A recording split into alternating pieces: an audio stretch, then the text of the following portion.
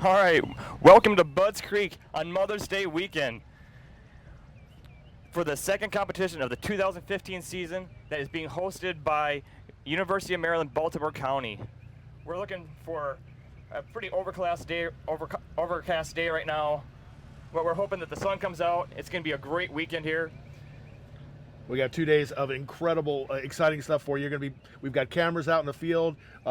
Chase and I up here giving you some play-by-play and telling you what's happening with over 90 teams that are here competing this weekend. So we're looking forward to showing you all the action over the next couple days. Stay tuned. Where are we going to start at, Chase? Okay, so today is the dynamics day. First day that students are going to be on the track and they're going to be racing. So today we're going to be seeing the maneuverability event, the acceleration, the hill climb, and also the suspension and traction event. So it's a lot of the short course racing today. Everything's going to be time trial today, so we're going to actually start seeing a lot of action. Yesterday, students and teams were doing the design judging and also other static events, getting ready for today and tomorrow. So this is really very rewarding for a lot of students. A lot of students are going to start putting their all that hard efforts and all the whole year of work to actually getting rewarded seeing that car on the track now. Well, how are we going to see the scoring today with the short trials? Is it all time trial? Yeah, so today all the scoring is done by time trial, with the exception of the hill climb, or actually, well, both the hill climb and possibly maneuverability and suspension traction. If one of the competitors is not able to finish the track, they will receive a distance score. Well, we've got a bit of an overcast day here. We might be seeing some rain going on. How is that going to affect the competition, do you think? So temperature really shouldn't have too drastic of an effect. However, if we get the rain? If the rain comes, the rain could have some effect. That is going to not allow the tires to hook up much, so you could see some cars pushing through corners. It's going to make maneuverability more difficult in suspension and traction. The hill climb, if it does rain too much, that could be a problem. But we'll work through it, and either way, we're going to have fun today. It's going to be great. Excellent. So, well, let's see. We've got we have a number of cameras that are out in the field, going to be giving us some play-by-play. Yeah. No, if we could get a shot of some of the courses here, I'd love to get a better idea of what some of these courses look like. You can see people getting ready now. Right now, we can see some cars getting ready there. Here's a nice shot looking over Budds Creek down in the bowl. You can see we're here in a historic Budds Creek, just legendary motocross track. Really, this is just a gearhead's absolute dream here. I mean, we got this historic motocross track with a local oval track in the background here, Potomac Speedway. And last night it was great because I was able to hear all the modified cars running around, and also yesterday we were able to hear some of the Top Fuel funny cars actually doing their drag runs. So this is a phenomenal event. Down in southern Maryland, pretty much. And there's no quick way to get here from anywhere, but that just means that we've got some great land here to drive up and down. Yeah. Now on the camera here, we can see the top of the hill climb. As you can see there, it's a very extreme hill climb. So it's going to be very challenging for kids for students as they try to climb up that hill. It's been very well groomed, so I'm looking forward to that. Do we have an idea what kind of an angle that is going up? You know, I actually have not heard the exact grade of that. It's hard to estimate it. I would say, boy, that's got to be getting close to 30 degrees there in parts, or not far off it anyway. It's going to be certainly a challenge. I know I was watching some of the old cars from previous years, and it was quite challenging for many. Now we also do we want to talk about the Auburn recap at this point, or do we want to save that for a little bit later? We get one of the previous competitions. You know, one thing before we recap here is I want to take a moment just to again thank our hosts, UMBC. The UMBC has been just phenomenal in their support of this program and also this broadcast that we're doing now. They have just been absolutely outstanding. I've been working closely with several of their campus officials, and I've been very impressed, and also the alumni. Nothing but just high praises. So actually here, I'd like to show a little clip here highlighting just how great the university is. It has many great colleges. The engineering and IT college has been outstanding.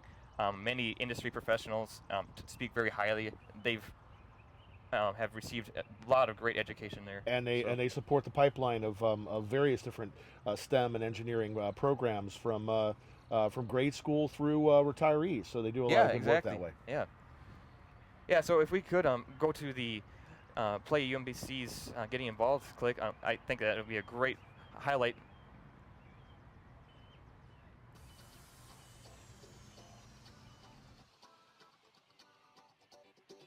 My involvement here in the SGA has been a huge component of my time at UMBC.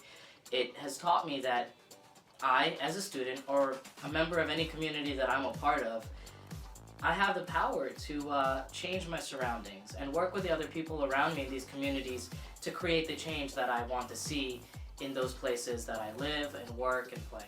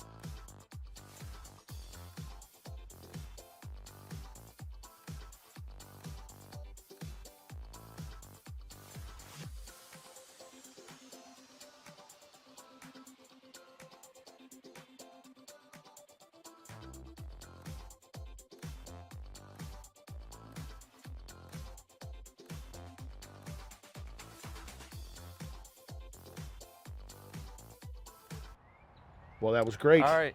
So yeah. So as I was saying, UMBC has just been phenomenal, and all the working industry professionals, they have nothing but high praises, and they've all received just outstanding studies there, and their time has been very well spent. Well, you appreciate a university that gives you the engineering background you want, but also the drama and the sports and the other Yes. organizations to get involved with, which is great. The word is that we already are having scores coming out now in the maneuverability area, and we're going to take a look over Yeah. there.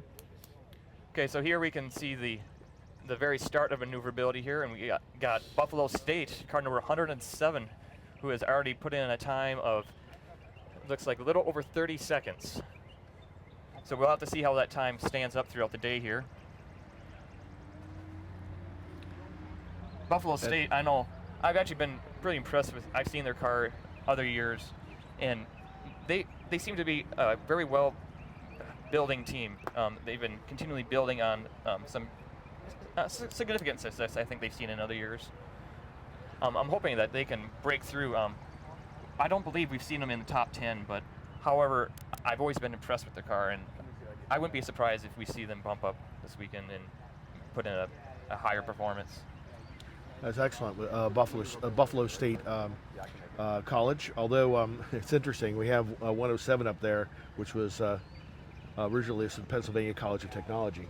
So Okay, yeah. so we'll see what that now that Buffalo State's there. See what other teams we have going on as well. I know this is a 2-day event. What do we have coming up tomorrow?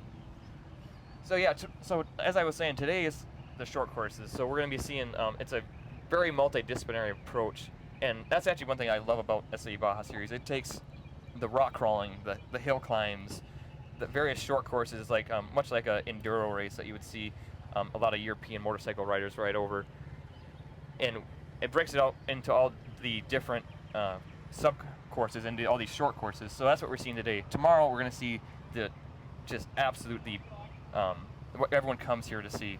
It's the 4-hour-long rally-inspired endurance race. It's what many race fans know as the enduro. So that's really the 400 points out of the 1,000 score this weekend is going to be given to that event. So that's what everyone really comes here to. It's our big event. Gotcha. So, And we had teams from all over the country well, here today, more and than the world, the country, right? the world. We got teams from Egypt, India, Brazil, I believe Japan. This is a international competition, so college students from around the world compete on this truly international stage. It's absolutely phenomenal. Well, we can see some more of the cars as they're out on various parts of the track. We're going to be tracking that. We have cameras in the field all day long. You're going to be able to see competitions going on. We're going to cut away to whatever we need to, and as scores come in, we'll be bringing those to you as well. Yeah, no, exactly. And one thing I'd like to point out here, in the previous clip, we were just looking at Oregon, number 2 there. That is a car we will want to keep our eyes on this weekend because they have put in an outstanding performance in Auburn, and I'm anticipating them being a top contender this weekend. So we really want to keep our eyes on them. Anyone else that you can think of that we want to be keeping an eye out there's for? certainly other ones. For instance, RIT, as we can see here on the screen, Georgia Southern University, car number 23, the Eagle Motorsports there. They, to be honest with you, I haven't heard a lot from them. I do remember briefly stopping by their paddocks yesterday, and I wasn't able to have much of a conversation with them. But, especially look at their car now here, I see they got a trailing arm, rear suspension, double wishbone front. And, that car, it looks pretty compact, and that's actually a pretty important thing. You don't want your car to be too big as far as gaining too much weight. So that's actually a car, I wouldn't be surprised if that car does well. If they can keep that car together and hold up throughout the weekend, there's a lot else we don't know about. I don't know about 23 here. Chase, what are some of the limits that we have with a car like that? I mean, do we have a maximum weight capacity, things of that nature? No, actually, the rules published by SAE, the Society of Automotive Engineers, they're laid out in a very open way.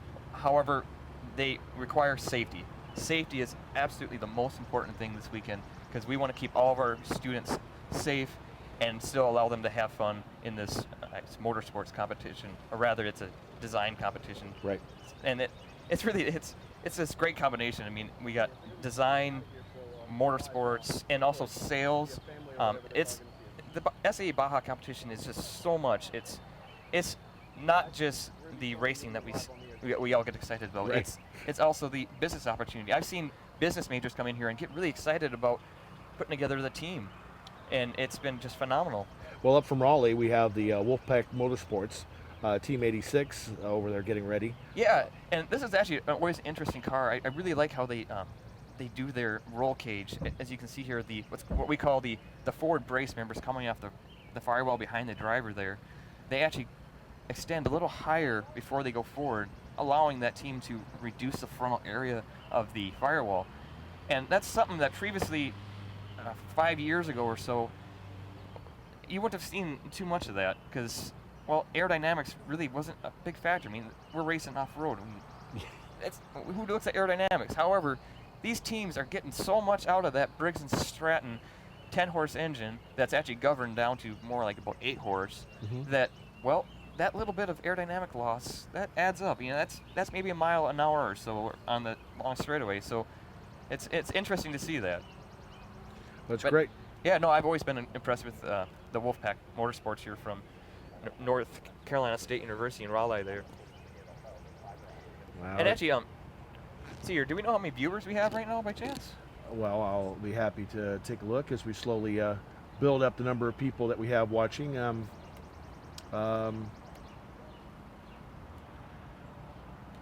Yeah, that's another great point out here.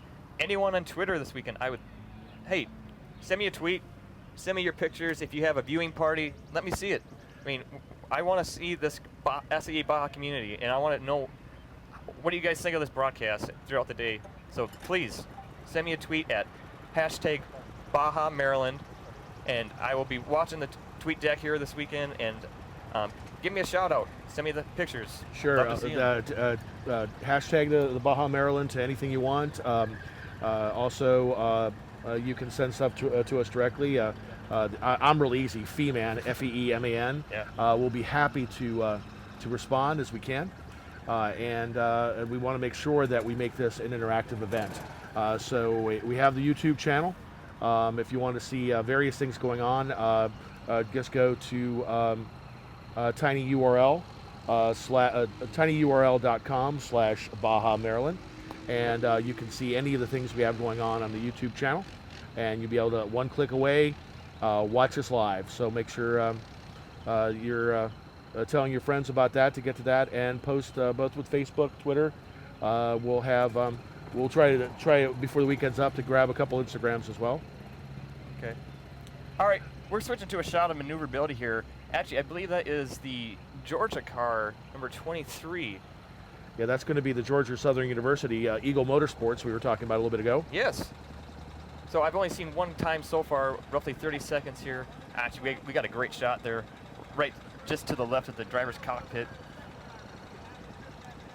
So through this course, we're going to want to watch closely.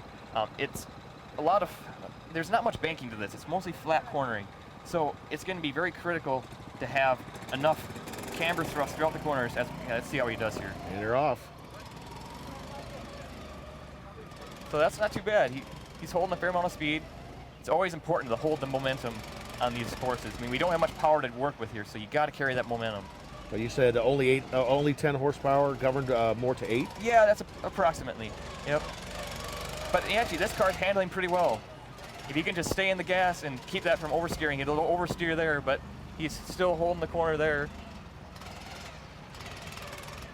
You can see keeping it nice and tight there. Yeah, the car's not pushing too bad there. So that's actually a pretty good handling car. I can hear he's getting out of the gas a little bit. I'd like to see him stay in the gas a little bit more. But you know, I think that's going to be a good run. We'll have to see if it stands up, but no, I think they should be pretty happy with that run. Well, and it's rather interesting to watch too, because it's a smaller vehicle. Yeah. Only those 8 to 10 horsepower.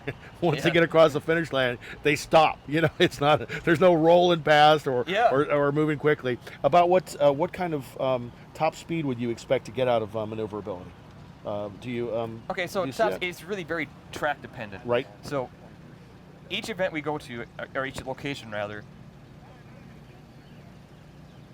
Okay. Okay. I just heard that there was a bit of timing issue, so I think they're going to do another run on car number 23 there.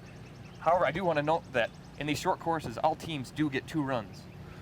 So because they didn't get a time on that one, does that mean that we might see the Eagle Motorsports 3 times? Possibly. If there was indeed a timing issue that they weren't able to record, we are going to allow that team to have 2 opportunities to actually have a recorded score.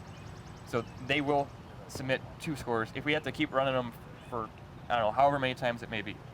And why would they? Are there reasons why they wouldn't get a time?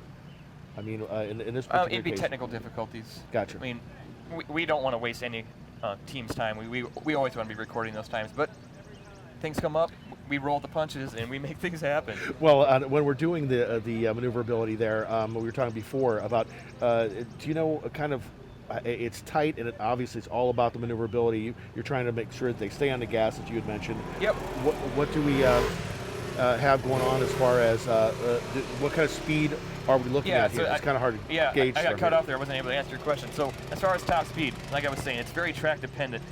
This maneuverability course here, I would say, is actually, it's one of the faster ones I've seen. The one in Peoria last year, hosted by Caterpillar, that one may have been slightly faster, but no, this is actually a fairly good speed. I would say we could maybe anticipate on that one long sweeping corner there, possibly 20 miles an hour.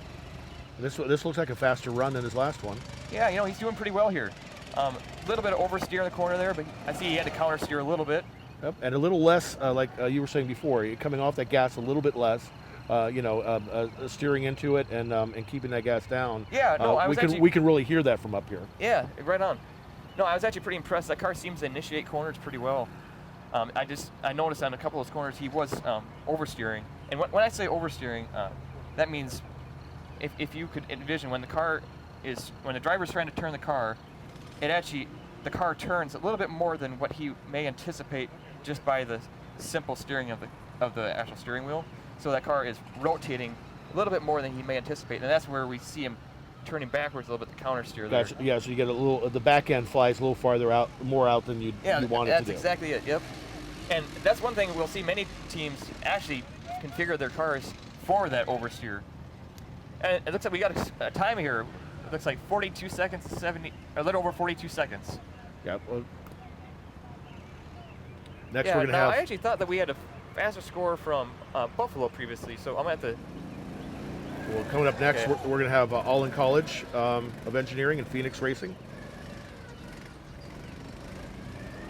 Yeah, so I'm sorry, I got the wrong list. You dressed me up. You can't take me anywhere. There's North Carolina State University again, Wolfpack. Yeah, I don't know. The registration must have changed up on us. All right. Not a problem. We'll grab whatever we need to. The important thing is watching them do the maneuverability here. It looks a little bit slower this time around than we saw in with Eagle Motorsports.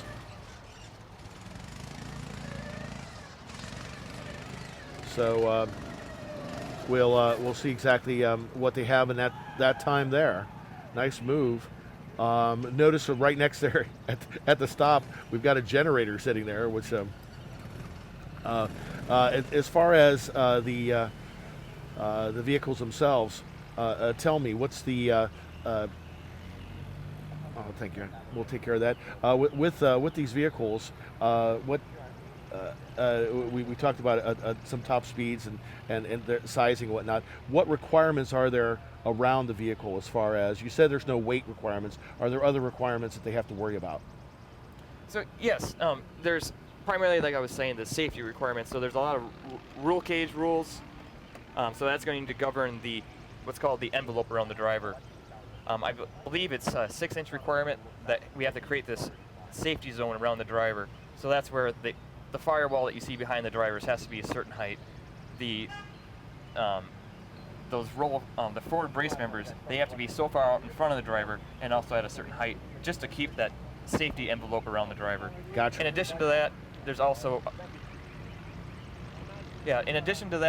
other requirements with The car has to have 4 wheels, so no motorcycles out there. We Right. gotta have 4 wheels. We also have to have brakes at all 4 corners, or at least the ability to brake all 4 corners. Some cars, we do have a solid rear axle, so you might see a single caliper in the rear end. However, you gotta have the ability to brake all 4 tires. Also, there's no ability to store energy other than very restrictive. Certain hydraulic systems can be used. Okay, and we were just noticing a moment ago that lining up for some speed. There we go, right there. Yeah, that's the acceleration event we're Acceleration. seeing there. So that's the event where we will be seeing cars do effectively a short drag race. It's going to be a 100-foot acceleration, 4 time, and we'll just rank them throughout the day as they submit their times. Fantastic. And here we have another move here. Yes, we've got car number 3 here. Hey, this is Big Red. This is a hot team. We got to keep our eyes on this team here. I'll expect a fast run from them. And we can see them. Yeah, they're initiating the corners well here, carrying speeds through the corners, through that long sweeping corner here. Oh, you can see he had a little. Whoa. Okay, now that's actually a good point there. We saw the inside rear tire lift. Right. However, some teams actually intend to do that just to create that oversteer. So don't get alarmed when you see that. Gotcha. Some teams, they design for that. Little Yeah. SAE drift here. Yeah. As they come around with the Baja drift. Hey, I think that'll be a good run.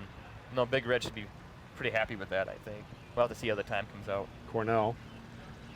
We've got teams, we'll be talking about all these teams, some great, as we mentioned, an international field of teams here. As we see number 2 trying to get started there with their motor. Looks like they're rolling. Be getting up here for acceleration. And as you said, teams throughout the U.S. and international. Want to stay with us the entire time because we're going to have all sorts of great information for you. Oh, Yeah, there now we've just seen a hill climb there, car number 129. I missed a little bit of the run there. We were working through some difficulties up in the booth here. All right, hey, that's Wolfpack Motorsports there we're seeing now on the maneuverability course. Oh. Okay, Oh. so if we could get an instant replay of that, we can see exactly what happened here as That's the Wolfpack again. Yeah, so that's unfortunate for them, but hey, with the rules SE has, that driver, he's going to be just fine as we see him get tipped back over here. And that's really, okay, that's where, as I was just saying, that the envelope of that created by the roll cage, that's what keeps the driver safe during a small event like that. So even though it's quite the spectacle to see a car bicycling on 2 tires there and tip over, that driver will be able to keep on going. Yeah, so I think we're going to go to a replay here. And here we go, 86. We can see exactly what happens here. So as you see here, he Whoa. Oh, right, so yeah. almost. He's riding on the side of that tire there for just a minute. Yeah, he was trying to initiate that corner, and there's no ruts on that track right now, so I don't know if he must have just high-sided it a little bit there. Basically, if you could create too much jacking forces, and it can slightly push the car over the edge like that, so perhaps some suspension tuning, or if they could swap out the springs and get that car not to roll so much in the corners and stay more flat, could help them out there. Right. Well, they want that car to. Yeah. As we look here again at the replay, you can see they get the car to kick out in the rear end. So if they could get that car to drift through, that would help a bit more. Excellent, excellent. That's Wolfpack Motorsports. You can check them out also on Twitter at, strangely enough, Wolfpack Motorsports. At all of many of these teams, as we go through and we tell you about them as much as we can, you're going to want to make sure and keep an eye on them yourself. You can do your own looking. And hey, here we just seen car number 1, OSU, the Beavers from Oregon. Hey, that looked like a pretty good hill climb there. I didn't see a time on it, but I saw they got up it, and I didn't see them lose much speed there. So that looked like a good run. Hey, but I think this might actually be a good time here to look back at the first race of the season in Auburn, I was there actually as a design judge, and it was a great competition. Just a real heated battle we saw between a handful of teams. And we actually have a fantastic clip here overviewing the Auburn race. If we could get that queued up here shortly. All right. Yeah, so why don't we check this out and, hey, enjoy the clip here. It's race of the 2015 SAE Baja season. More than 1,300 students from around the world converged on Alabama to prove their vehicles could survive the beating that Auburn's track provides. College students from as far away as India, Mexico, and Egypt answered SAE's challenge to design, prototype, and build an off-road vehicle capable of performing on rough terrain and in punishing conditions, while also considering the viability of introducing their cars to the consumer market.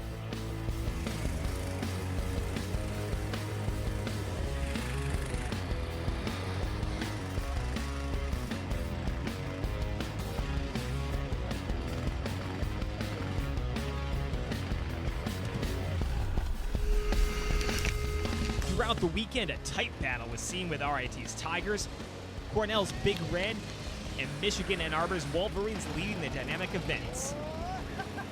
On the final day of competition, California State Poly routed the track 35 times and won the coveted 4-hour endurance race. But when the final tallies were totaled, it was Michigan Ann Arbor's Wolverines that took home the overall prize, with Cornell taking second and Oregon State grabbing a third-place finish.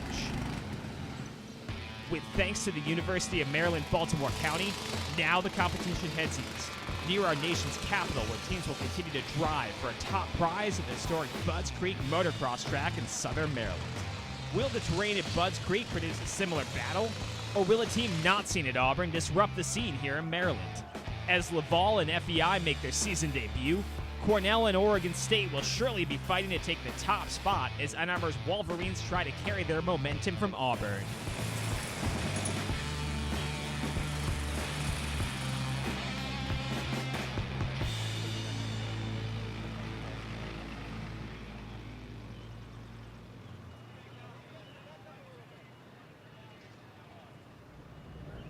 Yeah, so right.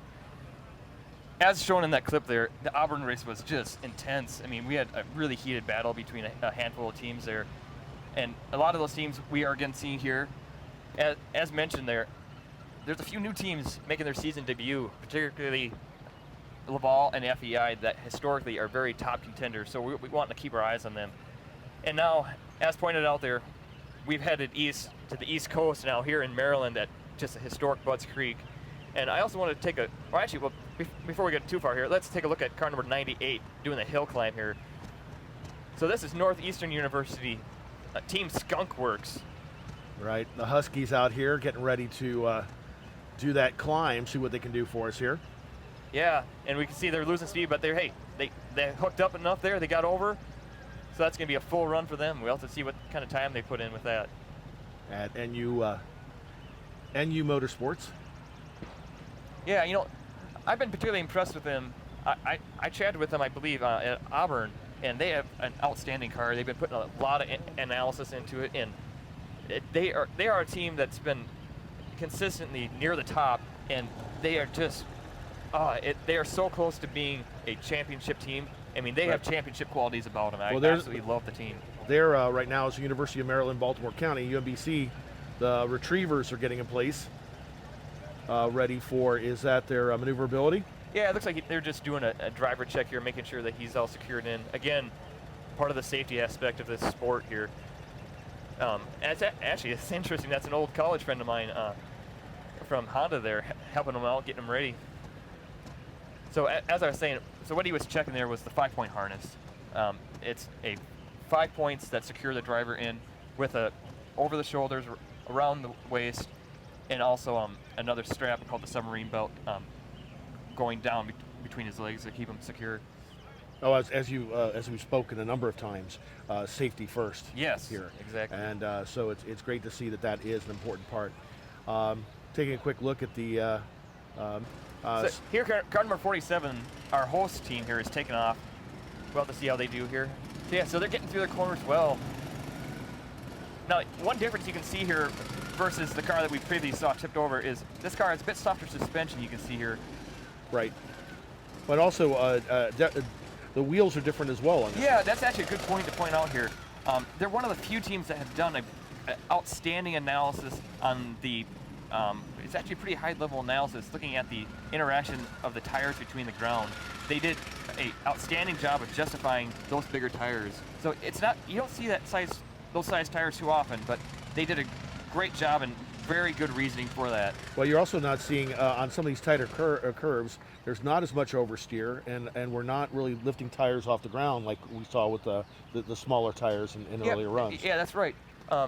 Which, as I was saying, sometimes you want to lift that tire because well, you gotta keep in mind, when the tire's off the ground, it's not pushing the car forward. So, for instance, if the car only has one rear tire on it, and that's the only tire pushing, well, that's going to create what we call a moment about the car, and it's going to help just create some oversteer and get that car around the corner while still allowing the driver to maintain his speed and carry momentum. No, that's great. We realized we jumped right in. We didn't say who we were. Yeah, so let's... and maybe we should take one quick second. Yeah, so let's take a moment here. So, I'm Chase Schutte. Many of you probably have seen me as a design judge the last few years. And hey, I want to take the opportunity to thank all of you for putting up with me and just give me the opportunity to provide you feedback on your designs. And I also want to say how impressed I've been with all the teams. I mean, I know that there's a lot of teams out here that, well, they're here because they want to drive their cars. They want to compete. They want to get behind the wheel and have fun. And design isn't really a focus for them. But, nonetheless, I love seeing the cars. And I know myself, I have a bit of a racing background. I have friends I've helped out in numerous pits, and I've been around the racing scene for a long time. So I love interacting with all teams. The team's very focused on design, and the teams out here just to go and have a good weekend driving the cars. I love it. That does give us a great opportunity because I can ask all the questions here as we're looking at the team from India right there. The Government College of Prune, excuse me. I'm Patrick Fee, and I do a lot of game announcing for robotics, primarily for FIRST, and a couple things with VEX and such. So this is a different, the outdoors aspect is different for me here. In the weather, I'm used to being in some closed area someplace behind a couple of monitors. So this is a great opportunity. I'm glad you made it here. It's great. And hey, thank you for supporting our friends at FIRST. I mean, FIRST is an absolutely outstanding program. I have several coworkers at work that support the program as well. And I don't follow it closely. However, what I know about it and what I've seen has been just incredibly impressive. I've been very pleased. Well, all these programs, what they do is they help make science, engineering, the whole science, technology, engineering, and math fun and exciting, and put it in real perspective. Yeah. Sometimes sitting in a classroom, you don't get to see the wonderful stuff we're seeing here with these college teams performing for us. I say performing, but competing in a real environment where it's not just about winning, but about learning something and making a career out of it. This is another example of something where a sport where everybody can go pro, right? Yeah, in one way or another. That's right on.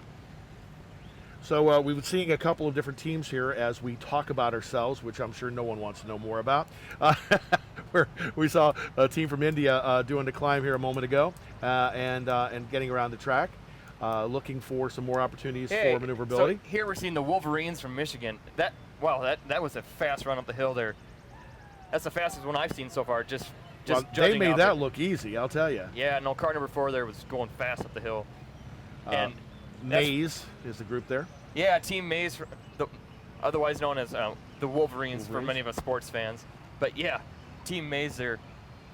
There's a good reason they're going up that hill fast. They have an outstandingly well-designed car. I believe, if I recall correctly, I believe they won the design event in Auburn.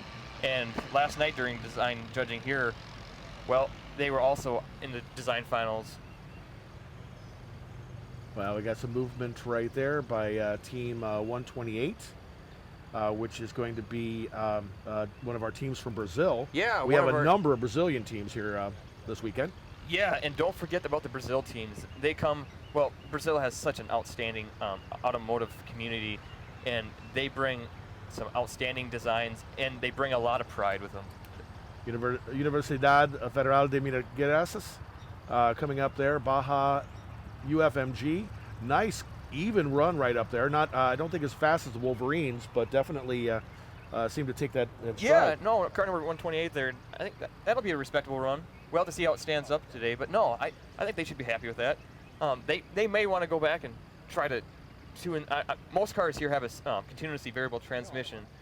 They could look into that and see about possibly tuning it to catch up to Michigan's car there. But no, we'll have to see how they stand up there, and I don't think they'll be far behind Michigan. Interesting. We have 7 teams here from Brazil, all working. From a number of different universities. I'm looking forward. I want to see the team called Velociraptor. Yeah, Velociraptor. So I love see it. them in a bit as well. But we've got a number of obviously guys working very hard, wandering all over the area here, so we can get the best shots. Haven't seen any more cars flip over yet. You know, that's another good point. Our production crew making all this broadcast happen has been absolutely outstanding. You know, originally we were just trying to improve this broadcast, but hey, this production crew we have here, they are top notch. Taking it to the next level. Yes. And what's great about that is you get a chance to see what's going on. So everybody, you know, the people who are tuning in so far, tell your friends, tell your neighbors, heck, tell people you don't like. They need to tune in because they're going to see some incredible work going on here all weekend long. Yeah, that's exactly right. And I again want to encourage everybody on our YouTube channel, subscribe to us. Hey, this channel, we're going to keep this live. We're going to keep content on it. 100 folks watching right now as we look at Team 34, Virginia Baja Racing. Yeah, that's right. So looking at Virginia on the uphill climb and the hill climb course here. So we're seeing them lose a little traction there, but there we go. They got over. Yeah. Next to the last two that we saw kind of roll right over there. Yep. That one was, we're all sitting there going, come on. Yeah. No, but good for them. I mean, that's what you want to see is a full run. And that's actually, you know, I'm surprised how many full runs we're seeing. Yesterday we were concerned that the hill climb it might be too much. And perhaps I may have overestimated that grade. But, you know, I actually like seeing more cars get up that hill climb so we can just see how fast they're able to traverse it. Sometimes the hill climbs are so steep, teams can't hardly climb it at all. But here we got the car number 31. I believe that's the Auburn car. Yeah, our previous host university at the first event of the season. That looked like a very fine run from them. Now, War Eagle Motorsports there, they have a very, very competitive car. They were just out of the top group at Auburn, and they were actually, well, you know, maybe I shouldn't even say that. You know, they were really a top car there. I believe I'd have to look at the results, but I believe they may have been a top 10 finisher. It's really interesting if you get the opportunity to check out one of these type of events as we watch another one. I believe that's another 128. That's another one of the Brazilian teams. Yes. No, I lied to you. That's 128. Yeah, it's the Brazil team we were looking at before. What's really fun is to watch because while they're racing, when we're not having the racing on some of the courses, the hill climb in particular, we've got some tractors out there making sure that the ground is set up and is cleaned up. It'll be interesting to see. We've got those ominous clouds all around us here, really kind of close and getting a little darker. So we'll see if we actually get any rain, which could really affect climbs like this one that University of Missouri is doing from Kansas City. Yeah, exactly here. So as we see at the top there, they were starting to lose some traction. If that rain does come, like you were saying, that's going to be a problem. So that's where we're going to see some teams strategizing this weekend. They're going to be wanting to keep an eye on the weather, and especially for, well, really all the events today, but especially the hill climb. They're going to want to get out there early before that rain possibly hits. But let's hope it doesn't come. I don't believe we're supposed to be seeing much until possibly later on today. But hey, car number 23 here, Georgia Southern University, the Eagle Motorsports. They're putting in a fine run here. Looks like he's holding more speed than his previous runs. That he did, right. And he's initiating those corners well there. We don't see too much oversteer. It's actually, it's interesting. Some of those corners I've seen some oversteer. Otherwise, he's actually neutral. So part of that may be just the driver, how he's, all the inputs, how he's steering and how he's braking and Right. accelerating. Well, tell me, Chase. I know that we're looking at 2 scores from them as far as time is concerned. Yes. Are they able? Now the Eagle Motorsports are doing at least 3 because of the one they couldn't score. Can they do more than the 2, or if they get 2 scored, is that it for them? No, they're able to submit 2 runs, and they receive the best score out of the 2. Gotcha. So one thing to keep in mind is there can be penalties. So yeah, we do want to keep in mind that if they get off course, they're going to be penalized a little bit. So their time could be slightly, or they could have some time added to the run if they do go off course. Now we're looking at Brutus right now, Ferris State University. Yeah, Team car number 71 there. Now that I'm not too familiar with car number 71. I didn't have a chance. I was walking through the paddocks yesterday. What were you there. thinking? Yeah. Well, But no, let's see how they do here. So it's the Bulldogs out of Michigan. okay, so that was the acceleration run there. So the acceleration run is a very simple course, just 100-foot acceleration. Yeah, so we'll have to see how that acceleration run turns out here.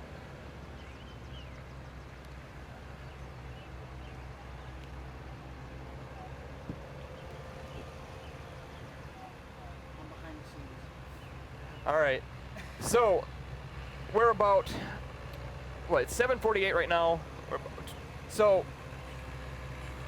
8:48. You're losing an hour already. yeah, I'd say. Yeah, you see, okay, you come here to the East Coast, man. You'll lose an hour. All right. Yeah, I'm a Midwestern. If anyone doesn't know that, so if any of you haven't caught my Uber accent, or I don't have too much of it yet, but I am originally from Minnesota, so I'm still a Midwestern.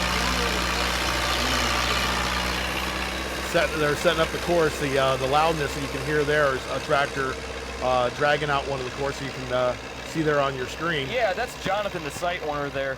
And hey, I want to give him a shout out. He has been just absolutely phenomenal this weekend, providing us support and getting this track race ready. As I said, this is the historic Budds Creek motocross track where many of the Pro National AMA races come through. And he has been adapting this course for the SAE Baja event this weekend and has been just absolutely outstanding. Unfortunately, we don't have the huge horsepower of the 450 motocross bikes out here, so we have had to adapt the course quite a bit in order to create this appropriate for SAE Baja. Well, they've done some great work here. We're prepped up. If you have the chance to come down and see it live, we're here all today and tomorrow down in Southern Maryland. Yeah, that's right. We got plenty of spectator area here as we look at the car number 75 on the maneuverability course again. See car number 75 there. I'm trying to remember, where are they coming to us from? Oh, that's Sunny Buffalo with UB Motorsports. So they're putting in a pretty good run there, though I'd like to see him stay in the gas around that corner. He's getting out of it a little bit more than I think he had to there. Right. But hey, he's putting in a good run there, and this car looks to be handling well. You don't see too much oversteering, understeering. You know what? I think that's a faster car. I think so. Yeah. I was. You're right. Earlier on, we were wondering about taking a couple of the corners a little bit loose, and then there at the end, though, I think we're gonna have a nice time. We'll take a look at that in a minute. We also are looking at 71 right now. That's again Brutus, Ferris State University from Michigan. Yeah, that's on the acceleration event. And as I was saying, we do have a lot of spectator area, and if we can actually zoom out there as we watch car number 71, there's spectacular spectator area just to the left of the acceleration run there. So I would come out and check out the just amazing engineering competition this weekend. And I mean, we love our fans. We want more. Stop on by, tell your friends, tell your neighbors. Going to be here for 2 whole days of exciting action. Also, as we mentioned before, we are tweeting as we are able. Of course, they're keeping us kind of busy here in the booth, but you can. The hashtag for the event is Baja Maryland.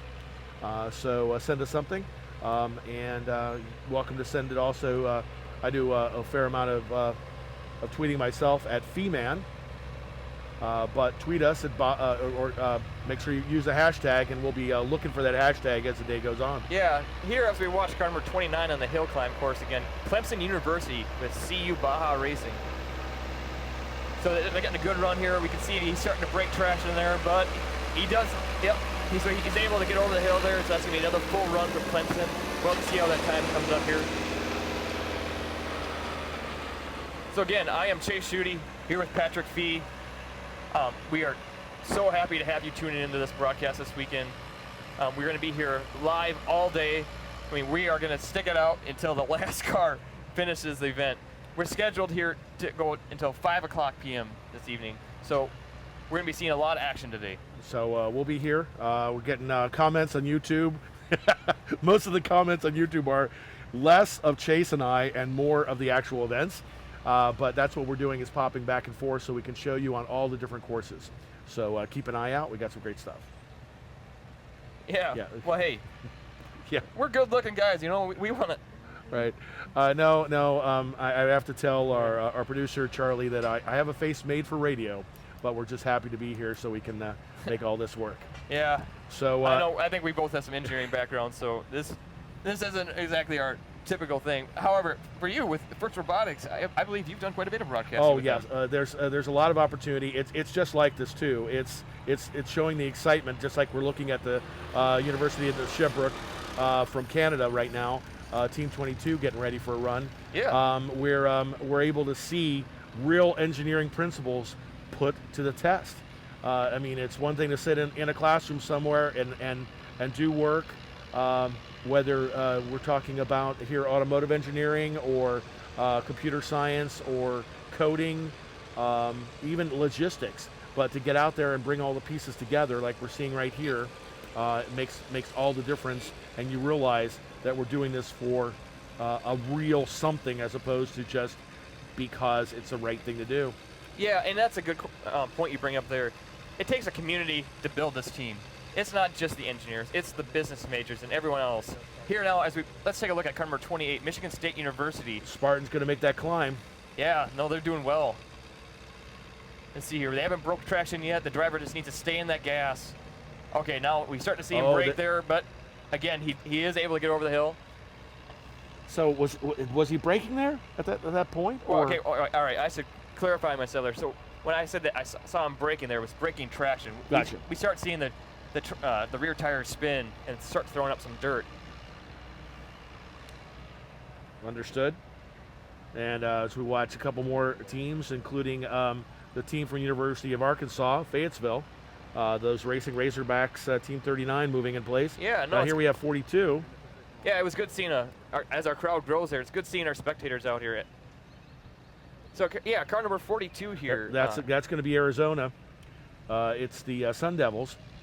Sun Devils, as we switch here to maneuverability, and I believe that's Wolfpack Motorsports there, car number 86 on the maneuverability course.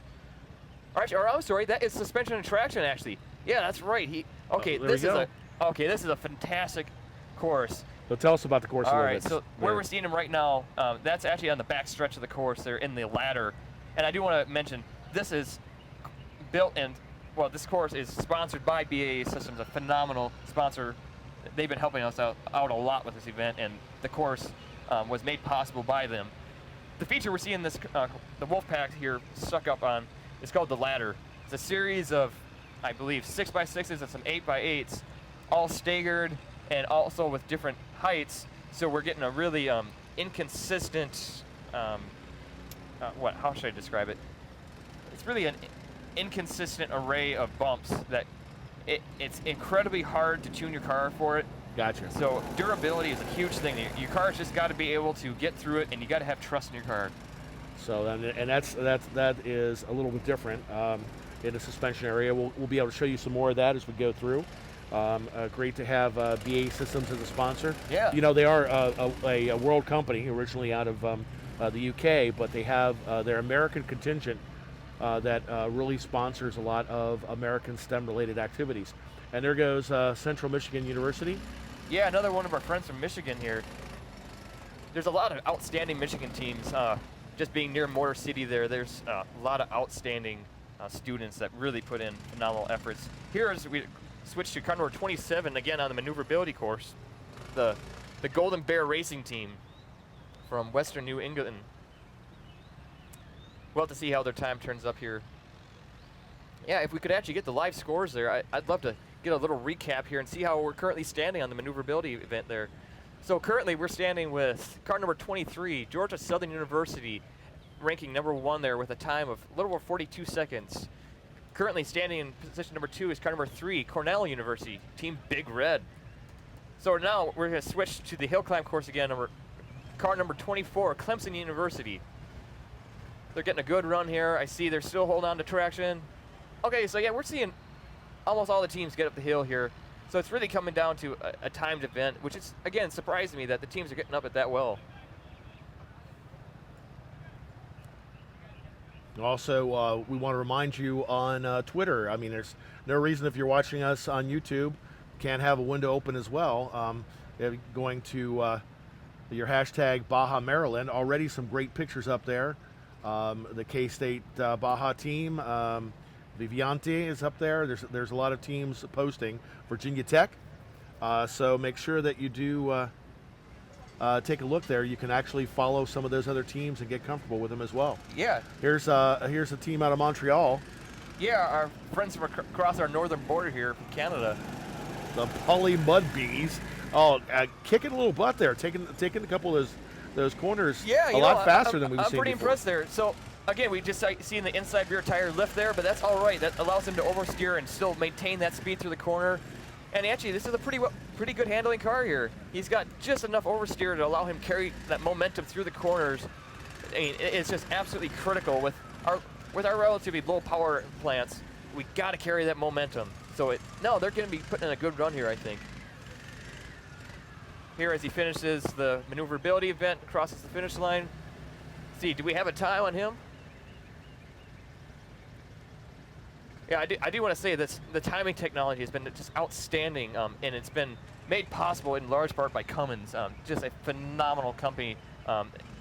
They've really made this live scoring possible. Without their support, it wouldn't have happened.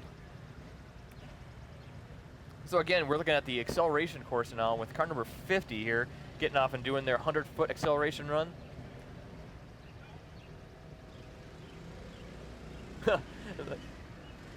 Yeah, no, it looks like a team member must have had something go wrong. Right inside there. Oh, here we go with 64. Okay, switching back to car number 64 again, our friends from Canada, the Poly Mudbees.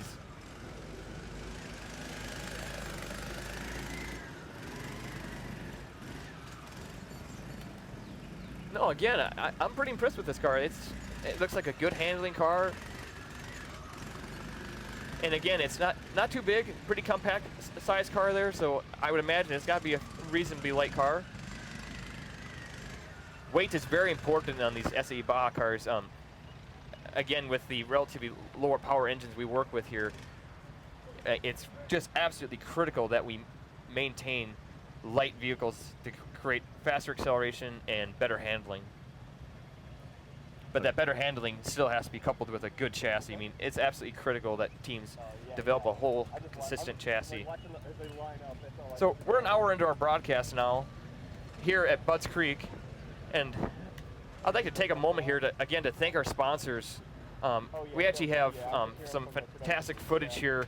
So we're going to take a brief commercial break here, and we'd like to thank Caterpillar and John Deere for their continued support of the program. Phenomenal companies. They both, I believe, have some opportunities available with them right now for students nearing graduation. So always a good idea to check out those opportunities as we get close, and if you're not, to make sure that you look for possible money for college if you're still there as far as scholarships. So yeah, that's right. So let's take a commercial break here and enjoy this footage.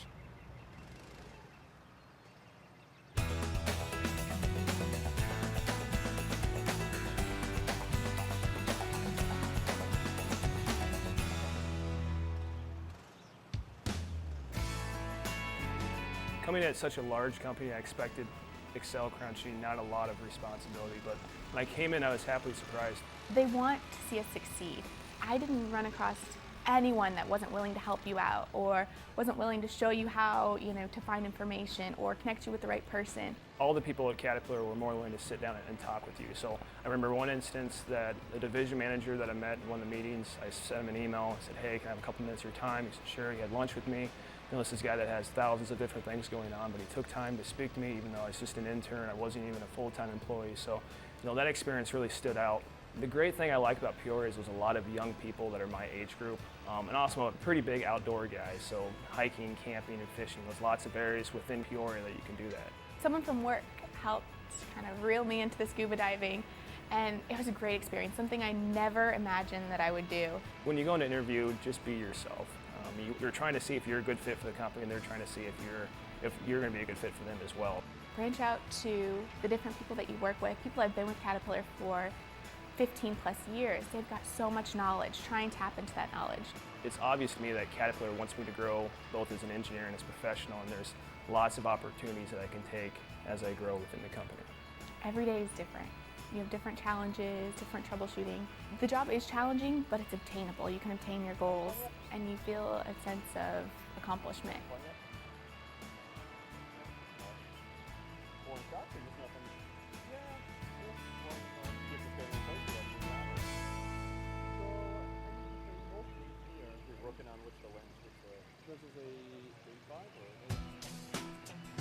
The most important technological achievement of our generation is taking root in the most unlikely of places.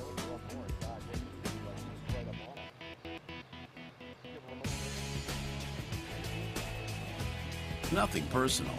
We just happen to think our mobile computing devices are more sizable engineering achievements. Where satellite guidance systems allow farmers to take a 20-ton combine clear over the horizon with precise control, even if they aren't always touching the controls. Where construction crews can prepare a job site at speeds never before imagined, using technology most people didn't even know existed. Today, 7 billion people call this planet home, and by 2050, there'll be 2 billion more, creating the biggest agricultural challenge the world has ever faced. Over the next 40 years alone, the world must produce more food than the previous 10,000 years combined, not to mention build enough homes, schools, roads, and bridges for the 9 billion people who will soon share our planet. Which is exactly what the more than 50,000 men and women of John Deere are all about. In more than 160 countries around the globe, we're creating the most advanced farming, turf, construction, and forestry equipment designed to keep pace with the world's soaring demand for food and infrastructure. So, of all the career options facing you right now, we believe it comes down to this. You can choose, like most people, to work each day to put food on your table.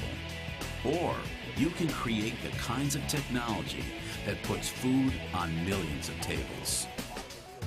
You can get up each morning to put a roof over your head, or millions of heads.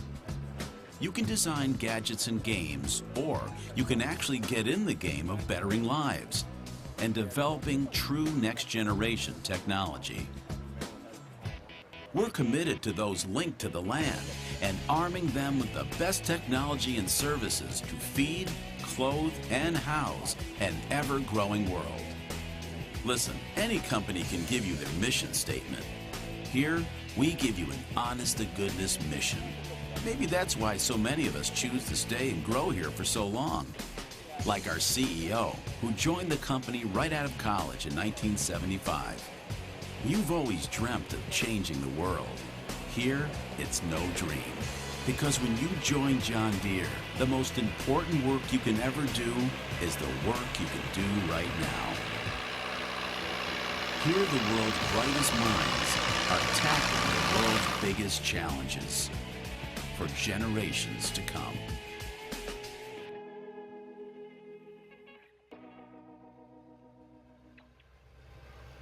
Just some of the examples of the great folks that are supporting what we're doing here. Yes. as we see almost 100 teams from all around the world competing in this Baja event. Yeah, no, that's exactly right. Our sponsors, they take care of these 100 teams, and they enable this event to happen. So again, thank you Caterpillar, thank you John Deere for your support.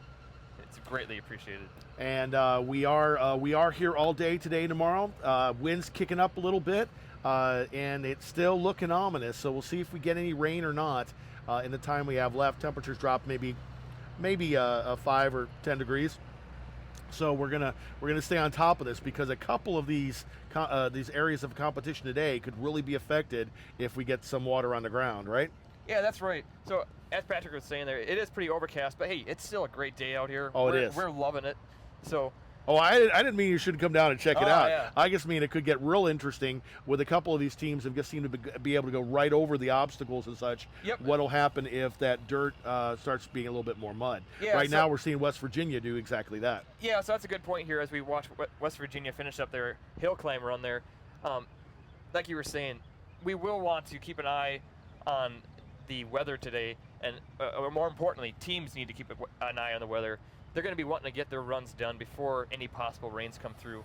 Not that they can't do well when there's still water on the track. However, a dry track is typically a faster track, so they will want to be watching out for that. However, if it does rain, this is Baja.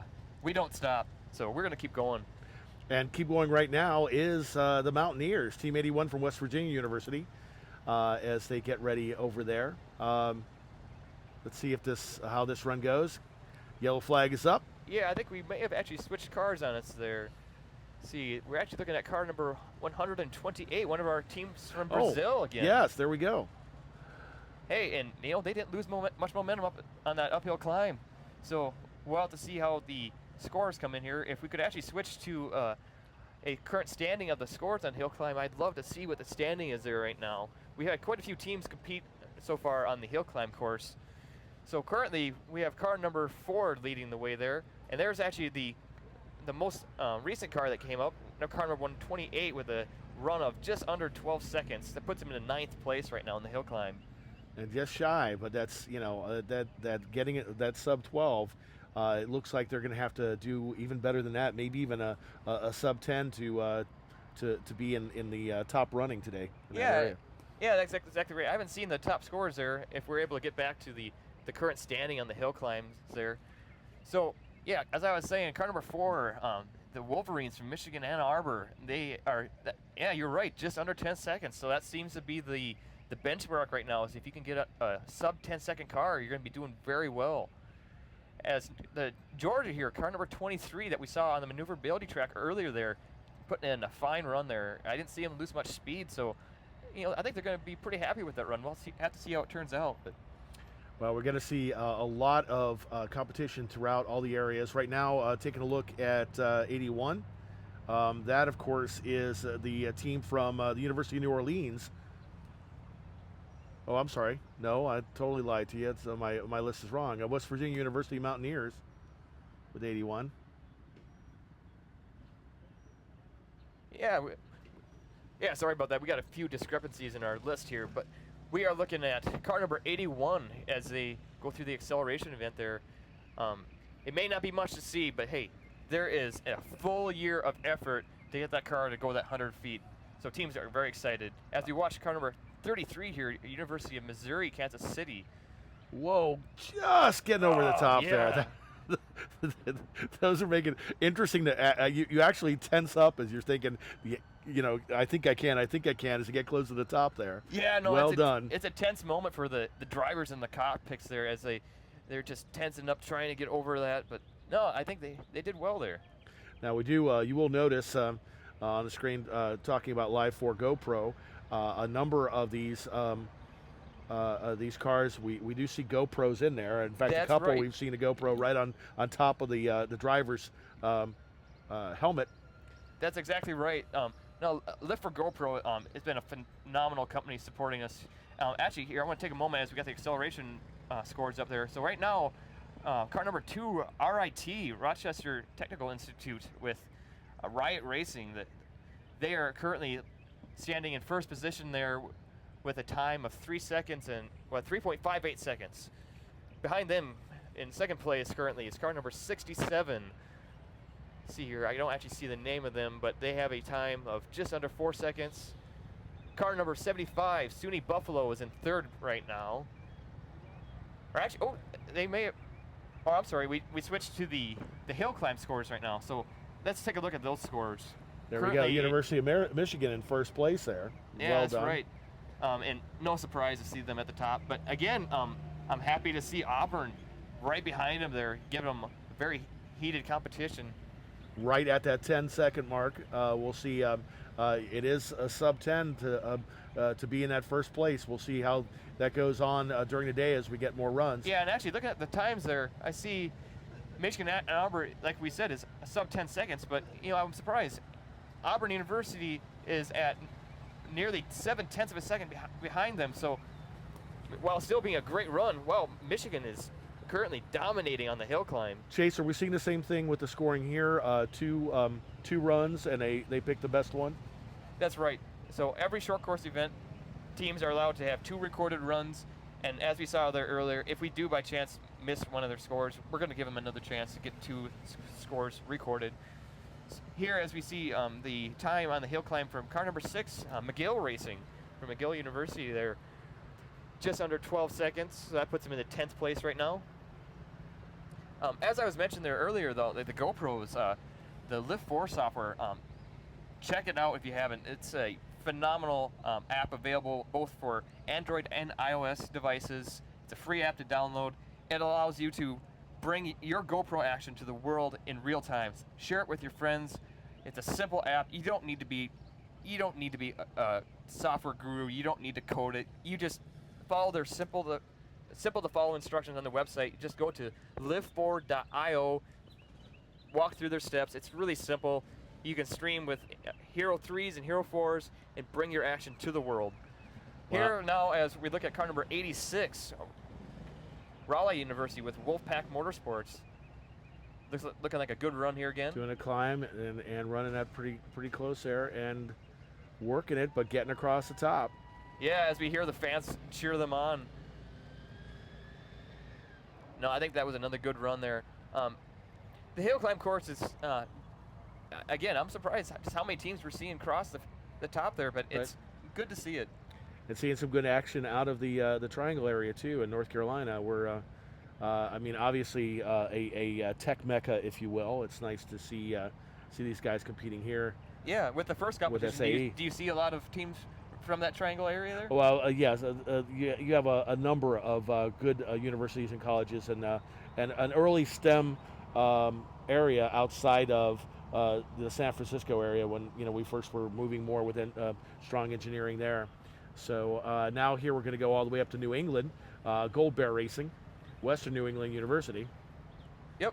As they prepare, looks like a little last minute conference with the driver. Yeah, so I think this would be a good moment to take here and discuss some of the features we see. So a lot of these cars have very common features among them.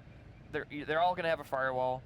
They're all, as I said, they're going to have 4 tires. You got to have 4 tires on it. It's a very basic requirement. No, it is, but could you have a 3-tired vehicle?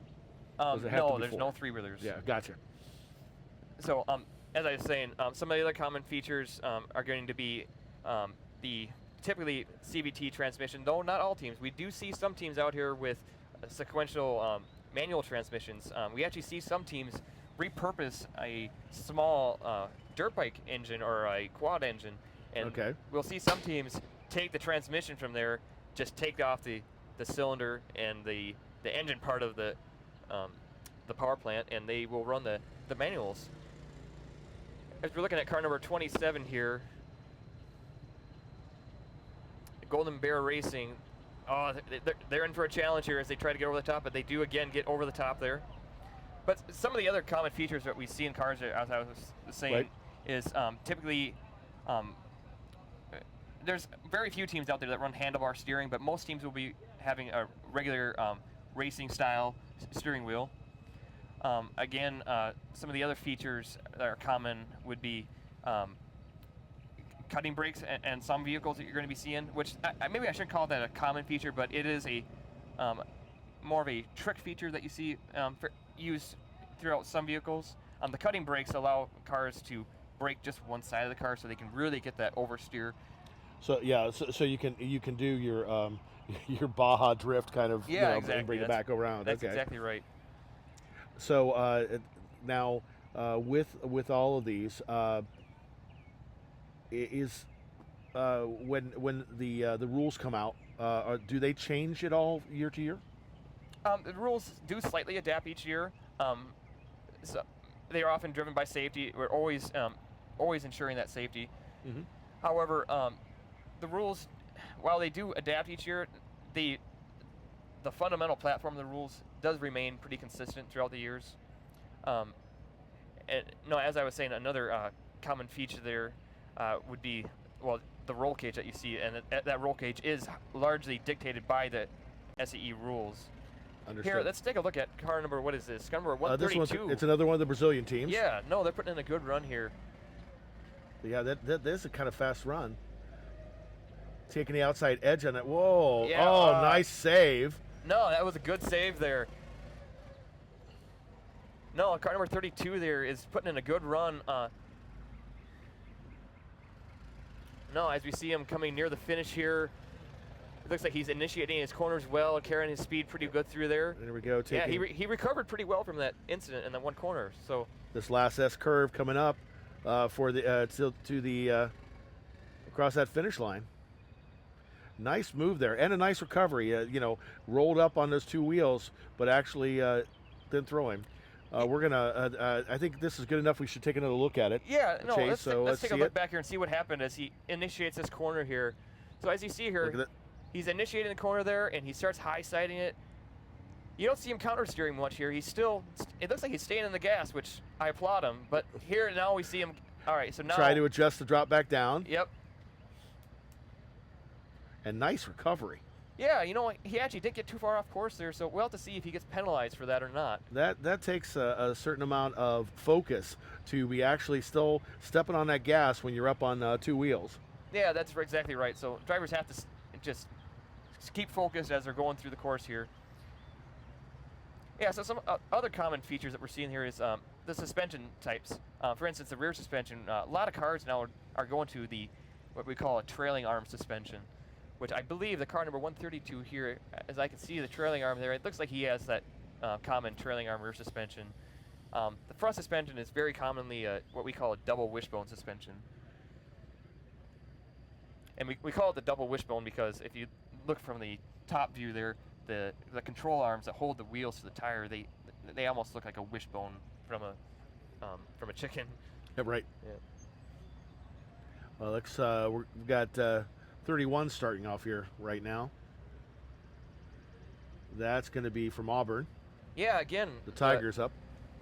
Our previous host from the first race of the season here, as car number 31 is on the maneuverability course here. They had a decent start out of the beginning. Yeah, no, I've been impressed with this team. They've been really putting in some phenomenal times, and very highly competitive team here.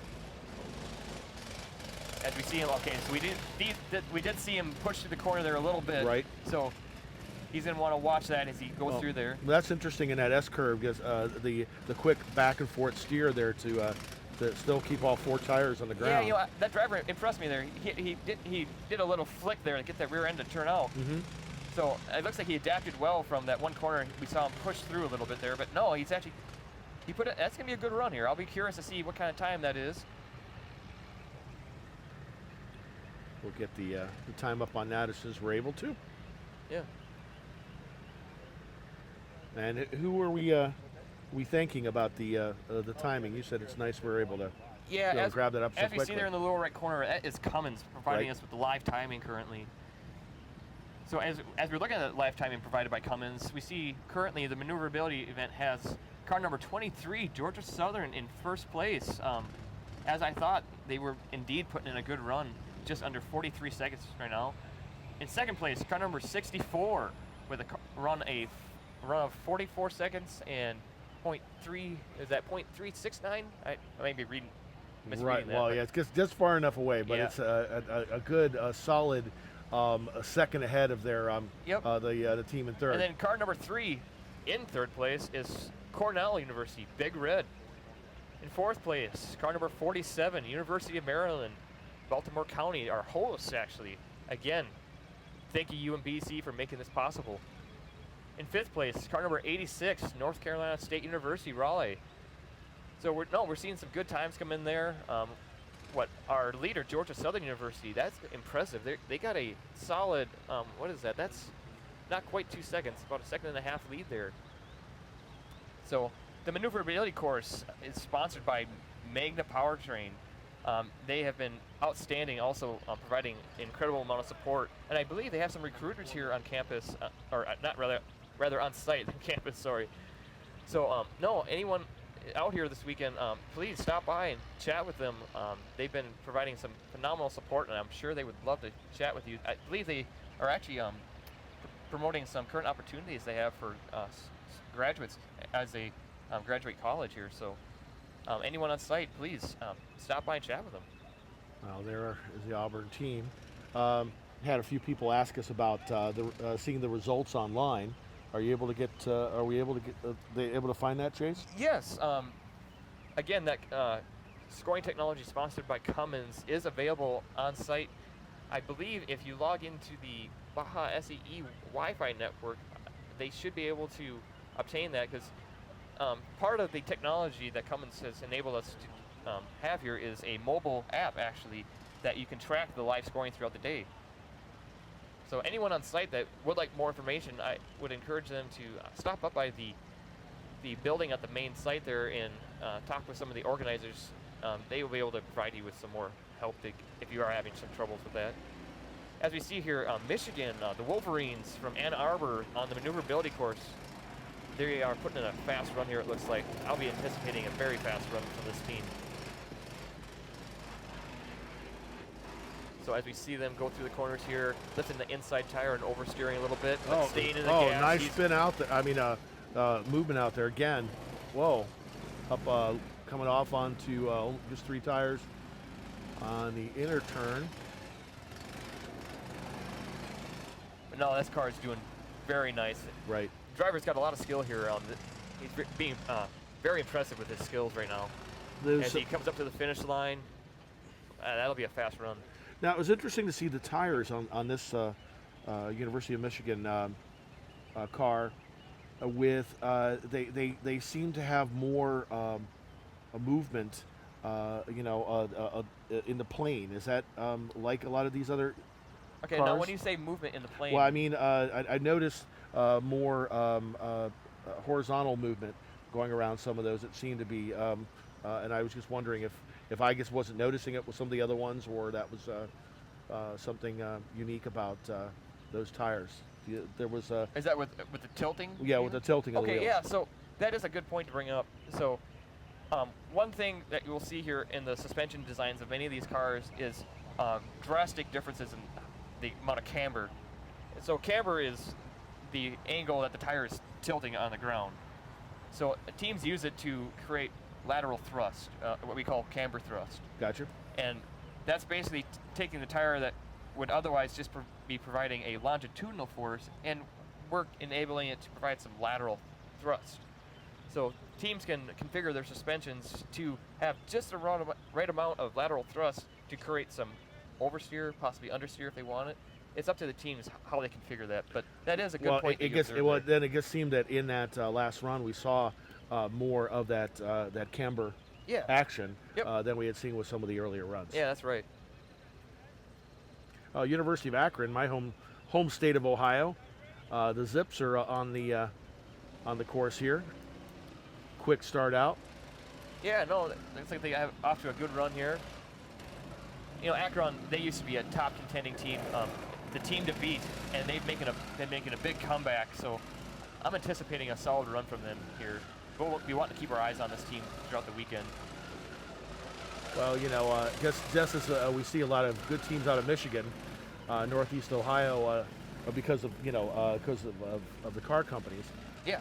The tire companies in Northeast Ohio give an opportunity to get some nice support there as well. And University of Akron is no slouch in that area.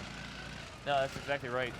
So as we see Akron finish their maneuverability run here, I think they're going to be happy with that run.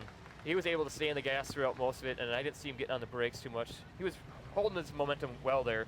As we switch to the hill climb course here with car number 81, West Virginia, the Mountaineers from West Virginia University. Making it up the hill there. I think that'll be a good run for them.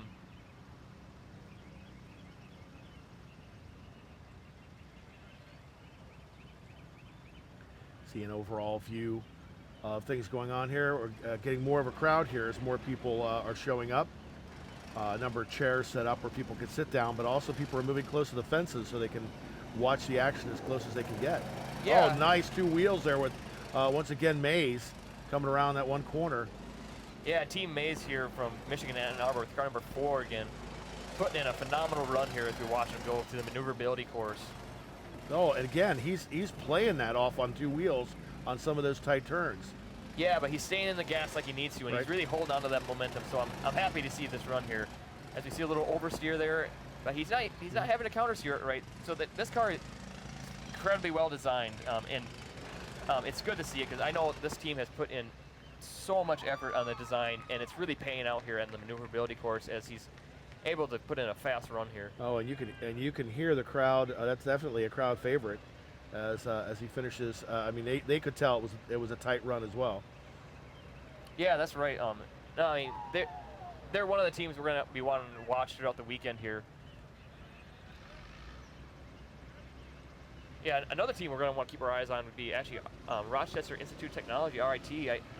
I know they had been a top contender in Auburn, and something happened during the endurance race. I don't know what happened to it, but they fell back. But I'll be anticipating them coming to the front of the pack here too, as we're looking at car number 88 on the maneuverability course again. Nice movement Akron. here. Oh yeah, look at Akron coming in this far corner there. Nice.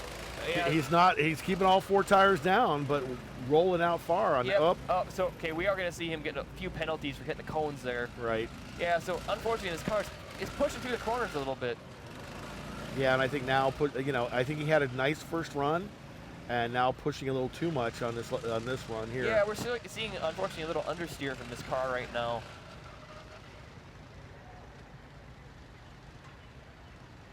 Yeah, if we could actually get a replay of that when he was going through the cones there, I'd like to see exactly what was happening here and explain.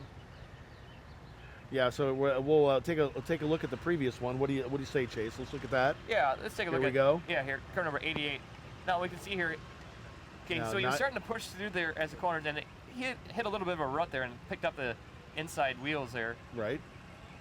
So here, as we go and watch through here, Coming back yeah, around. again, you can see he was pushing through the little bit through the corner there as he tries to initiate the corner. Right. So yeah, that just comes down to suspension geometry. You have to have enough of that lateral thrust, as we were talking about with the camber, to initiate that corner and to start put the car on a path in the corner that will allow the driver to maintain speed and just carry as much momentum through that corner as possible. As we were watching Michigan there through the maneuverability course, again, the phenomenal design in their car really enabled them to hold that speed and momentum. Well, we want to welcome everyone coming to the YouTube channel as we start to approach 200 people watching. Also want to remind you, hashtag Baja Maryland if you want to tweets or Instagram things going on. We'll be watching those as well. I got a real easy Twitter handle at Feeman, F-E-E-M-A-N, if you have any questions or want to know how things are working. We'll be happy to interact with you as we can when we're not calling all the action going on down here. Right now we got 36. Virginia Tech is in the house, just a little bit south of where we're at today. Yeah, car number 36 here as they're getting ready for the maneuverability event. And let's take a look at our current standings again on the maneuverability. So still in first place is car number 23, Georgia Southern University, just under 43 seconds. In second place, we got Michigan Ann Arbor, the Wolverines there, with a time of 43 seconds and .417. In third place, car number 64. In fourth, Cornell Big Red with just over 45 seconds. Currently standing in 5th is car number 132 as we watch another car number 36, taking off on the maneuverability course here. Virginia Tech. They've had some very good cars in the past. Oh, as you watch them there, push a little bit through that corner with some understeer. So that's where, with this very little banking in these corners, it's absolutely critical to have the correct suspension kinematics and geometry set up. Yeah, see, this is the trouble that you can see. Without enough lateral thruster and the camber thrust, if you're talking, that's unfortunately what we might see from some teams as he pushes through the corner there. Yeah, it looks like they may actually have a little trouble there. Yeah, so they may actually have not quite enough turning radius on their car. Yeah, it's unfortunate because they're actually holding them. Well, not so much holding, but it looks like they have a fast car. I see it accelerating pretty hard there, so yeah, I'd like to see them somehow get that car to turn a little sharper. If they could just get that car to hold the corners, I think they could have a very good run here.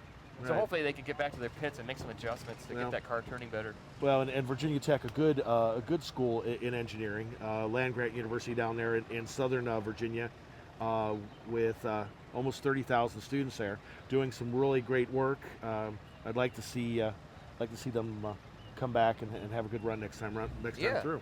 So I'll have to look forward to that.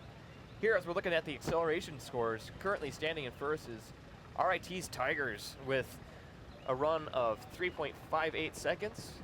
In second place is car number 129 with a run of 3.8 seconds. In third is car number 6, McGill University, with a run of 3.86, so just behind second place there. In fourth is car number 67. In fifth is car number 75. Car 75, of course, being one of the team from Grove City College with Grove City Racing. Yep. So now we're looking at the hill climb course again. Currently standing in first in the hill climb is Michigan Ann Arbor. It's gonna be hard to beat that sub 10 second run throughout the day here. Now this is neat. It's Virginia Western Community College. Yep. So now we're starting to see a little bit of driver strategy here as he turns the wheel back and forth, trying to get more traction on the rear tires there. But he is still able to get up over that hill and put in a full run. So as we see the drivers start to use different strategies here with turning the wheel side to side. Right. They're just trying to get more traction on that rear end. As the tires start spinning, they start digging up and creating some loose dirt. So if you can turn your tires side to side, you might be able to get some more dirt on the tire and get some more traction. Interesting. What's interesting too, that's one of our few community colleges that are involved from down the Roanoke area of Virginia. Yes. A lot of these four-year universities involved, but that is a 2-year college that in Roanoke, which of course is right near Virginia Tech as well. So there are probably a lot of kids that live fairly close to each other down in that area. Yeah, that's right. As you watch car number 105 on the maneuverability course again. Which Virginia University Institute of Technology? Yes. No, that's like they're putting in a good run here. As we see this car with a narrow track width, which that can be done for good reasons. That narrow track width lets cars create a little bit more body roll and can help with the oversteering. As we switch to the suspension and traction course now. Okay, that was all right. So that was the last obstacle on the suspension and traction course. Again, the course brought to you by BAA Systems. If we can go back to a replay and watch him going through the ladder there and over the last tire obstacle. There it is. So as we watch him here exit out of the ladder, he comes up to the last obstacle with the tires, and he hits it with just a little bit too much speed. It's a difficult obstacle here. You want to hit it with just enough speed to get a pop up over it, but as you saw there, well, I applaud the driver. He went for it, and he got over it, but he did do it with just a little bit too much speed as we saw his front end go up there. And is that the Blue Devils there? Yep, that is. Yeah, that is the Blue Devils with Blue Devil Motorsports. So when we see this happen, he may have to have his roll cage re-inspected. However, again, I mean, with that safety envelope in the roll cage, we'll see the driver Now, typically, except for re-inspections, when are all these units inspected? That's a good question. So that was going on yesterday during the tech inspection. All cars, all teams had to bring their cars through an inspection that ensures that the car has been fabricated according to the rules published by SAE. So there is a great crew from Honda here that provides a lot of the support for tech inspection, along with. Okay, well, as we look for the inspection, we can watch this one more time coming out. Yeah, so here's getting out of the ladder again, coming up the tires, and yep, he just goes into it with a little bit too much speed there. It's great that he got over it, but hopefully he still has a second run here. So that was looking at Lawrence, the Blue Devils here. Yeah, now we've got 31 doing the maneuverability. Yeah, Auburn, again, highly competitive car here. I'm expecting some good things from him this weekend. This is a hot run. Yeah, he's moving doing well quickly there, through staying in the gas. I'm hearing him lift off the accelerator a little bit there. I'd like to hear him stay in the gas a little bit more. It's difficult, but if we're going to want to beat that top car, I believe Georgia right now is in the lead here on the maneuverability course. Well, it also must be difficult too. You can see he's obviously a little bit taller. He's got his knees very close to where he's trying to also steer, and that probably is difficult to stay on the gas and get good steering. That's a good point you bring up there. The ergonomics of these vehicles is actually quite important. I mean, these are off-road vehicles. I mean, they're SAE Baja cars. However, without good ergonomics to keep that driver in control and enable him to place that vehicle where he wants it and do that in a comfortable manner, it's really going to hinder the driver. If you can't keep your driver comfortable, they're not going to be able to perform. Because regardless of how fast your car is, it still has to be controlled by a skilled driver. Right, and especially in that maneuverability, you've got some really tight curves there that if you're not able to get the full motion that you need with your with both hands, you're going to have an issue. Yeah, that's exactly right. As we saw there, the Blue Devils again, just off the suspension and traction course.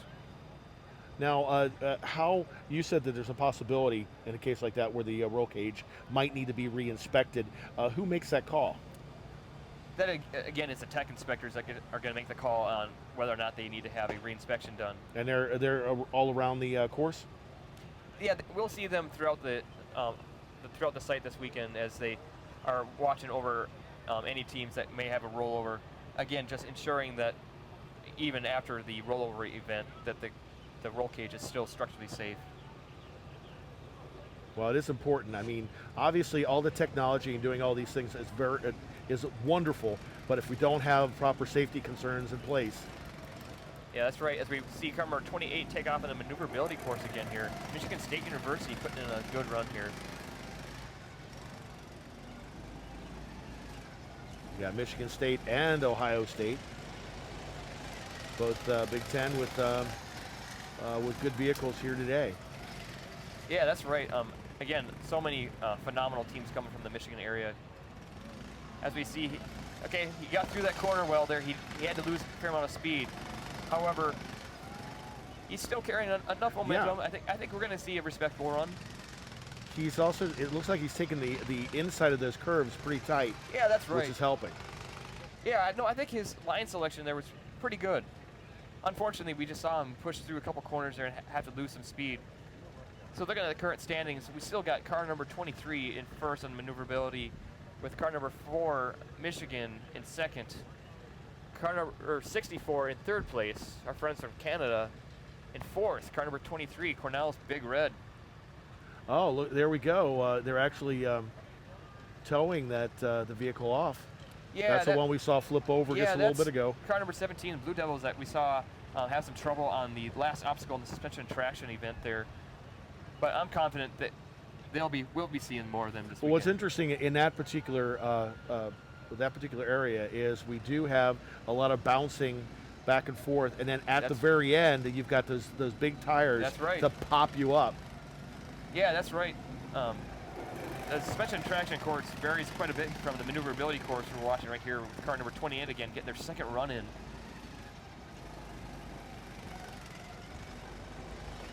Yeah, he's doing a little better this time. He's not pushing through some of the corners there.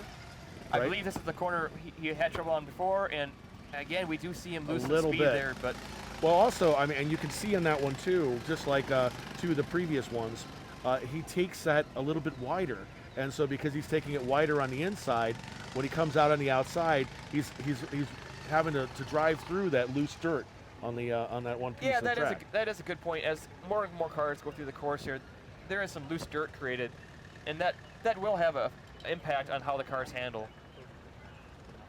Yeah, if we could actually go to a shot of the suspension and traction event, I'm curious to see what kind of action is happening over there, if there's much happening right now.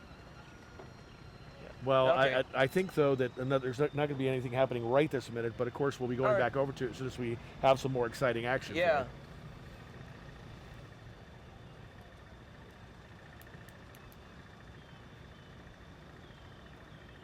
As we So- mentioned before, we're going to be doing this all day long today and into tomorrow. Tomorrow we'll see the full races, which a lot of people screw up for and get excited. But these short timed events are really important to see all the different. You can see individually the different facets of these greatly designed vehicles.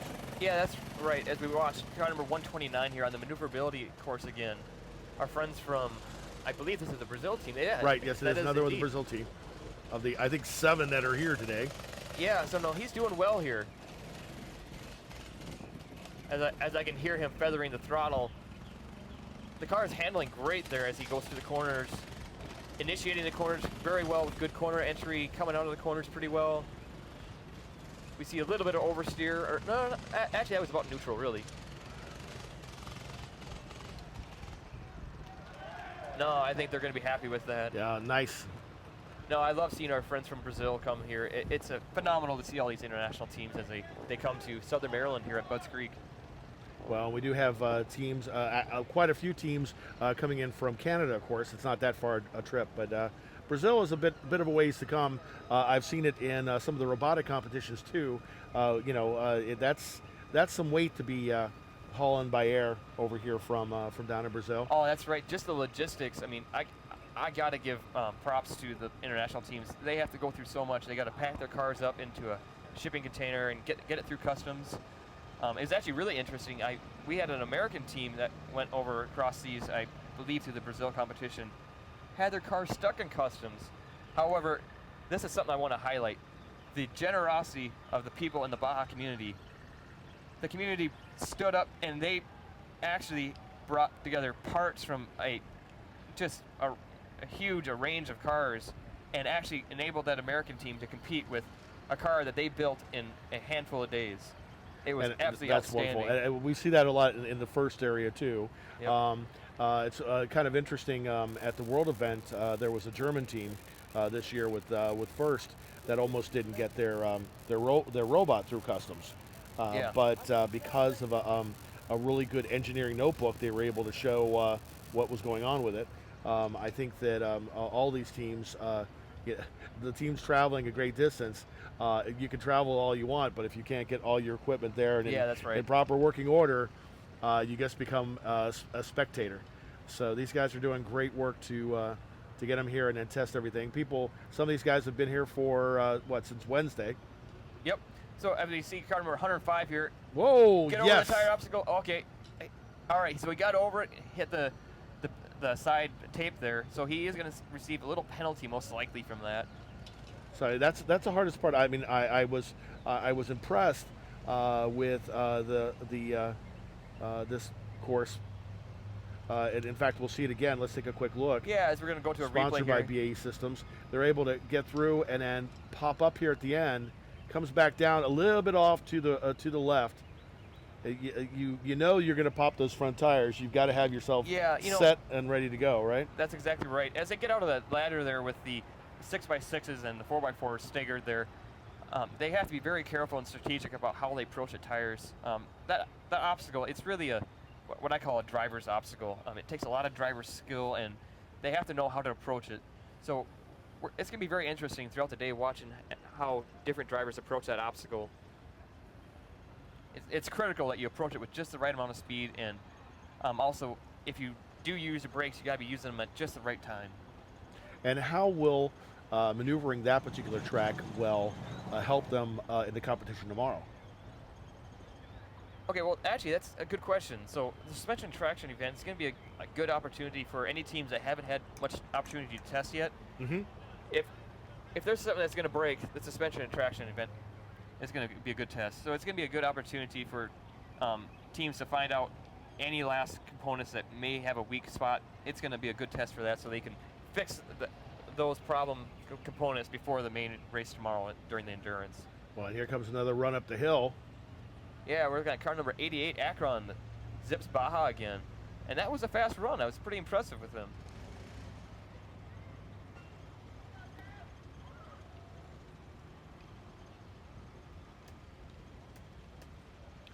Quick reminder, I'm seeing a lot more pictures and such popping up on our Twitter stream.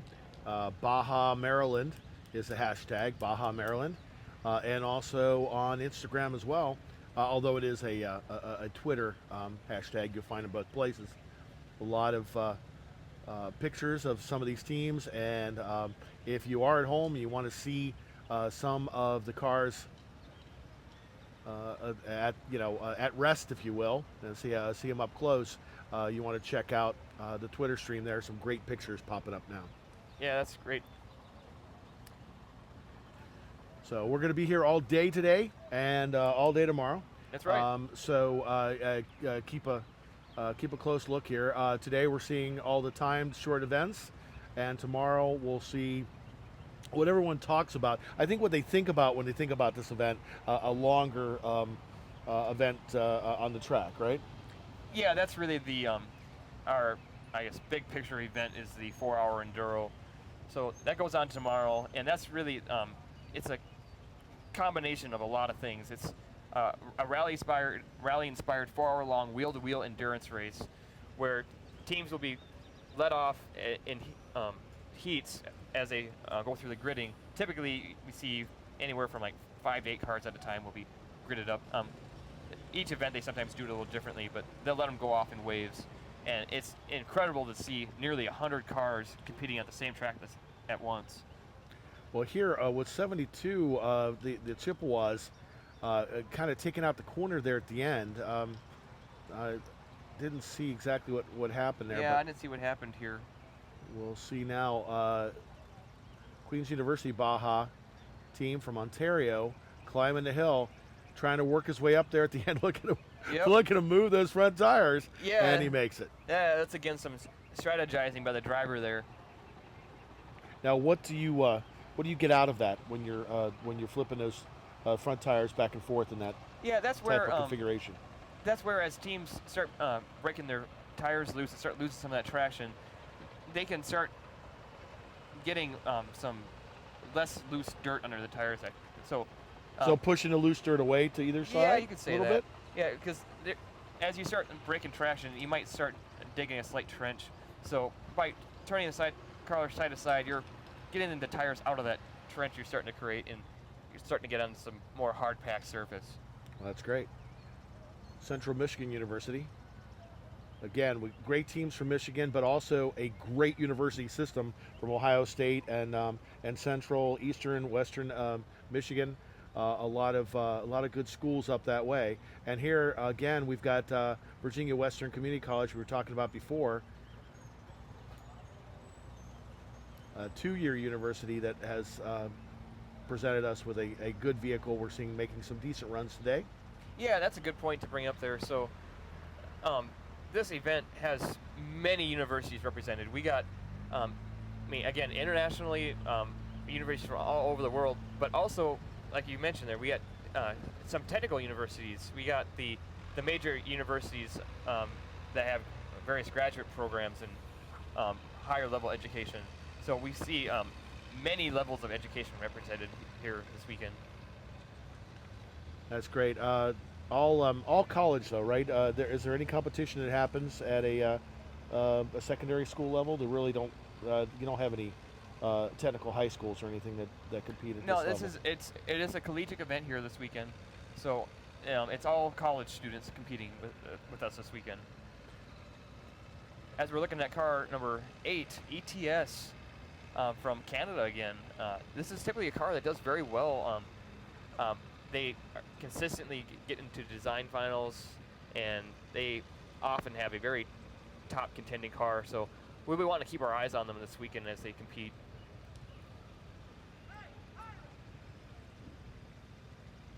As they're getting ready here on the maneuverability course, ETS takes off here, and let's see how they do. The Superior Technical School, ETS Motorsports.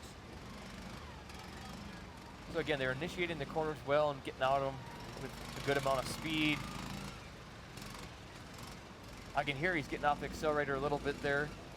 Yeah, you do not like that, I could tell. Yeah. Oh, yeah. It looked like that was going to be tight, and he took it a little bit wide at the end. There, Yeah, see, now he caught that one Yeah, early on, so nice and tight. Yeah, no, he's doing well there. He created enough oversteer to carry his speed through the corner there, and he.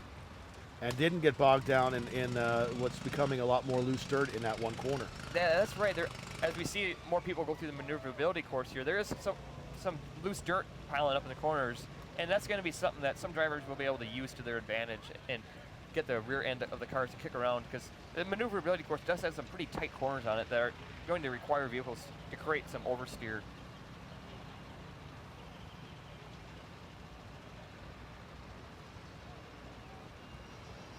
One of the important things here at this type of event, you can't have an event like this without all the volunteers.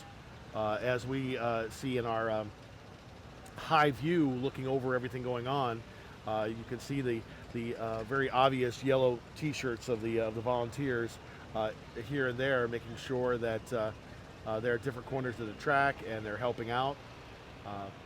It's a great opportunity to become involved with a program like this if you ever would like to do something like that. Yeah, that's exactly right. We're always looking for more volunteers. I mean, volunteers, I mean, they don't necessarily have the time, but they have the heart. So they make this event possible, and anybody can help. You don't need to be really tech savvy to be helping out here at SAE Baja. As we watch car number 56 on the maneuverability course again.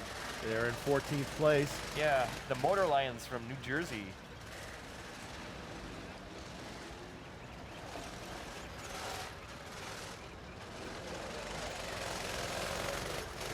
No, so we're seeing him put in a reasonable run here as he gets through the corners there. No, he's handling the car well. He's having to slow down to keep the car on course.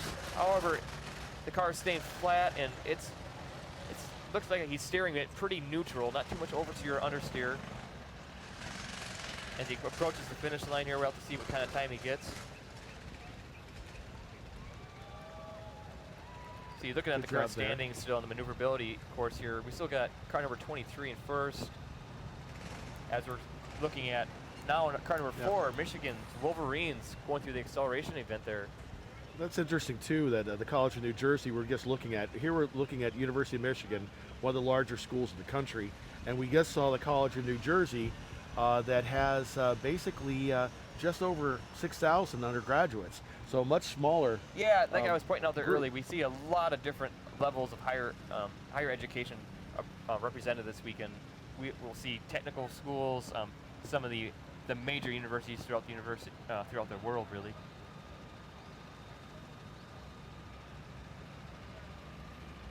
We'll see what we have a score on that College of New Jersey run. Here we go with Georgia Southern again coming up the hill. Remember, we want to see that. Get ahead, you got to have a sub 10-second run. Yeah. We'll see how they did there. Michigan's sub 10-second run's gonna be hard to beat. I think that's gonna stand a long time. Whoop. Again, a little bit of an issue over here with 72. Yeah, I'm not sure what happened with car number 72 there. The car from Central Michigan University. Well, looks like he may have a little issue going on right now. Yeah, the Chippewas, but we've also seen one or two other teams, and I don't know because we see it kind of coming in the middle of the run, but a couple where they've kind of ridden up on the safety tape off to the side, and maybe they're just and here they're actually going to take the vehicle maybe off the track, trying to get it restarted. There we go, and we're going to come outside of the track there. 72 looks like maybe going back for a restart. Possibly. We'll have to see what happens if they let them restart and have another run. Gotcha. Well, if they stop in the middle like that, do they get another opportunity, or You know, that's is a that good just going to be question. one of their runs? It may depend on exactly what happened there. They may be allowed to have another run. Here now we got car number 56, again the Motor Lions. TCNG once again, suburb, from a suburb of Trenton, New Jersey, coming around. Oh, that's a nice. That turned well, although maybe a little bit of catch in there. As we. Yeah, I see he's holding some more speed. Previously he was slowing down quite a bit to get through the corners. Took out the took out the barrier there on the corner. Yeah, so that may cause him to have a slight penalty there. But no, I think I see quite a bit of improvement from this team right now versus their first run. Yeah, so I think he's going to be happy with that. It's unfortunate that he hit that one, the barrel there. That may cause him to have a slight deduction, but I think that was quite an improvement from that car number, was it 42, I believe? Yeah. University TCNJ. Yeah. That's going to put them in 12th position on that run. Yes. Now we're looking at the West Virginia University Mountaineers. Which course is, that's maneuverability there? Yeah, again, we're looking at maneuverability. Right. So we are approaching the top of the hour here again, and I'd like to take a moment, again, to point out all the phenomenal companies supporting this event, our sponsors. Without them, it doesn't, we just can't put this event on without our sponsors. They make this event possible. I know there's been a lot of sponsors actually represented here on site this weekend, doing some recruiting and looking for the latest and greatest talent coming from SAE Baja. And that's actually one of the great things. There's so many talented students here and really highly passionate students. So why don't we go ahead here and let's take a short commercial break, and I'd like to specifically thank Briggs and Stratton for providing us with the engines that make this possible, and also Ansys, the software that is used by many students here to help analyze their designs. So let's take a short commercial break here and go to this footage. We'll be back in 1 minute. Or a couple. You throw this to become a spectator? No, then you go to work.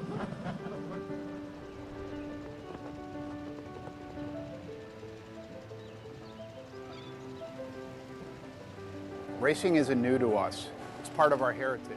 It's in our DNA, a DNA that extends into every engine we build today. And it all begins here in its simplest form. Materials, molten, pressed, stamped, heated by the fire of over 100 years of ingenuity and know-how. A place where time-tested manufacturing techniques merge with industry-leading technology.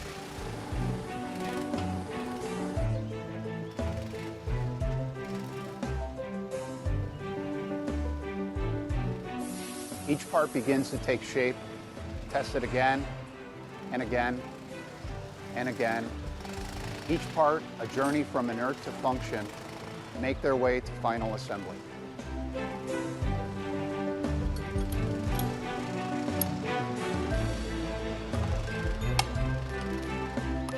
Met with an attention to detail that only hands, not machines, can finish. A craftsmanship that isn't lost, but nurtured. Each engine becomes a story of its own. Built with passion and pride, it's more than just a name going on an engine. It's a representation of those behind it.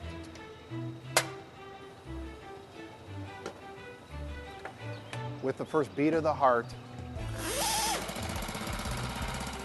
the dedication and spirit of every employee comes to life. With the final check complete, a simple, uncompromising goal is one step closer to helping our racers reach theirs. Packaged for whatever lies ahead, this is Briggs and Stratton Racing.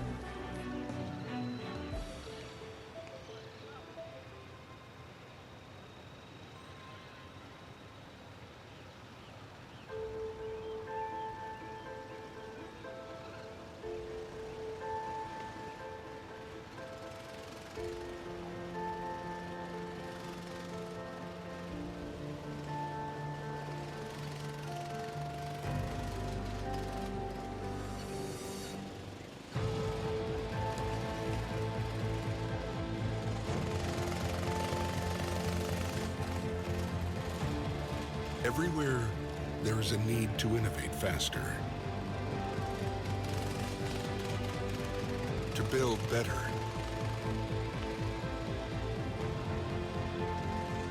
to achieve smaller,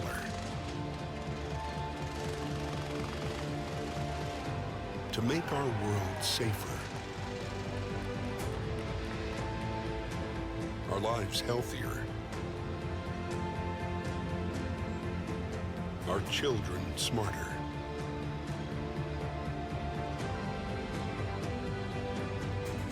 Everywhere, a mother depends on a promise, and a scientist searches for answers. Everywhere, a pilot navigates the sky, and a future engineer wonders what could be.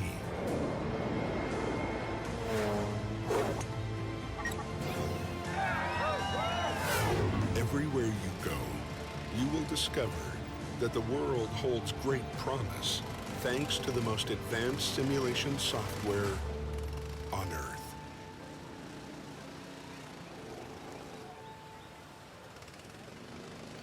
Yeah, again, thank you Ansys and thank you Briggs and Stratton for making this event possible.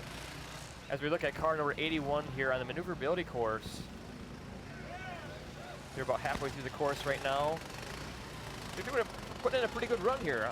This is impressive. Carrying a good amount of speed through the corner here, getting around that barrel. As he approaches the finish here, holding a good amount of speed. No, I think that'll be a good run there. Though, I wonder if he didn't get on the brakes a little early there. It looks like... Just a little bit? Yeah, he may have wanted to finish through the course here, but hopefully he got through it there. I want to be done. Yeah. But hey, let's take a moment to see what our fans are saying right now on Well, Twitter. we've got all sorts of people out there. Glad you guys are listening. Alana's out there. Tim watching from Labrador, believe it or not. Hey. So we're glad that you guys are watching and listening here. Please tweet as you wish, and make sure that you do check out the hashtag of Baja Maryland, because there's a whole lot of pictures that people are starting to post. You can also see, you can actually retweet the live feed, so you can share it with your friends. We want, as Alana said in her tweet, it's amazing how this competition is being transmitted all over the world. Yeah, that's right. Go This is Baja. a worldwide Baja on YouTube. Here, while we do that, all over the world is now watching the Kansas State University Wildcats. Yeah, that's right. The Wildcats, car number 50 here from Kansas State University. The Wildcats, no, they look like they're putting in a good run here right now. Although slowed up a little bit. Yeah, that one stretch every once in a while, we're getting car, the Baja vehicle slowing up. Yeah, that's right. We're seeing some cars have a little difficulties through the corner there, but. And then picking it up a little bit. Now here comes 50 around that curve. Yeah, there he had a little trouble as we saw him steering back and forth there. He may have wanted to choose a different line through that corner, but still, I think that's not gonna be a bad run. They're gonna be getting a good amount of points there, because really the obstacle today when they go as teams are going through the short courses, right?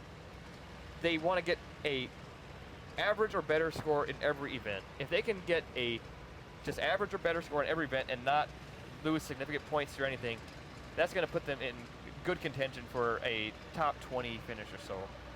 You don't have to win every event to win SAE Baja, because to win SAE Baja, you need to have the whole team. It's really, this event is more of a project management event. Right now what we're seeing is a lot of racing going on. However, what we're not seeing is all the logistics, the sales strategy, the design going into this. So to win, it's got to be a whole package, the whole team. So as we're seeing here, car number 40, Kettering University, the Bulldogs, getting through the acceleration event there. I'm not sure where that puts them. However, right now, RIT is leading the acceleration event with car number 4, Michigan Ann Arbor in second place, and car number 120, is that 129 there, I believe, in third place, as we're watching car number 1, Oregon State University. Yeah, here, go Beavers. These guys are moving through a couple of these corners nicely. Yeah, again, this is the car we want to keep our eyes on throughout the weekend here, as he's holding a lot of speed and getting just enough oversteer to get around that barrel, and he approaches the finish, going through the slalom here. And he's keeping his foot on that gas, isn't he? I mean, Yeah, using that oversteer to kind of slow him down a little bit by getting a little drag in the back. Yep, exactly. Yeah, he actually wasn't close to the finish there as I thought, but no, he got through the course, and I think that's going to be a good time. And yeah, as you pointed out there, it looked like he was able to stay in the gas throughout most of the maneuverability course there, and had just enough oversteer to, just to allow him to hold the speed and keep in the gas. Because as we saw, I believe, is it Michigan that's currently leading this event? Or let's see if we can get the live scores up here so we can see how the scores are standing again. So maneuverability, actually, it's still Georgia is leading the maneuverability event with Michigan right behind them. No, I just was talking about Michigan there. I remember watching them go through the course, and that driver seemed to hardly lift his foot at all off the gas as he was going through. Now as we watch car number 50 here, Kansas State with the Wildcats. Pushing a little bit there with a little understeer. Looks like he's doing well here. Yeah, unfortunately, we are seeing this car show a little bit of understeer. Yeah, and that's causing him. That's going to cost him some time there. Yeah, as he hits a cone there, he's going to get a little penalty for that. However, actually, he got through that pretty well. That banked corner, we've seen some teams have trouble through that, but he got through that with a good amount of speed. Yeah, unfortunately there. Yeah, unfortunately. Okay, so if we could actually get back to a replay here, and we can walk. Yeah, you can watch that whole last corner. He got kind of started to lose it there a little bit. Yeah, so as I was saying, it's that understeer. Unfortunately, he's just not getting quite enough lateral thrust in his suspension to really get the car to initiate the corner well. Is it? Yeah, so here, as we look at the replay, yeah, he's pushing through there, and as we see him go off course. And you just know. Yeah, so you can see the tires are turned, but the car isn't. But it was not responding at all, was it? It was just rolling right off to the corner. Yep, that's exactly right. Now, part of that may also be due to the weight distribution of the car. Now, many of these cars, this is another common feature we see in Baja cars, is it's very common to see a rear engine mounted. I have seen a front mounted engine car, but it's not common. So with that rear engine mount, or with the car mounted rather in the rear of the engine, and the driver also sitting typically closer to the rear, the cars do often see a slight rearward weight bias. So that, again, it's absolutely critical that you get the appropriate amount of camber in the tire, and also just the overall suspension kinematics, so that you can initiate the corner and also carry the car both through the initiation, the middle, and the exit of the corner.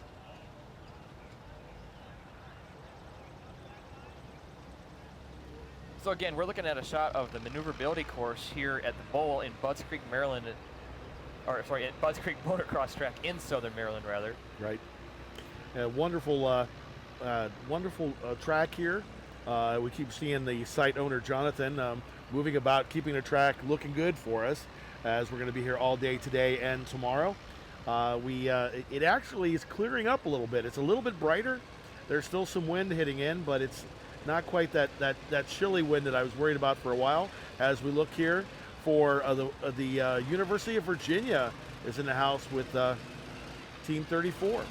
Yeah, putting in a solid run here. This car has a slightly narrower track width, I see, which that's going to help them create some body roll, so that they could potentially, depending on the suspension and chassis, they could create some oversteer. Yeah, Yeah, unfortunately. He pulled it back. I thought he was going to take out some cones on that corner. Yeah, unfortunately there, it looked like he actually initiated the corner well, but in the middle of the corner there, he pushed through, and now, well, actually, okay, even though he was pushing wide there, he was able to use the hill to back up, and he actually didn't lose too much time there. Take another angle at it, yeah.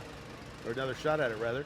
So we're going to see about this, and that corner was there. Now he's the second half of this course. He's doing better than he did coming out at the beginning. Yeah, that's right. We did see him pick up some speed there as he approached the finish line. So I don't think that's going to beat the currently first place car number 23. However, that's going to give him some points, and that's going to keep him competitive anyway.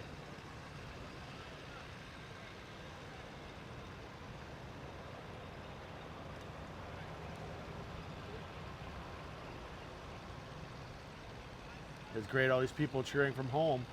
Alana's saying it's not only her, but the entire Baja family. Yeah, that's right. It's a family event, and that's what we really like to promote. I mean, we'd love to see the families out here this weekend. As we're looking at car number 42 crest the top of the hill climb course there. Arizona State with the Sun Devils putting in a fine performance there.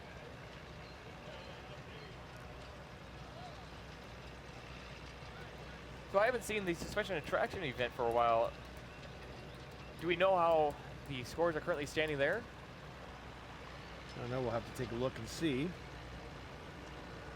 Also, while we're waiting, we're seeing some tweets come in from India where they're watching live. Yeah, that's great. I know there's a rather large community over in India that participates in SAE Baja. They actually have their own India Baja competition over there that many students compete in. Now here, as you watch car number 128, they're doing pretty well here in the maneuverability course.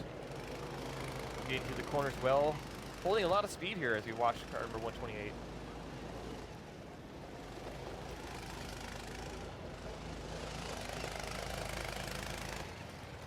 Yeah, we can see that this chassis is pretty well tuned as they approach the banked corner here. I didn't get caught up there in the loose dirt either. Really nice tight curves, not a lot of oversteer, right?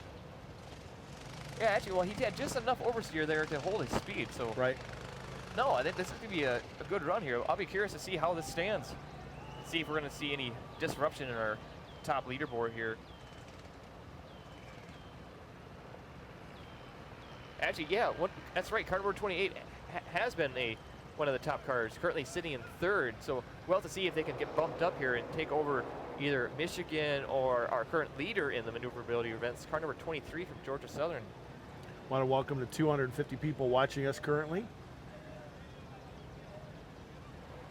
Feel free to tweet us at Baja Maryland as your hashtag. Yeah, I wonder if we could get a look at the pit area right now and see if there's any action going on over there at all. I know. As we do have, what's really great about this event, you guys,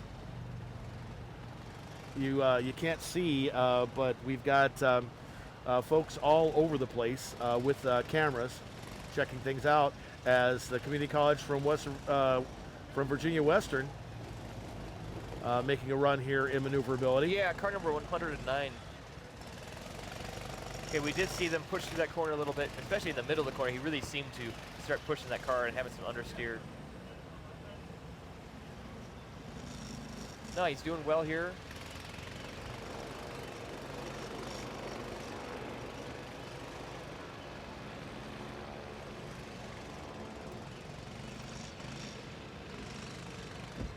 All right, as we see him approach the finish line, I think that's going to be a good run here. I don't anticipate that he's going to be taking over the lead right now, but again, I think that's going to give them enough points to remain competitive here, and they should be happy with that run. They have a lot to be proud about. A lot to be proud about with that run.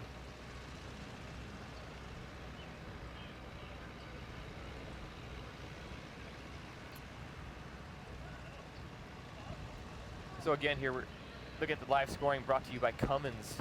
We got car number 23 still leading on maneuverability event. Nice job there by another one of the Brazilian teams. Yeah, this is again car number 128. They seem to have put in. Well, I thought they already had their 2 runs in, but we're again seeing them on course.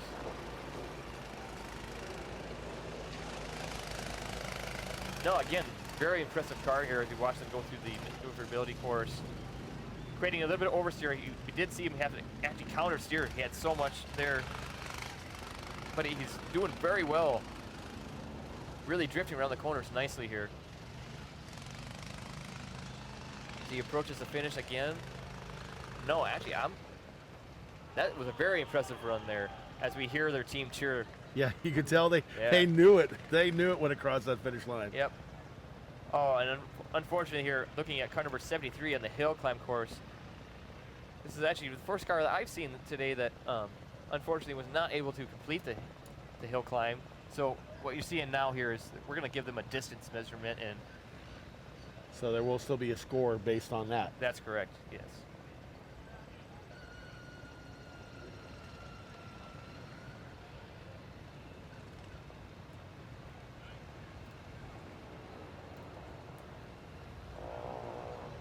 Yeah, so I'm starting to see more spectators come out here today, and it's great to see them. I'm starting to see some families out here, and that's just absolutely phenomenal to see the families coming out here and supporting their sons and daughters as they compete in this event this weekend.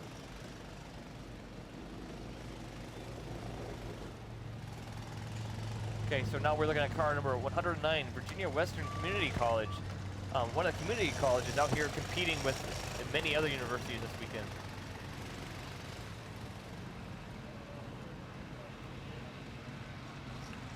Getting around that corner. Yeah, no, they're doing pretty well here. Again, we're seeing that what's become very common now, trailing arm rear suspension. Loving, you can see from here the GoPro camera right on top of his helmet. Yeah, that's right. Yeah, that's actually one thing I'm really looking forward to tomorrow, and even possibly today if some teams are willing, though I doubt we'll see too much, but especially tomorrow, we're actually going to be having live GoPro footage during our broadcast. We're going to put viewers right in the cockpit of these cars as they go through the 4-hour endurance. I'm really looking forward to it. Again, that's the technology that's really making that live GoPro streaming is being brought to us by Live4. This is phenomenal free app that you can download off the Google Play Store or the Apple App Store. So with the app, they're controlling the camera or the stream of the camera, or I mean, what are they using the app for? So the app is creating. I won't get into the technical deal. That's fine. But it's creating this network off the Wi-Fi. So you turn the Wi-Fi on your phone, and the GoPro connects up, and then it sends it over the internet and makes it publicly available on live4.io. And you can actually go on there and. Here's one of the really interesting things. You can go on there and you can watch the GPS location as the car goes. Actually, I believe it's a Google Maps. It actually puts it on there. You can even see the GPS speed. Oh, that's great. Yeah, so for instance, as we watch ETS, car number 8 go through here, if we were using the Live4 app, we could actually see the GPS speed in the top corner and also where they're at on the map. And I would be curious to see that because ETS right now is putting in a fine run on the maneuverability course. Definitely. Look at this is going to be a very tight run. Yeah, that's right. I think they're going to be happy with this. And comfortable in that back corner where some people have been getting hung up. That was a good run. Yes. And the Canadians in the house. Yeah, you can tell they're liking that. Yeah, as we see our fans cheer them on here.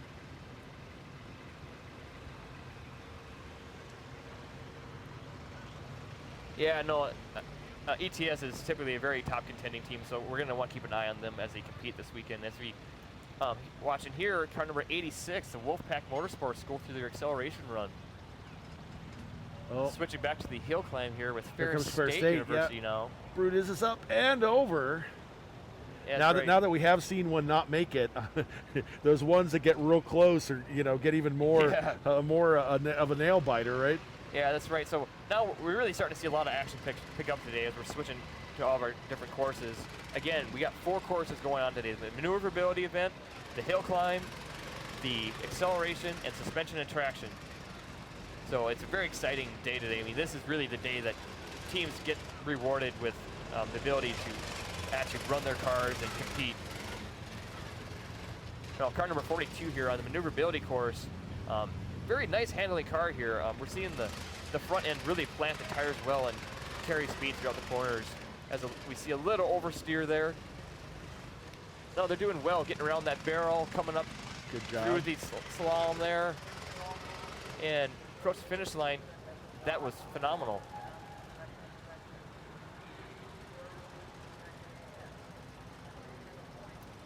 However, still looking at the live scores, we got car number 23 there, Georgia, still with the lead on maneuverability, and with Michigan and Ann Arbor right behind them.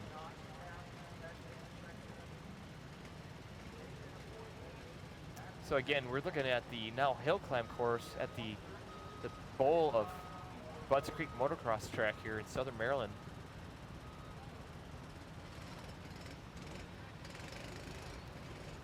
Yeah, we got car number 26, the Pennsylvania College of Technology, the Wildcats here. It looks like they have a good run, carrying a fair amount of speed coming into the hill here. We're seeing them lose some speed, starting to break a little traction, but you know, actually they didn't lose as much speed. No, they started slowing down, but everything. Right. They still got something out of there at the end. Yeah.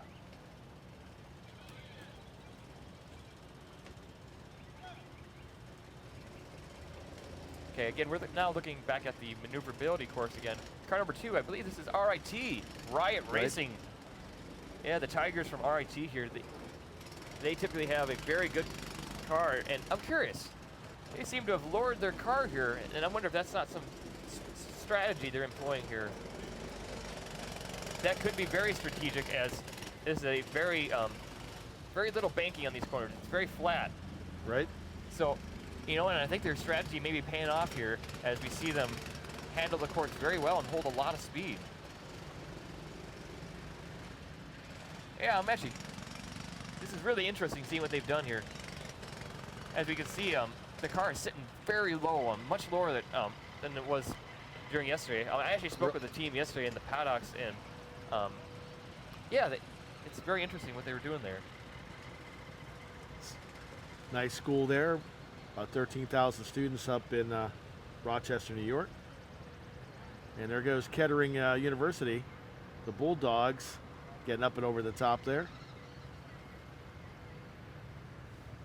You can see now there's action happening almost at all of the different locations here at the raceway. Yeah. So I think this might actually be a good moment to look at one of the interns from Cummins here. We got a short clip available, just a short transition clip. I know we can actually look back and share the experience of some of the interns that interned at Cummins, a phenomenal company here. If we can get that queued up here. So let's take a look here as one of the interns shares their experience from Cummins.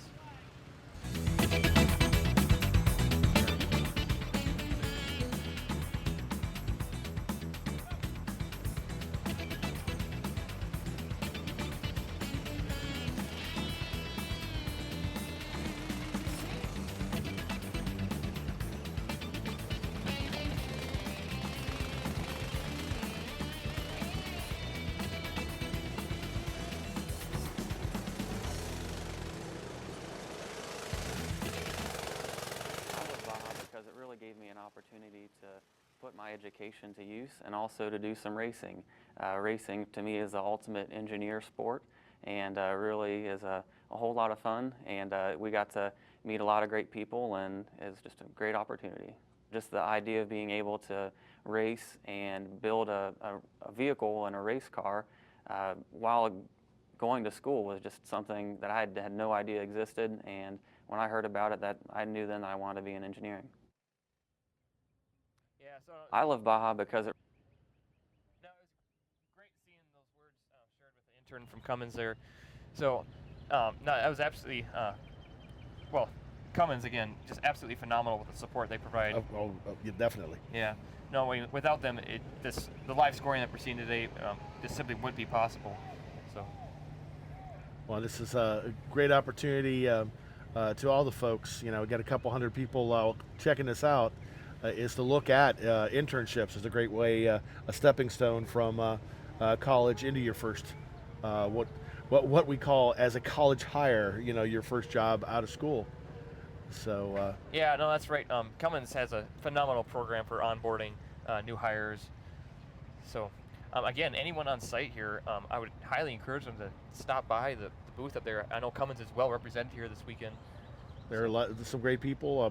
I helped set up an internship program with BAE Systems when I worked for them. Yeah, that's right. Another sponsor. And yeah, another sponsor here. And you know, a lot of these folks want, you know, if they do the right thing and bring you in as an intern, you're going to stay longer if they make you a college hire. You're just going to have more ties to the organization. So it's, that's right. And it's a great way to. The nice thing about our fields in engineering, it's not like English internships or theater internships. These things pay. So you're able to, Oh, that's make right. some money and prep yourself for your first job. No, that's exactly right. So having a little trouble here, having to pull this one up. So they did again another measurement, right, to see exactly how far it got up the hill. Yeah, that's right. Any team that's not able to traverse the hill climb will receive a distance measurement and be scored appropriately that way. Now, my heart is kind of racing here as I hear, I believe, one of the modified stock cars on Potomac Speedway, a dirt track located just on the backside of Budds Creek Motocross here. It'll be interesting tomorrow during the Enduro, the 4-hour race. Teams will actually be going across Potomac Speedway on the front stretch, and will have the opportunity to really test out the top speed of their cars. That's great. We can hear them revving up from here, can't we? Yeah, we can. As we're looking at the UMB sponsored hill climb course again. Thank you again, UMBC, for making this event possible, as they are our hosts here this weekend. So we're looking at car number 80, Sunny Farmdale, the Rams here, and looks like they had some technical difficulties here. Unfortunately, getting a very short run in. So this is really it's unfortunate for them, because you want to avoid getting a short run like this. Oh, sure. I'll stand corrected. It's not as short as I thought. They actually did get a little farther up there. But you still want to get, that still at least gives you some score in this area. Yeah, so they're going to get some points off of that. Yeah, I wonder, do we actually have the current standings on the hill climb? I haven't seen that for a while here. Here we go. So looking at the current standings, we got car number 4, Michigan Ann Arbor, the Wolverines, still with that sub 10-second run up the hill. That is just incredible, with beating the second place car by, wow, what is that? That is not quite a full second there. It's about most of a second, but Yeah. just a simple fact. And we saw it early on today and just said, "Oh wow, that was kind of fast." Now looking back on it, that set a new baseline right there. So, yeah, that run up the hill is going to stand for quite a while today. Actually, from Michigan's standpoint, I would almost wait to see if anyone beats them, and perhaps save their car from another run up the hill. And because right, going up the hill there, it does put a lot of torque load on the whole drivetrain. Yeah, why get that second run when you've got such a solid first run, Yeah. and you're looking towards what you need to be doing tomorrow. Exactly. So looking through the rest of the standings right now on the hill climb course here, we got car number 3, 3 car in the third spot. Cornell's Big Red with a run just under 11 seconds. In 4th place, we got car number 83, Laval. And in 5th place, we have car number 23, Georgia Southern. So Laval is typically a top contending team, but you know what's surprising me here is Georgia, car number 23. I haven't heard too much from them previously, but I remember seeing them this morning and thinking that, that car looks like it could be a good contender, and it's proving to be just that, as Georgia is putting in a fine performance here and is on track to be, if they continue this, based on the scores today, they could be a top 10 car. I'm not currently aware of how they stood out yesterday during the sales and design judging, but today they are performing outstanding. Well, here comes 56. Again, the College of New Jersey. Just outside Trenton. Motor Lions getting set up and ready to roll. Yeah, as they're approaching the acceleration event here. Now, how do they measure the acceleration? Going right back over there to the BAE Systems Suspension and suspension. traction. Yes, I guess a flip up there. Yeah, again, we're seeing cars having some difficulty over that last obstacle in the suspension and traction event. It's really an infamous obstacle. You see it typically in what's growing now, the enduro cross sport. Yeah, and that's again something I want to highlight. It's just the multidisciplinary competition that this SAE Baja event has really created. I mean, you see, the hill climbs, the rock crawls, the enduro cross style short course racing, and now as we're looking at car number 132 here on the maneuverability course, we're seeing a very technical and tight handling course. It's something that would be about the closest thing you can compare it to would be like a drift course almost.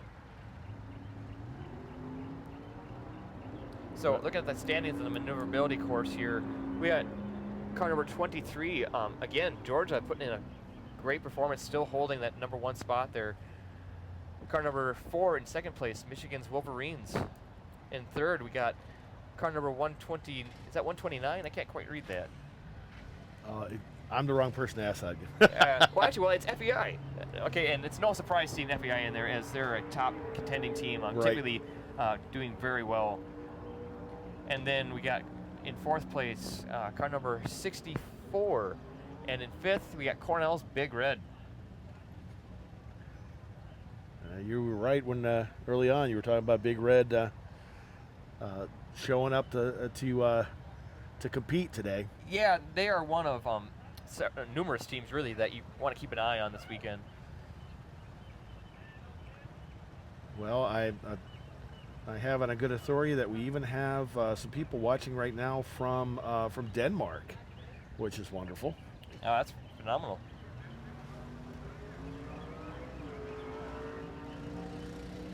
Here come the Bulldog Racing again.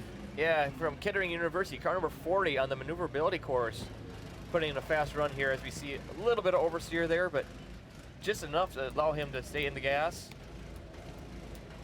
Okay, as we switch back to the suspension and traction event here, don't have any concern about the smoke we're seeing right now. That's just a little smoke from the oil that got in the air cleaner after he flipped over the obstacle there. Switching back to the maneuverability course again, looking at Kettering University, car number 40, as he drifts around that corner. That was very nice seeing that. Holding quite a bit of speed here. I know, this is tight. Yeah, he's doing well. Approaching the finish line. Now, I don't know if he actually hit that corner, if that was tipped over or what happened there, but he may receive a small penalty. However, overall, I think he should be very happy with that run. This is great. Great smaller university, just a couple thousand undergraduate students, but they host a big event for robotics, and now they're here and they've come to play. That was a nice fast run. Yeah, no, I think they should be very proud of that run they just put in there. That should put them in a good standing. Though, still, I think it's going to be tough to beat Georgia's Southern University, still remaining in first place there. Interesting thing about Kettering, you can actually get a master's degree in STEM, in science, technology, engineering, and math. Really? To either teach with or to find other areas to leverage that against. And it's interesting. We're seeing that's phenomenal. Seeing those opportunities. And there now we've got 56. Our friends from Trenton, Motor Lions, back out again. Yeah, that's right. On the acceleration event here, it's again a 100-foot run, just basically a drag race. Okay, switching back to the hill climb course again, we got a car number 68, University of Illinois from Chicago, UIC Motorsports, getting stalled on the uphill there, but they put in a pretty good distance there, so they'll get some points on that run still. I think here's Clemson in maneuverability. I think we got a little spoiled there with some of those early teams making the great runs. Now we're seeing a few of the other teams having trouble with that hill. Yeah, moving on throughout the day here, the hill climb, we're starting to see more teams get a distance score rather than a full run at its time. However, looking at car number 24 here on the maneuverability course, Clemson University. Looks like they had a good run put in there. Tigers taking care of business.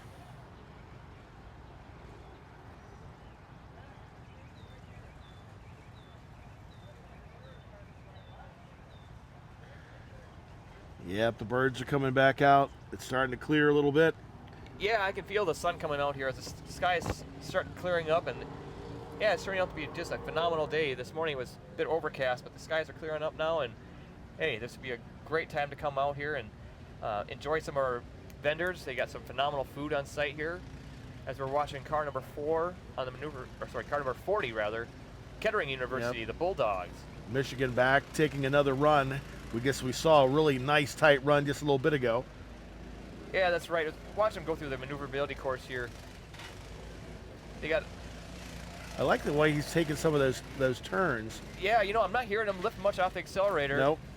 And he's got a nice amount of oversteer. I think he had to counter steer just a little bit there, but as he's still holding quite a bit of speed, let's see how he can drift this corner. It's like you were talking before. Some of that oversteer, and a little bit drift out there slows it down enough that he can stay on the accelerator more. Yeah, that's right. Through the entire run. Yep, that's exactly right.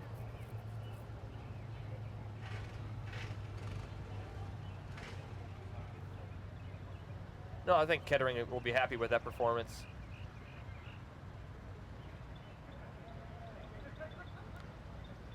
Yeah, so I'm looking around here and I'm seeing more and more spectators as our crowd grows here.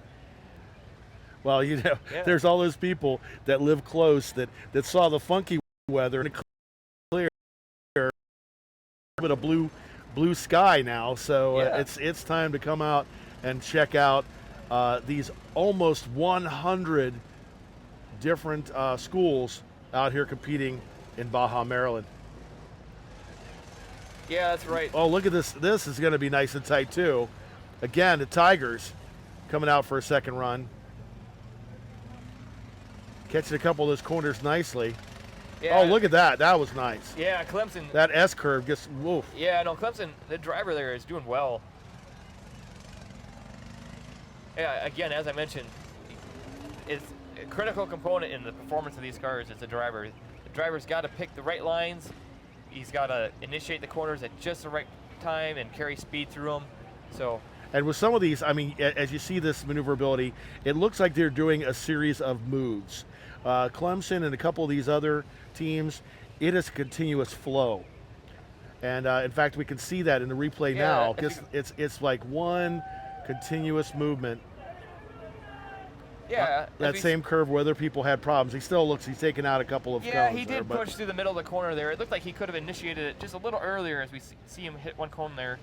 However, yeah, as we saw there, he is going to get a little penalty for that cone he pushed over, but still, good corner overall, and I think they should be happy with the performance on that run they just finished. Having a great time right here in southern Maryland on what is turning into a beautiful day.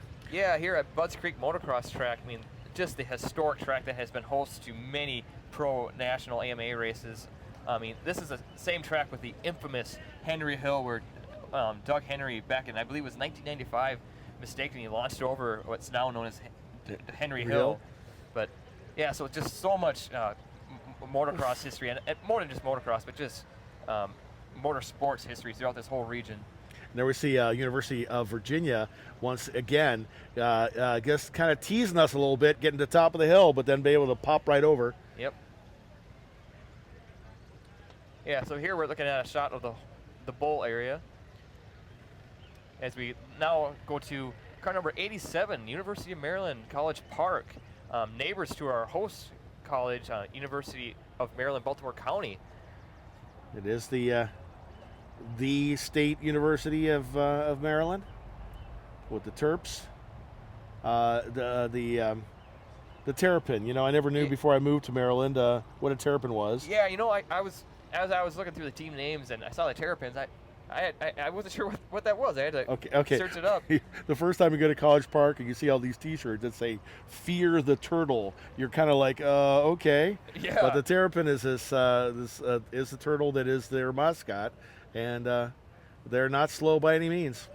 No, they're not. That team from the college there is typically very competitive.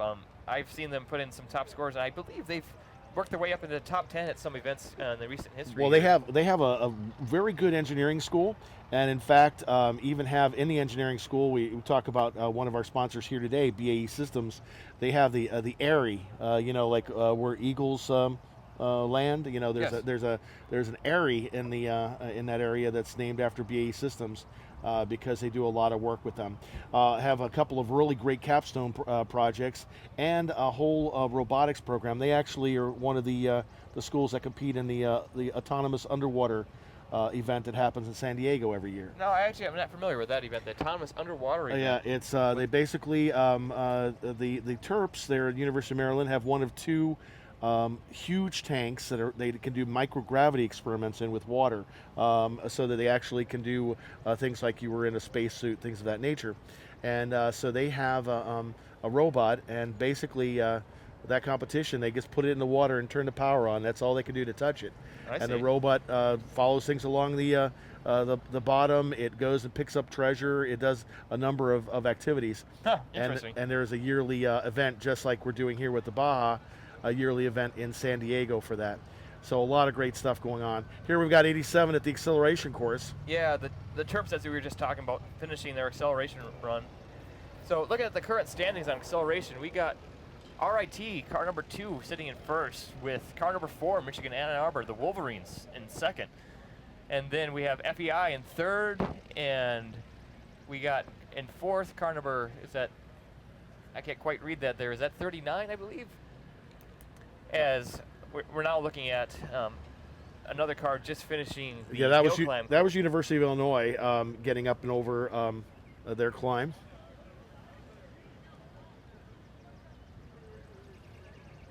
Yeah, we got a spectacular view here. Standing on top of the announcer's booth, it's just an absolute sight to see here as we're looking over the motocross track here. Yeah, that's the only reason I'm here, just so I got the great view. Yeah, exactly. Great opportunity to see a lot of stuff here. We got Cornell, Big Red again. You were right to keep to ask us to keep our eye on them. They're getting ready to do another acceleration run. Yeah, that's right. At Auburn, they were a top contending team, and really a heated battle was going on between them and several other schools at Auburn. Yeah, I know they typically come to the competitions with an incredibly well-designed car. And they also, well, they have such a phenomenal team. Their team is constructed together so well with people dedicated for every role. I mean, the leadership on the team is just phenomenal. Because, I mean, it's the leadership on the teams that really bring the teams to the top of the event here. As we watch them go through the acceleration event here. No, I saw that looked like a pretty hard pull through the whole acceleration, so I think that's going to be a good run for them. No, that's good. I think, well, I think you're right. It is a leadership in any of these groups that, helps them to be an okay team or an exceptional team. Yeah, that's exactly right. I mean, and that's one thing I'd like to highlight briefly here. As we're actually, well, let's first here, as we just saw, Santa Lake Career Center here finish the hill climb course. Again, I want to point out that that's a really interesting thing to see here is all the different levels of universities represented. I mean, from the smaller university like Santa Lake there, all the way up to these huge universities with 50,000 plus students at them. Oh, sure, and we are seeing the full gamut here today. Yes.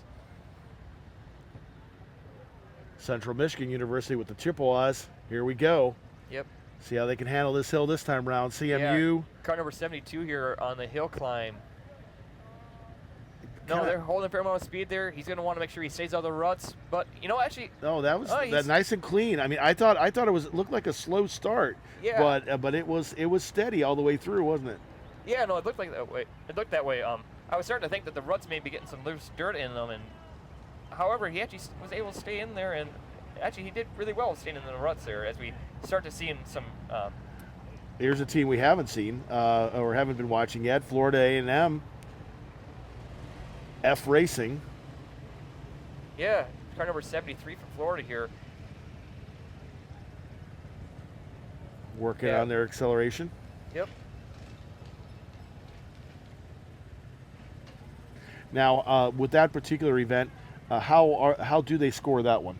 Okay, so that's a time trial event. So every team, again, is able to record 2 times. So they go through the course. It's a 100-foot acceleration, and they, from a standing stop, they just, as fast as you can, go at the 100 feet, and it's just a simple time gates that record the speed, or not speed, but rather the time. Gotcha. University of Maryland. Yeah, Maryland, again, with those taller tires that are very well justified. One of the few teams you'll see out here with tires of that height. However, it's with good reason. As we're seeing more and more of our crowd here,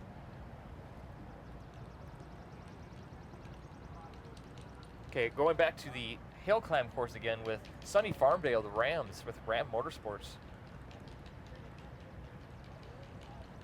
Getting ready to start over there. You see another one of our many volunteers. You'll see on screen different times in those yellow shirts, all over the area, making sure everything runs smoothly. It takes literally hundreds of people of that ilk being here, donating their time, maybe getting a free meal, all just to make sure that these competitions go like like the well-oiled machines we see running in them.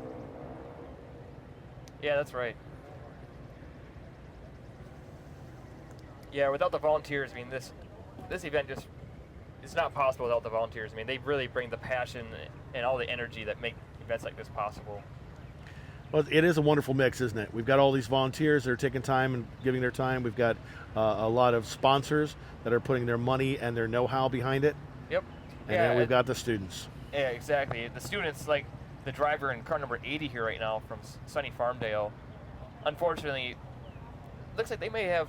There's just not. There doesn't seem to be enough power there, and it seemed to be just kind of a slow roll start, and it worked its way.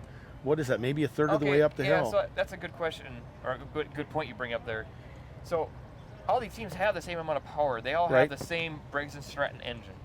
That we talked earlier about that being 10 horsepower, but more maybe between 8 and 10 horsepower, right? That's great. It's a rated 10 horsepower engine, governed, so that's it may be putting out slightly less. However, it is a rated 10 horsepower engine. Okay. What is open up for each team to design is the drivetrain paired up with that. So here, as you can see here, it's very critical that teams choose the correct gear ratio, or possibly gear ratios, could be multiple, so that they can create enough top speed while still having enough acceleration and also the ability to have it produce enough torque to climb hills like this. But in addition to just choosing the correct drivetrain ratio, you also got to have the chassis that enables the car to hook up with the tires and create the traction. This particular case, actually, Yeah, now as we're seeing the suspension and traction course, which we haven't seen much action from yet today, we got car number 40, Kettering University, the Bulldogs there. Okay, now this is a very interesting part there as they go through the pole weave up to the log fan now. And this is a really very tricky obstacle. The log fan, as you can see, there's a series of telephone poles laid out in a fan shape, and cars have to pick and choose what line they want. You'll see quite a few cars take the inside line, but some may prefer the outside. Now as he goes to the ladder there, coming up to the infamous tires, and hey. Oh, but that was nice, because rolled right up and over, weren't they? Yep. That was, I imagine he must have been watching some other drivers, watching the drivers that were actually going over that, the tires too fast. Now tell me there, it appears that the front axle is longer than the rear axle on this particular one. Is that the case, or are we just looking at this from a well, weird actually, angle? there isn't a front axle on that car. Or, well, yeah, I'm sorry. Yeah. Or the track width, rather. But track width. That's a good point you bring up. So, the track width, when we say track width, we're looking at how the distance that the tires are sitting apart from each other, the two fronts and two rears. So, it's the width of the car, you could say. So, teams can strategically use the track width to create, they could be creating oversteer, but really what they're playing with is the amount that the car rolls. So that's where some of these cars, we'll see them lifting possibly the inside rear tire, which will allow them to create some oversteer. And especially with the solid axle cars that we see with a solid axle suspension, those are very critical that they choose the appropriate track widths to create the handling they need. Here's John Hopkins, another Maryland team. Yeah, John Hopkins School. Actually, I was just listening to some friends during a dinner last night. This team has been, I mean, absolutely huge heart in this team. They actually started originally 10 years ago building their cars in the hallway after the janitors would leave their school. They would do it at starting at 9 o'clock, and they would just be working out of the hallway. Now it sounds like they've gotten some more support, but just a team that comes here with a huge amount of heart and well, not only that, but they come in here with a very fine performing car too, as we see it's them going on well. the maneuverability course here. Yeah, funny mentioning the huge heart and the fact that the early open heart surgery and the first heart surgeries with babies was done at Johns Hopkins. Has a very strong back history in specifically in their medical facility, but no slackers in the engineering fields either. No, that's great to hear. Now, as we're going back to this, so since they did go off course there, they're going to now get a distance measurement, and that will be recorded, and they'll receive scores on that. So, versus the other teams that have completed this event, they'll get a time-based score. Yeah, Kettering University, we've seen a Baja car from that university for quite a few years now, and I've been consistently impressed with them. They come here with a solid car each year. And they have a good support throughout the area in engineering. They do a lot of support work, what we sometimes refer to as a pipeline, for middle school and high school kids, and with FIRST and VEX programs, and of course now with Baja at the collegiate level.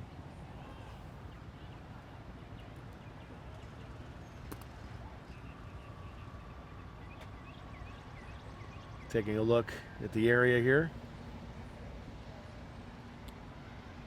Yeah, as we switch back to the hill climb course again, we have car number, is that 51, I believe, coming up the hill climb course?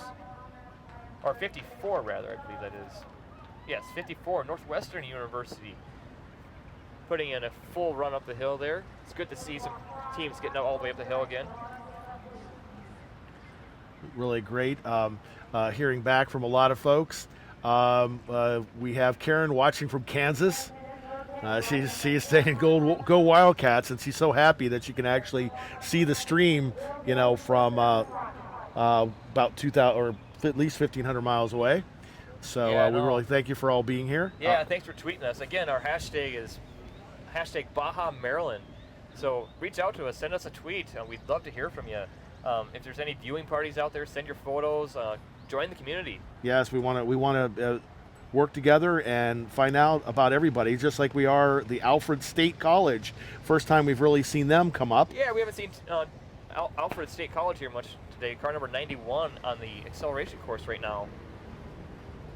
So looking back at the current standings on acceleration, we still have car number 2, RIT, with a run of 3.58 seconds. In second place, car number 4, Michigan Ann Arbor, the Wolverines, putting a fine run. In third place, we have car number 129, FEI. Fourth, we have car number 39, the University of Arkansas. I don't recall them being up there before, but do you know if they just moved up there? Or? I don't know. Okay, well, either way, they're there now. Yeah, sorry. Yeah, you asked me a real question. Yeah. I was like, wait, I don't know. Yeah. Remember, I'm the guy who doesn't want to look bad in glasses on TV. Yeah. So, I'm going. We have where we can look and see what's going on. The rankings, and we're kind of staring like this. So there we go. 34 coming around. Yep. I was going to mention, Alfred State College is in New York. It's a technical school that I was not familiar with. So, and a technical school I am familiar with right here, University of Virginia. Yeah, so as we saw, University of Virginia there. But now switching back to suspension and traction event again with car number 128. From Brazil. We saw this team put in a very fine performance on the maneuverability earlier today, and putting in an outstanding run here on the suspension and traction event as they get over the tires and cross the finish line. That will be a full run for the course, so that's going to get them a time recorded rather than a distance. Now, I'll be curious to see how that stands up. Do we currently have the suspension and traction scores standing right now? I'll take a look at that. Yeah, so looking at the suspension and traction, we got in first car number 105, which actually I believe this may be slightly outdated, especially seeing car number 128. So we'll have to wait for those scores to get updated here as the Cummins sponsored live scoring is. Yeah, because we're showing West Virginia and then North Carolina. I think that has changed or is in the process of changing. So Yeah, so we'll have to let that scoring get updated here. percolate. Yep. As we're now looking again at the maneuverability course here in the bowl of Budds Creek.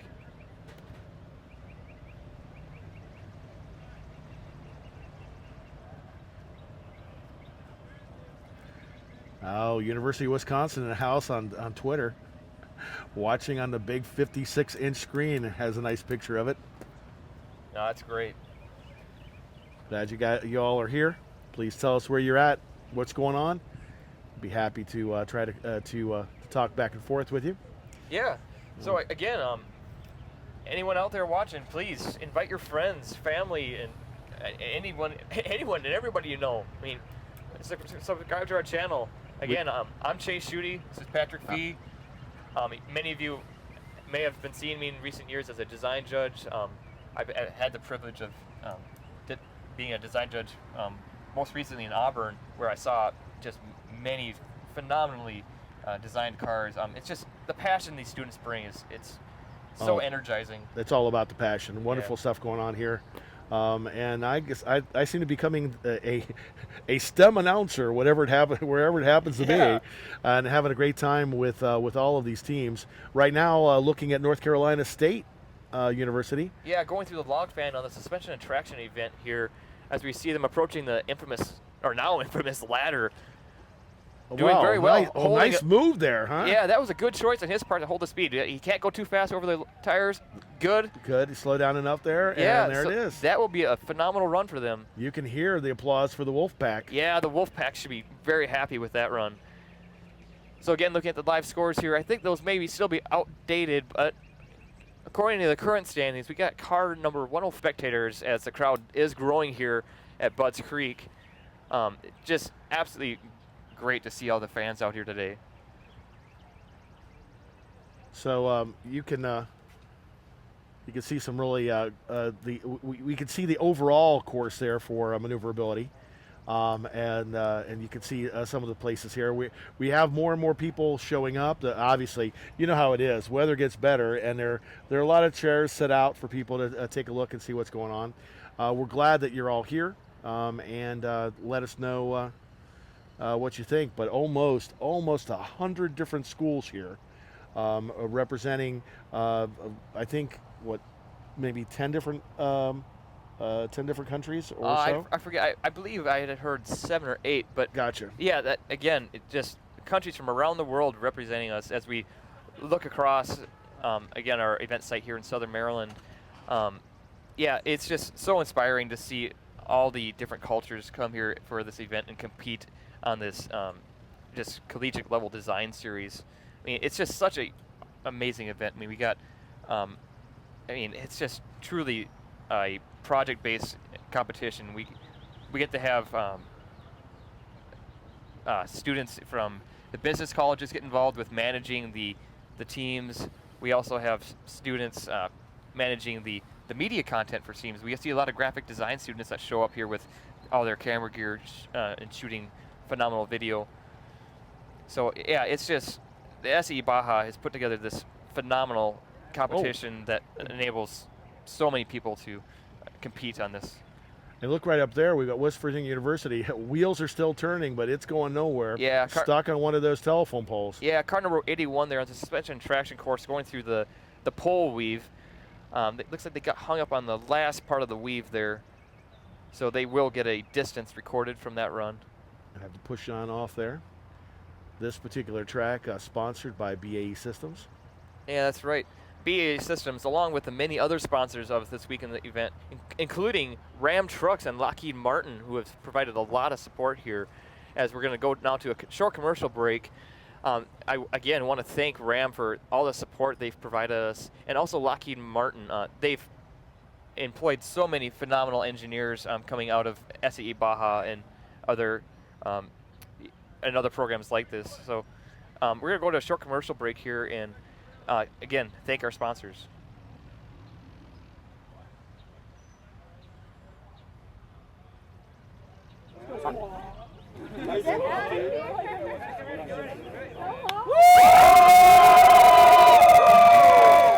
actually, before we do, I want to show you our fans here, our absolutely phenomenal fans as they cheer on their teams.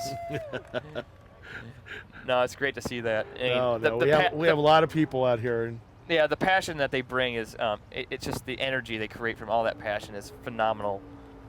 well, we're going to see a lot of excitement here. We talk about the long 4-hour race tomorrow, but all these short, the short timed events give you a real chance to see the strengths and weaknesses of each of these. Yeah. And so I think it might be a great time then. All of this can only come together with the support of all the volunteers and of a lot of companies who stick their neck and their pocketbooks out to help us. Maybe we should check out a couple of those. What do you think? Yeah, I think it'd be a good time to thank our sponsors, Ram Trucks and Lockheed Martin, right now.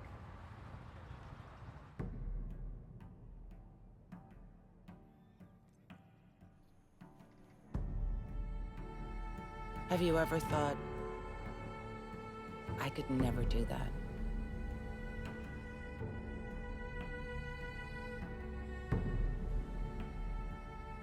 Have you ever thought, I could never climb a mountain or compete against that? Have you ever thought you just didn't have anything left in the tank? Well, you do. You can break a stereotype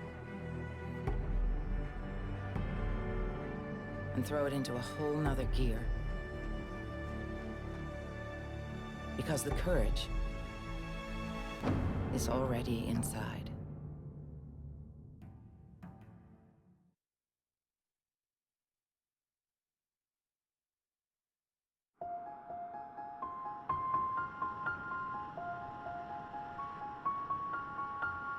Technology that enables cars to drive themselves.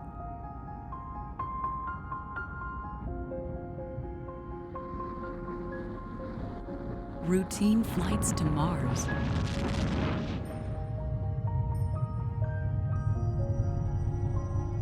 Fusion reactors that produce limitless energy. To most people, they're pure science fiction from the world of tomorrow, like something out of a movie. But at Lockheed Martin, we live on the cutting edge of physics, material science, technology, and engineering. We obsess over things most people only imagine. We're at the forefront of the science that makes them real. And they're available when it matters most. It's why we're always thinking about new ways to prevent the unthinkable and building the most advanced fighter the world has ever seen. Why we're harnessing the tides to generate electricity and protecting our most valuable resources.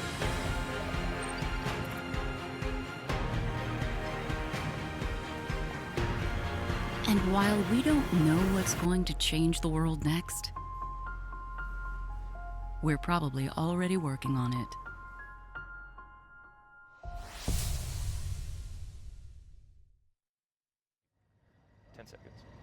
And here we go. Yeah, we're back now. Thanks to Lockheed Martin, to all of our sponsors here. We couldn't do it without you. Want to thank all the folks that are tuning in. You can go and check out the, obviously if you're watching us, you're already checking out the feed, but feel free to become part of the conversation. We have over 300 people watching us now. I'm getting tweets from Brazil all over the place. Right there on the screen, folks. Tweet us at Baja Maryland. You can also, obviously that's a hashtag. You can also, FEEMAN, Feeman is my Twitter name there. So please jump on in and let us know what you're thinking so we can share it with everybody. Yeah. Having a lot of fun here so far. Yeah, it's been great so far. Today is, again, the Dynamics Day, the first day of actual on-the-course racing for these teams. So yesterday we saw the teams doing sales judging and design judging where they have to present their car's sales strategy to a panel of judges and also present the design of the car to a separate panel of judges. So there was a lot of competition going on with that yesterday, and it was really great to see all the teams going through there. It's quite a stark difference from today, because during the sales judging, we see some teams dressing up in suit and tie as they present their sales strategy. Right. So that's it's great, like you said, to see all different angles of it. And of course, we're seeing all the angles of the short competitions here today. Yeah, that's right. As we're waiting for a couple more things to start up again, a little bit of a pause between. You can see them getting set up over there. 105 West Virginia. Yeah, University so this is Institute one of the technology. Yep. So this is one of the events going on today. Again, the hill climb, as we see car number 105 West Virginia University Institute of Technology coming up on the hill climb here. They're going to want to carry as much speed as they can coming up into the hill climb as it grows steeper and steeper. But they're going to get a full run out of this, I think. Oh, they are. Look at that nice even run. Yep. So seeing that, that suspension, it was actually the rear suspension particularly, was not exactly the trailing arm suspension. It was at least a double trailing arm suspension, you could possibly call it. So as we saw the two trailing links going down to the rear tires. Now looking back at the suspension and traction event with car number 81 on the course right now. West Virginia University, the Mountaineers, getting through the ladder and approaching the last obstacle in the suspension traction course. The tires. Ooh, whoa. So, actually, why don't we go to a replay of that if we can and see just what happened here as he was able to traverse the ladder and get over the last obstacle, the tires there. That was actually a good run by that college. So, as you see here, as he enters the ladder, goes in there with enough speed, and he does get a hard impact there, and actually brings him to a complete stop. So that's where the durability is really tested on these cars. So drivers got to have the confidence there. As you see, this driver lacks no confidence in his car as he just piles through pulls right through it. Yeah. But that's the point of that obstacle, is it's really hard to tune your suspension for. It's not like a rhythmic whoop section where you can really tune the suspension to have a good pitch. And then as we see him get up on the tire obstacle there, he couldn't have been going any faster. But that was right there, at that edge, right? Yeah. But no, the driver did well there as we saw him get through the suspension and traction course. Well, it was interesting. You could see the space between the front and rear tires. It has to be you have to be careful about that too, because even just a little bit longer, and it could have hung itself up right there on the large tire. That is a good point. You do not want a high center on the tire. And that's where some cars, you'll actually see the frame is specially designed so that in the midsection, they actually create additional clearance by having the lower frame members slightly angled up so that they can create that more ground clearance and not high center over obstacles like that. We got another one of the Brazil teams getting ready right there. Quite interesting. We have like 8 different teams from Brazil here. We're seeing a lot of action on online, as well as a lot of those teams are watching from. It might be the same time zone, but a whole lot of miles south. So yeah, but no, I'm so glad that our friends from Brazil are tuning in and tweeting with us. And as this is a great opportunity too, as we're getting all these people from around the world. Why not talk about what it would be for a typical type of? These races, they go on for just a weekend, but the efforts and all the passion that the students are putting in is a whole year long. I mean, as soon as students finish the one race, they are back on it for the next season already. So actually, let's take a look here and see what students go throughout a typical year. Sounds great. Yeah. As soon as the cars cross the finish line of a grueling 4-hour wheel-to-wheel enduro race, it's time to prepare for another season of SAE Baja. College students begin by developing a nonprofit team to design and build an off-road vehicle that will compete in several highly competitive international competitions. Next, students start fundraising and concepting the features of their cars based on the rules published by SAE. Time is reserved for R&D, and many iterations of concepts are considered before moving into the design phase. With the use of design and analysis software, students spend endless late nights polishing their designs and begin to see their cars take shape. Moving into the shop, students take their designs from the virtual into the real world. where each team is responsible for fabricating their own custom design. Months of production and tireless effort allow students to roll their cars out of the shop and begin testing. With a fully prepped race-ready car, teams hit the road and travel the world to compete in international competitions against other universities. Students present their car's design and sales strategy in presentations to a panel of judges before moving into 2 days of off-road competition, combining a variety of disciplines from hill climbs, rock crawls, and other short courses, before competing in a rally-inspired 4-hour enduro. Teams are awarded points for each event, and an overall winner is chosen by the aggregate results. The SAE Baja competition provides a multidisciplinary platform that drives students' passions and personal development to higher levels. Yeah, so as we saw there, I mean, it's a whole year of effort that these teams are putting in to bring their car to competition and compete.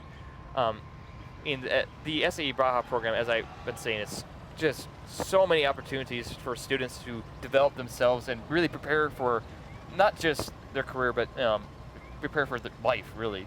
I mean, it's really developing the leadership skills, the people skills. I mean, it's just helping people develop themselves and be just everything that they aspire to be. Well, it's great to think that that areas that perhaps in the past would have just been considered gearheads or geeks can have a more well-rounded approach to their career and also to their life through items and through opportunities like this.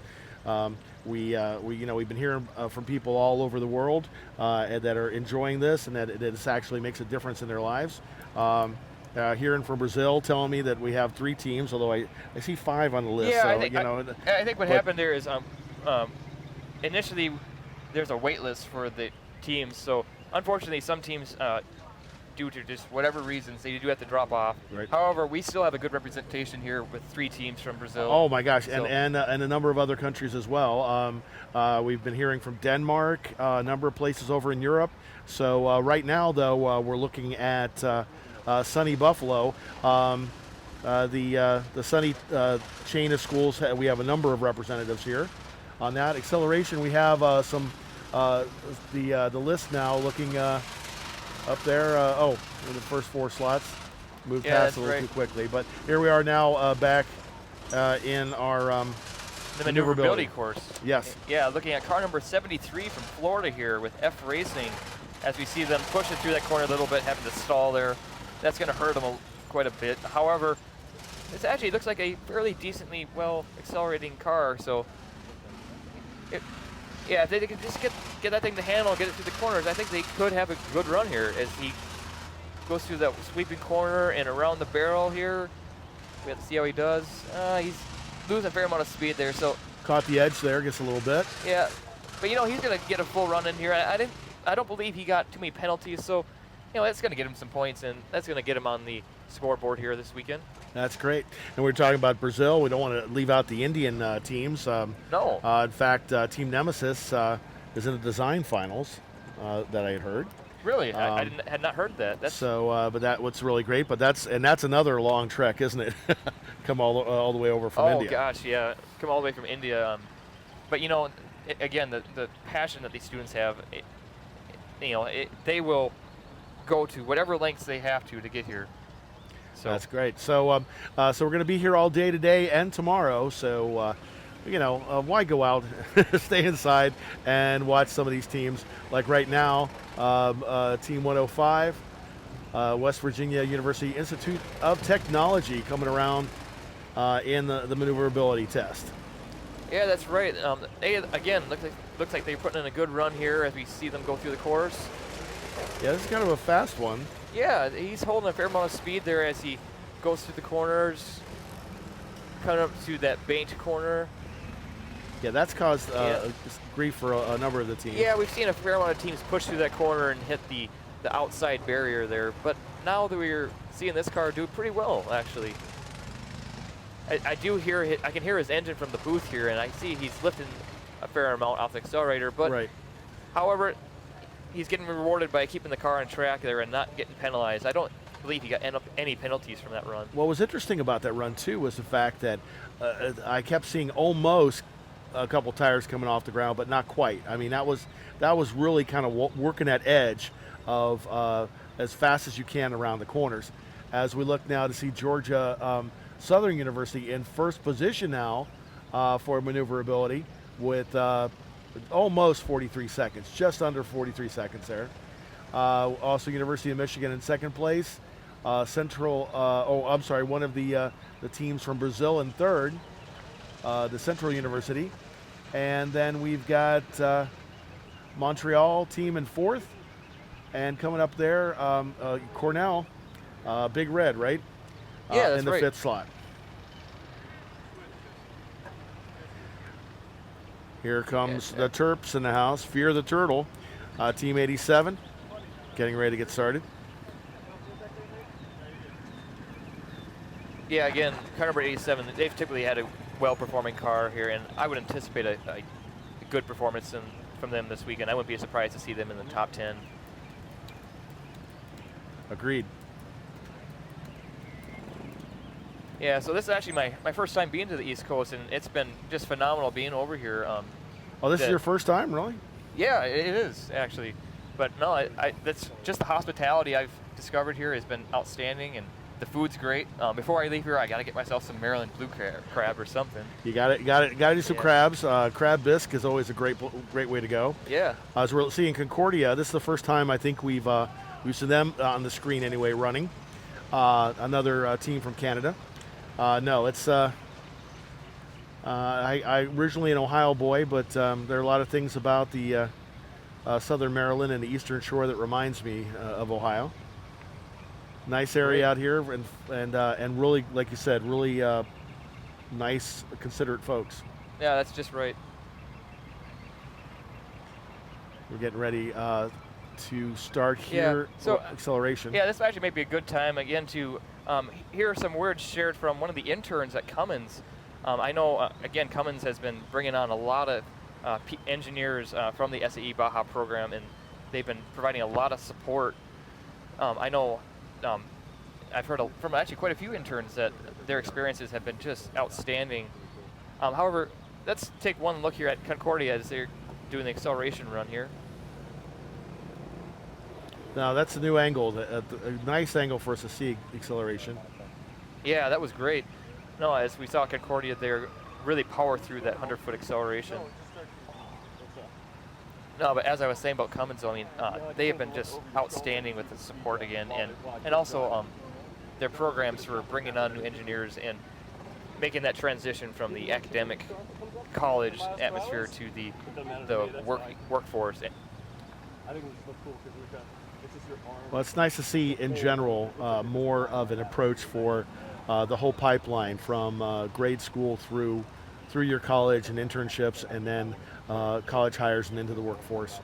No longer is it, totally segmented in engineering. You can dip your feet in the water as soon as you want to, and then carry that on through your career. Yeah, that's exactly right. Looking around for some things happening here. Want to thank everyone who's tuned in so far.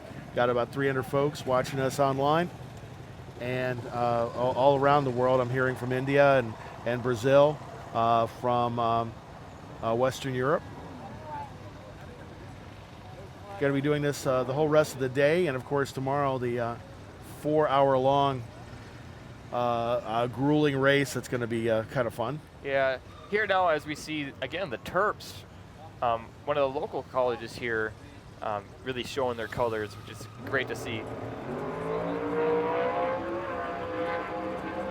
As you probably can hear it from wherever you're at. Yeah, I believe that is a modified stock car we're hearing in the background right now, which really gets my heart racing. Yeah. Previous life, I used to actually spend my weekends getting those cars set up and ready to race. So well, that's great. It's quite interesting seeing all the again just the various motorsports represented here. Just outstanding. I mean, all in this like 1 mile circuit, 1 mile radius. We have a top fuel drag strip. We have a dirt track oval. Right there too. you could see where we could actually see the gun for the miles per hour. Yeah. And Concordia and acceleration.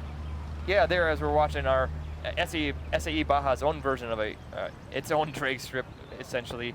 The 100-foot acceleration run where teams, again, from a standing start, just as fast as they can go across 100 feet. So that's a great move there. We're getting some great, we have wonderful people right out in the midst of everything going on, so they can show you the best possible view of the competition here. Yeah. As West Virginia Tech. Yeah, West Virginia Tech on the suspension and traction course again, going through the log fan there and approaching the now infamous ladder. Well, to see how much speed he holds. Oh, he's getting through it pretty good. That's actually, yes. That's one of the better ones we've seen. Let's see if he can get over. Oh, nice. Nice. Hey, up and over. No, that's actually the first car I've been able to see that was able to pitch over those tires with a lot of speed and catch some air. I mean, there was some serious air there, you know, as he's trying to get over. Yeah, that may be actually worth looking back with an instant replay here. No, that was very impressive to see that as he was going through the ladder. As we watch here, there he goes through the ladder and moves to that very quickly. Yeah, holding a lot of speed and through the ladder. And then steps on it, pops up, grabs a little bit of air, and comes on back down. Yeah, so that was very impressive, and I'll be curious to see how that stands out. I'm not sure if the scoring has been updated yet, but that'll be a good thing to see as far as the timing's concerned. Yeah, as we are now again looking at University of Maryland. One of our local schools here, University of Maryland, the Terps. Again, I love how they're showing their colors there. That firewall with the school colors and the logo. Well, that's actually it's the state flag of Maryland. Oh, is that what that is? Yes. Oh, no, that's. And that's they do that quite a bit. It's funny you say like local teams, but I realize they're 2 hours away, but still local East Coast. Yeah, exactly. Because it's being that this is an international competition. Right. I mean, the teams who fly from around the world, they consider anyone within a few hours to be local. And but a team with a school with a very good engineering program, just like Virginia Tech, that's still a bit south of us here, but there's some great technical schools close. Yeah, University of Illinois up there now, Urbana-Champaign, Yeah, not too far from my home in Peoria here. We got car number 70 from Champaign-Urbana, the off-road Illini. No, I believe it's the Fighting Illini. Fighting Illini. Yeah, that's right. No, putting in a good run there as we saw them get through the maneuverability course that here. Was a really fast end part too. I didn't see as much of the beginning of that one as I'd like to, but I think we're going to have some nice times on the maneuverability. Yeah.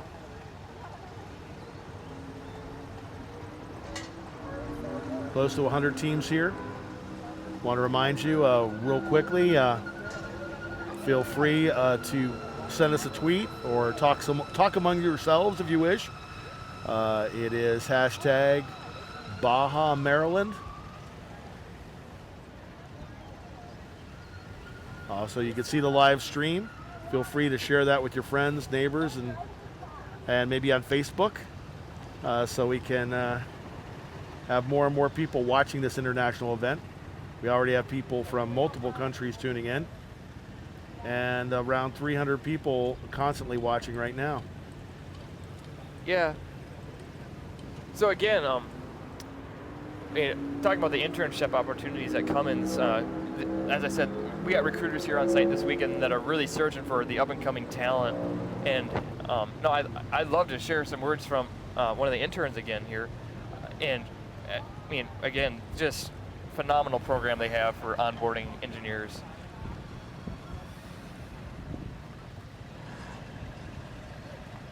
Now here now as we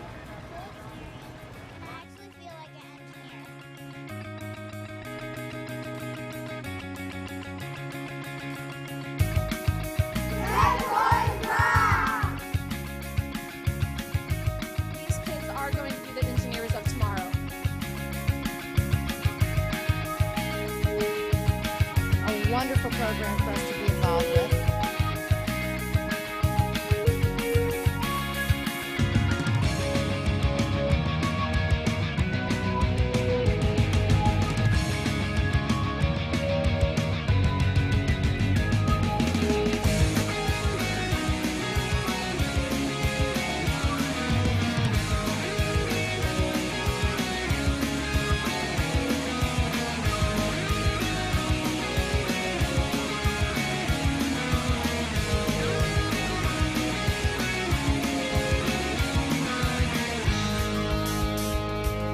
work on their math and their science skills.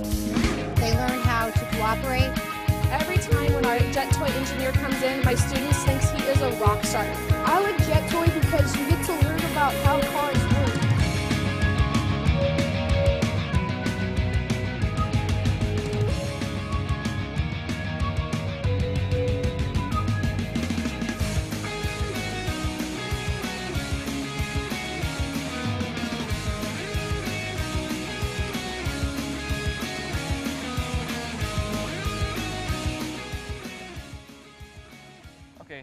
So as we've seen there, that was actually the World in Motion program, one of the, again, phenomenal opportunities available within SAE.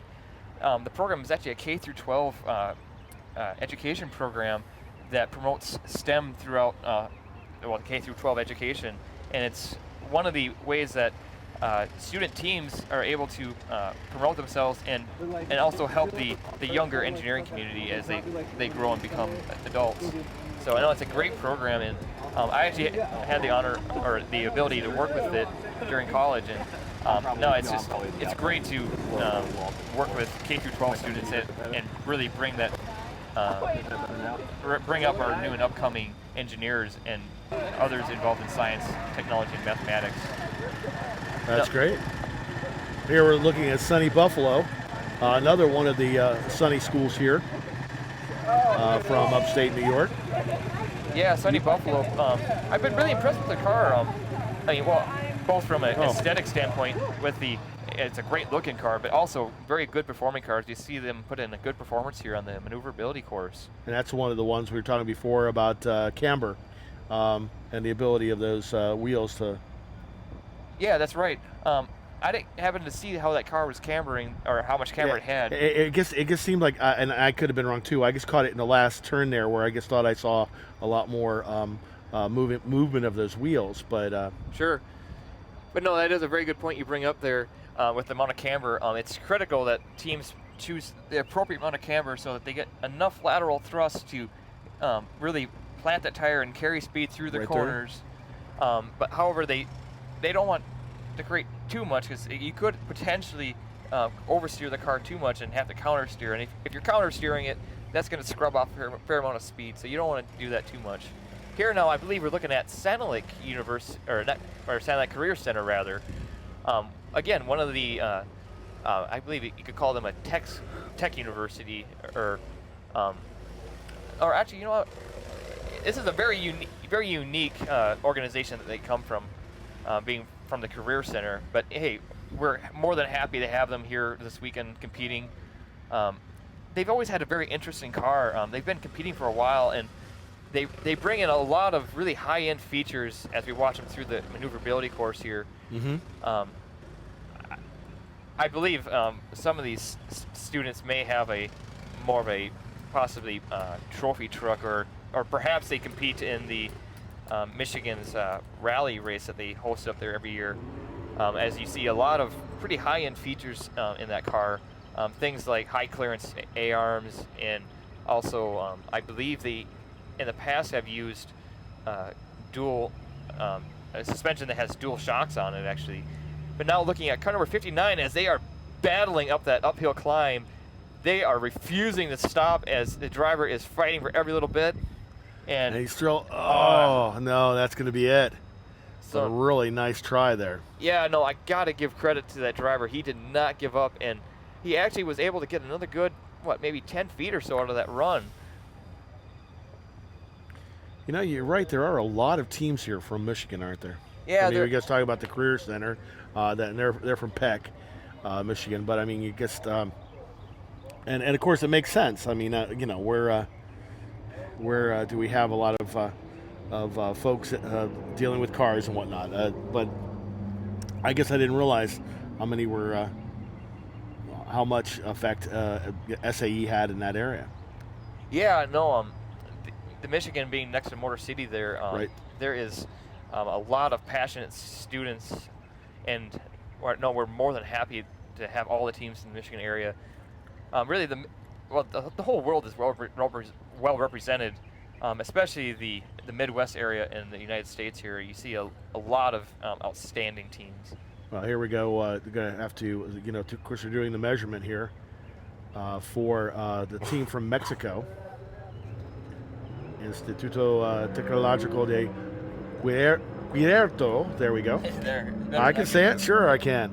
Yeah. So, mucho gusto. We're glad that they're here. And wish them a lot of luck as we get through. Yeah, switching back to the maneuverability course again. I'm not sure which car we got here, but we do have a car staged, getting ready, and there goes the green flag for, I'm not sure who this is here right now, car number 90. Car number 90 on the maneuverability course, putting in a good run here. Oh, this is the Huskers from Nebraska, actually. So the Cornhuskers here doing well as they go through the corners here. Oh, I'm pushing through that corner a little bit there. And he is having to get off the gas in order to get through that corner. So that's where we want to see cars. Yeah, unfortunately, this car has got a little bit of understeer, and he's not able to oversteer it as much as he really needs to. However, he is able to get through that banked corner there, using the banking on the side of the hill there, going through this sweeping corner now. He's having to lift a little bit off the gas. However, he's doing a little bit better on the second half of the course now. And carrying speed through the finish. Yeah, he's going to have a decent run there. That's going to give him a fair amount of points to work with. Now again, this is only one of 4 courses that we're watching over today. We got the maneuverability, suspension traction, acceleration, and the hill climb course all happening simultaneously today.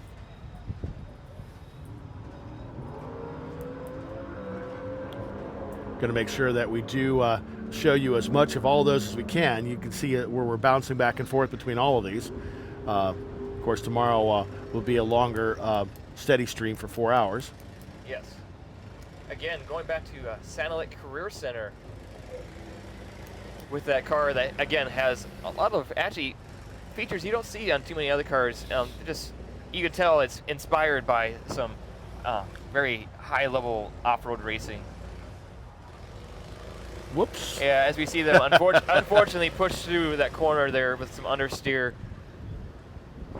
Yeah, it just seems like they're having a little bit of issue steering that vehicle around where they want it to go.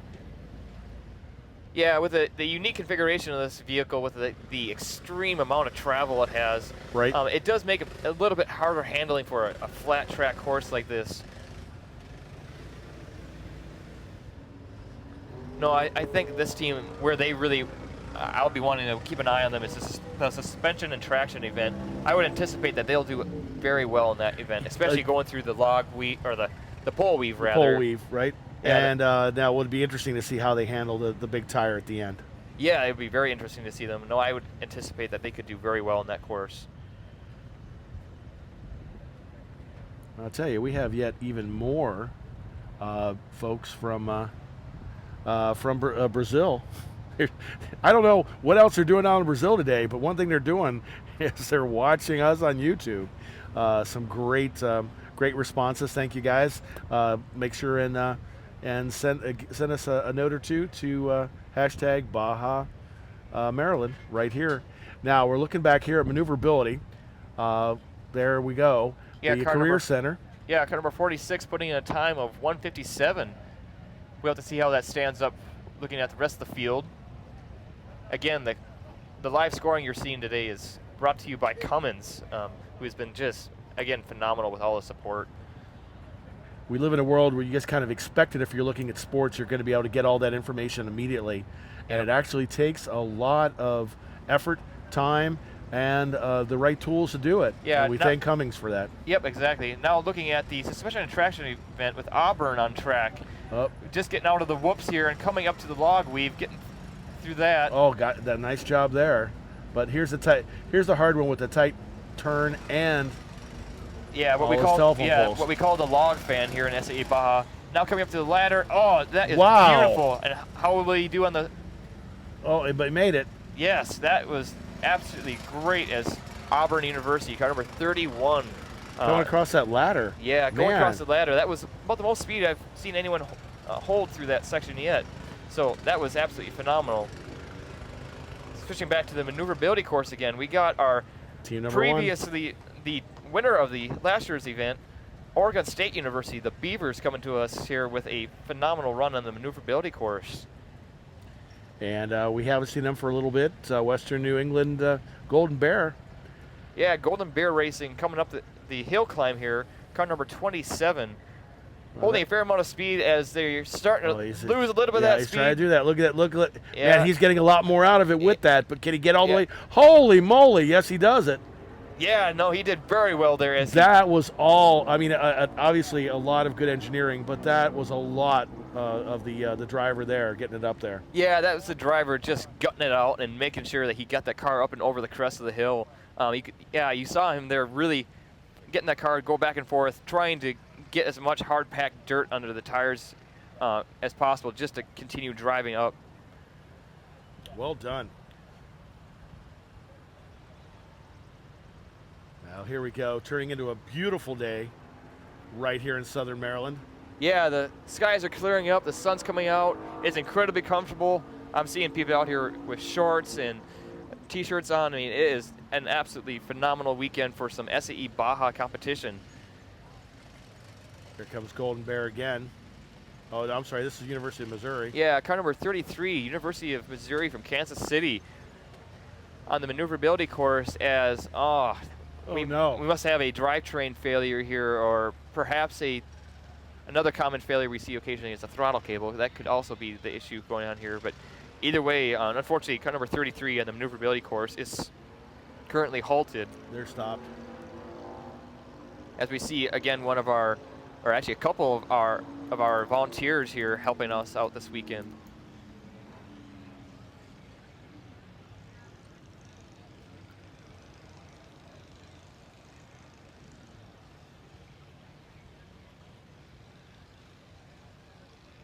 Working in the back, see what they can.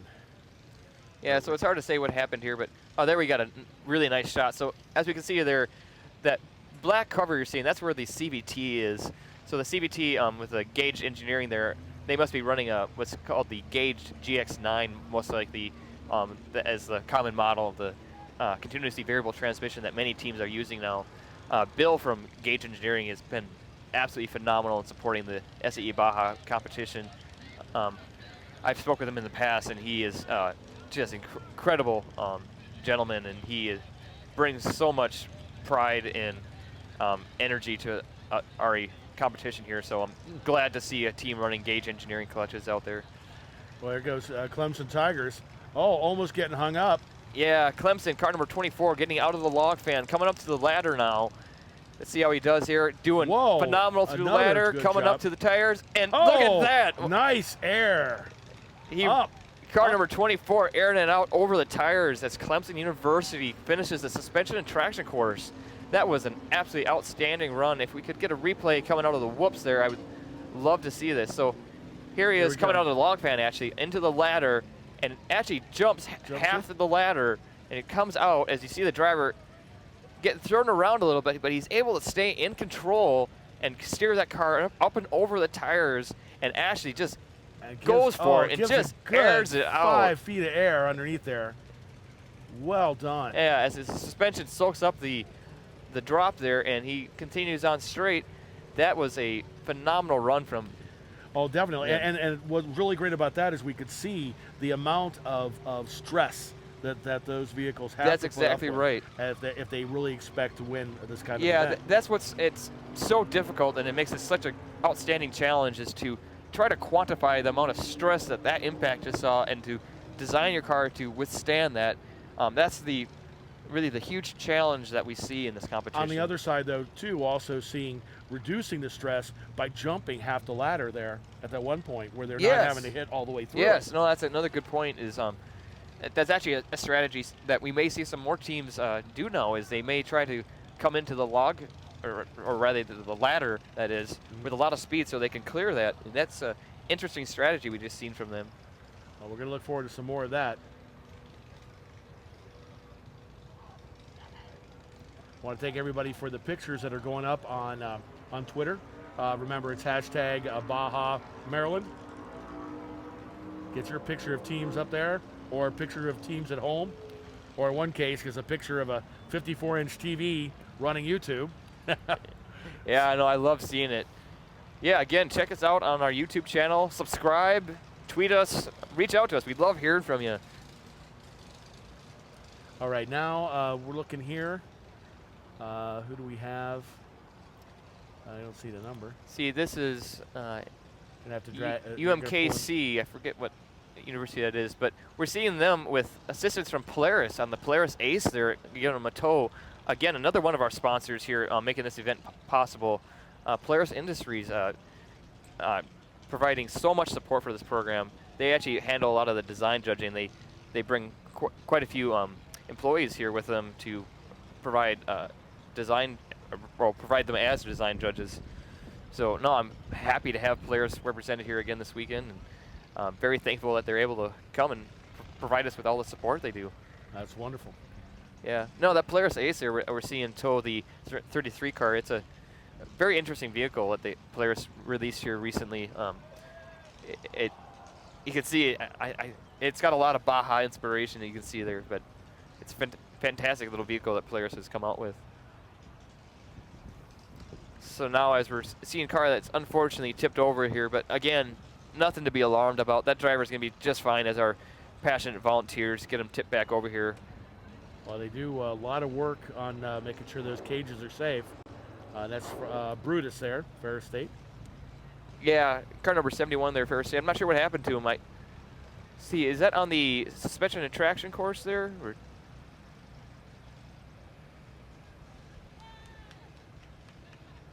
Some interesting shots here as we move all around the area.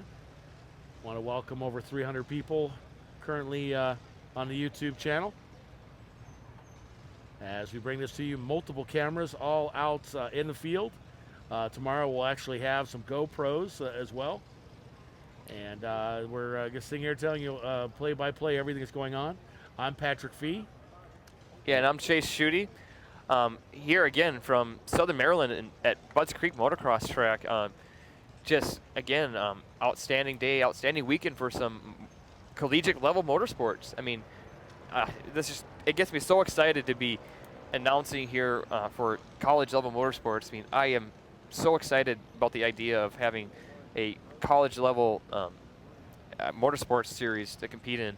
And well, not just it's so much more than just motorsports. It's the whole package. It's just really developing young students into everything they can aspire to be. I mean, as we all get excited to see the race here, it's so much more than just that. It's the sales judging, it's the design judging, it's the leadership opportunities, the phenomenal leadership skills that the students develop as they go through their education with SAE Baja. And there are a lot of people showing up, taking a look at this from over top. There we've got all sorts of seats and various fencing areas where people can watch exactly what's going on and all the different locations. The sun has finally come out. Looks like we have a gorgeous day on tap for Southern Maryland, right here at Baja, Maryland. Yeah, as we're looking over a nice shot of the maneuverability course, and also in the background there, the suspension and traction event. Again, I want to thank our host, UMBC, University of Maryland, Baltimore County, for hosting us this weekend and making this event possible as we see some of our fans here watching the events going on today.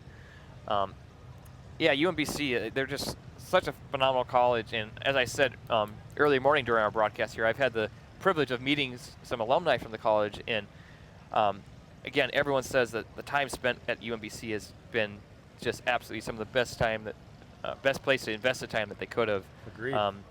No, I mean, the education they received there has just really allowed them to develop their careers and just further their own personal lives. Good honors college, good engineering. They're actually the partner for First Lego League, which is a robotics program for middle school kids. Yeah. And they are the folks to go to in Maryland for a lot of these things. Well, here we go again, looking for a little bit of action down on there. That's a really great shot of the whole maneuverability course as we see some more of these teams come out.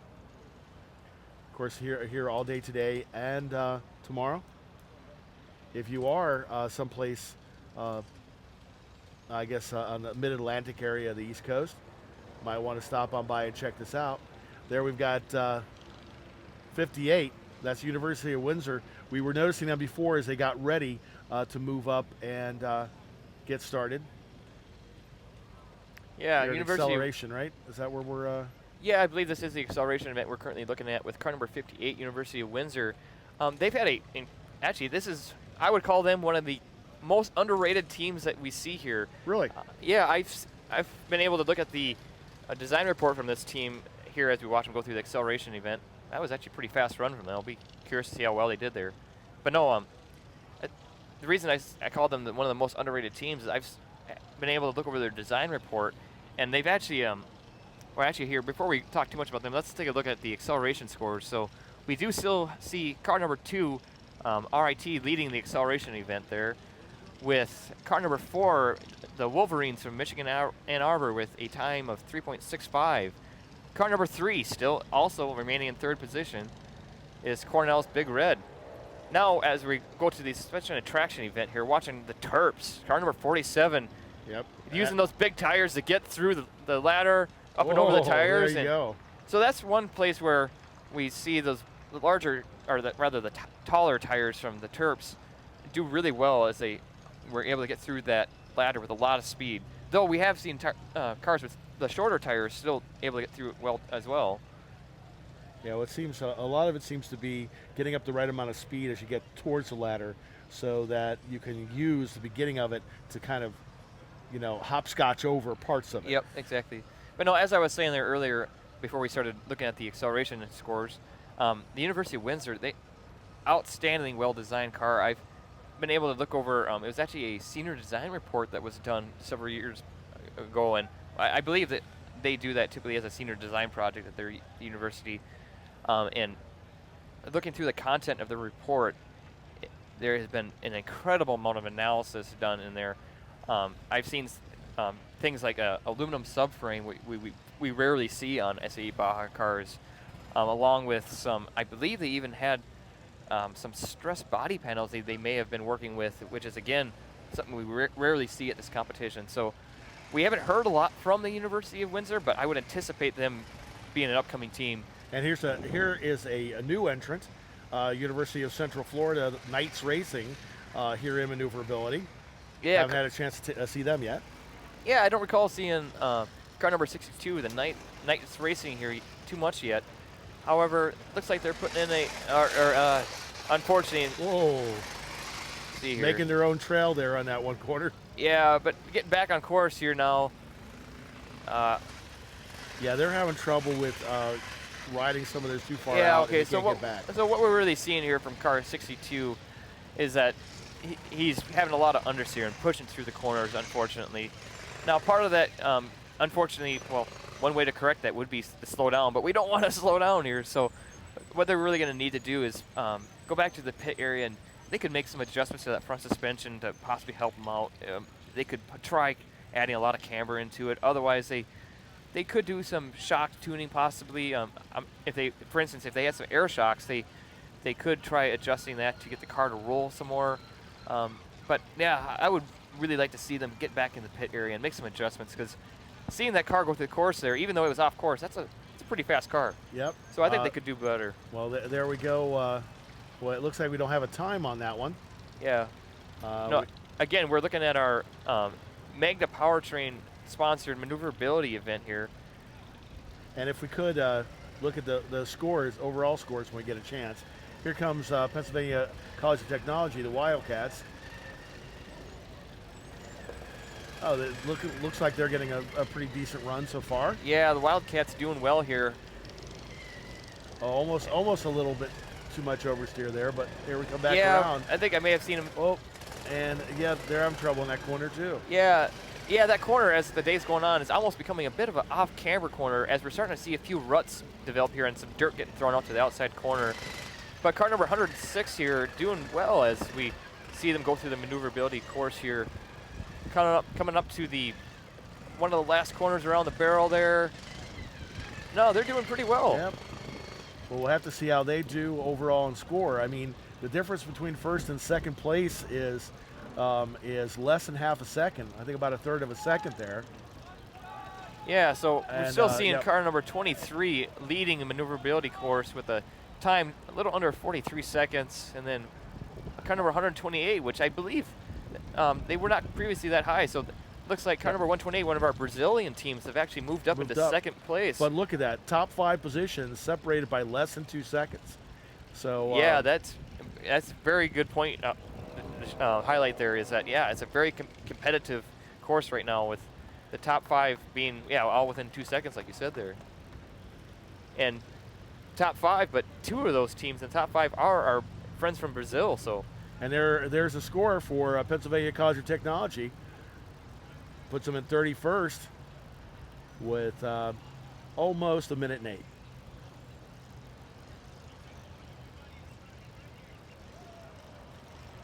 Looking around as more people, more of these seats that were empty earlier on are filling up. Yeah, as we're going to the suspension and traction course here, looking at car number 128, the car that is currently in, what did you say, second place on the maneuverability course, unfortunately getting hung up on the pole weave here. Wow, hanging themselves up nicely on that. I'll tell you, that's going to take a little bit of movement to get him off. Yeah, switching back to the maneuverability course again, we got car 67 here on course. The Government College of Engineering. Yeah, this is the team we were talking about before. Yeah, a team that was from doing India. well with the in design. Yeah, let's see how quickly they can move here. Yeah, making it into design final, so we get to see if their designs are really going to work well today here on the maneuverability course. As they doing pretty well here, coming up to this corner that's gotten some people, but able to use the banking on the side hill there to get through it. That was the one corner that was hanging a lot of people up. As it's gotten softer and more moved with the dirt there. Yeah, coming around that last barrel and approaching the finish of the maneuverability course, they're going to have a good run here, I think. Really nice run by the Indian team. Yeah, no, I'd like to see them do another run here. I think, well, especially now that the drivers had some practice, got his first run done, I think I would anticipate a faster run from them on their second run. I think you're right there. Exciting chase, seeing these teams from all over the world. Back to another national team from Brazil there. Yeah, Patrick, that's right. There's so much action happening today with all 4 courses with going on at the same time. And, it's just been really exciting to see everyone competing here. We have some people trying to pick the right place so they can see multiple events. Yeah, as we are again seeing our crowds grow here. And actually, getting back to the maneuverability course, we got car 66 on course right now. Doing well, the Buckeyes from Ohio, actually, with their car. The Ohio State University out of Columbus, getting around the corner there. Looks like a decent amount of camber in those. Now that you've taught me what to look for. Yeah, we're seeing a little bit there. Yeah, maybe not as much as I thought at first from the beginning there, when it first started out. Yeah, well, actually, it's interesting here. If we watch the car through the corners, you can see the corner camber gain, they're actually lacking a little bit on it. So it looks like they could use a little bit more what we call caster angle. Okay. Yeah, that caster angle, it essentially tips the steering axis backwards in the car, and it makes it so that you can gain some what we call corner camber. As you steer the car, you can tilt the tire back and create that lateral thrust. But still, the Buckeyes not sitting on their laurels. So we'll see what they can, what kind of time we're able to get there. A couple of slow points there, but no, terrible moves. As we're going to look at some acceleration over here with Phoenix Racing. Yeah, Olin College coming to us. See, actually, where do they come to us from here? I believe that's Arizona, I want to say. But regardless, we're happy to have them here this weekend. As now we're seeing, I believe this is car 88, Akron, Zips Baja, going through the pole weave and getting stalled out here. I don't know what happened here, but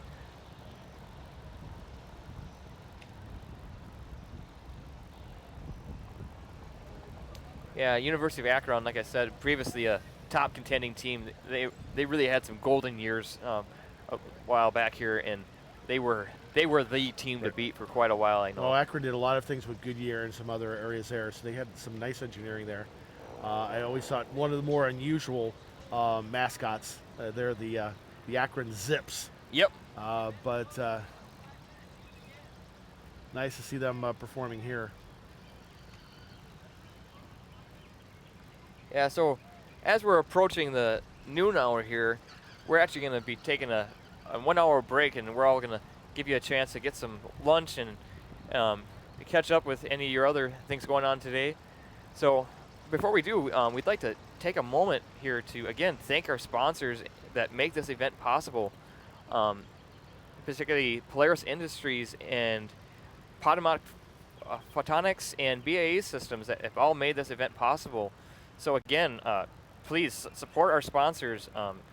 Go out and just work with the companies all you can and use their products. I mean, all of our sponsors, especially Polaris, I mean, they bring so many phenomenal recreational vehicles to the world. And Potomac Photonics, they're actually a local company here that has some amazing capabilities. And BAE Systems also, well, they're just a phenomenal company. As well, actually, well, you used to work for them, correct? Yes. They their whole focus is we protect those who protect us. Yeah. In the work that they do, both overseas and, believe it or not, they even make gear for policemen and a number of different items. So yeah, they're doing a lot of things with all these folks. Even if you just know someone who works for one of them, thank somebody for looking to the future and for the engineers of tomorrow. Yeah, definitely. So we'll be coming back to you shortly. Recognized as a leader in the power sports industry, Polaris prides itself on developing top talent to take its people and company to the next level. Our research, engineering, and manufacturing facilities are world-class. Polaris World Headquarters is located in Medina, Minnesota, USA. Our riding culture drives us to be first to market with innovative products. As markets mature, we constantly re-energize our products by working closely with local partners, creating superior designs, and leveraging new technologies. New products, new markets. That's the engine driving our global growth. We're Polaris, a passionate global power sports leader. Join us for the ride of your life.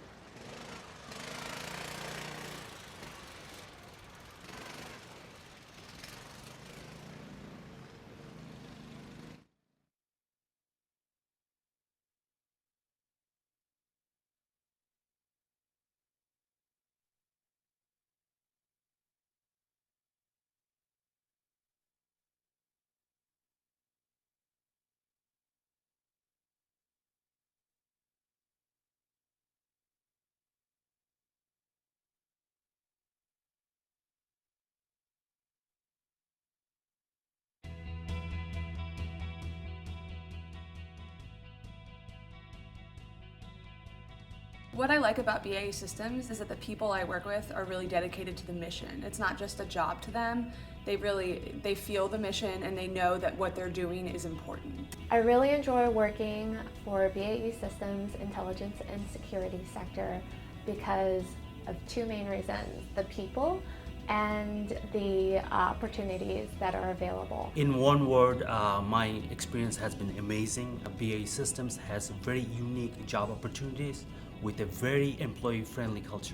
I really like working at BAE Systems because my management encourages trainings inside and outside of the company that really help with my career development. Look at everything we have available online, understand our different sectors, see where you think would be the best fit for your career path, because there's so many different options within the company. And then start talking to people, reach out, network, understand the different roles, things you might be interested in. BAE Systems has opportunity to move around different sectors of the company so that employees can grow. I've never worked with as many professional, helpful and knowledgeable experts in their area than I have here.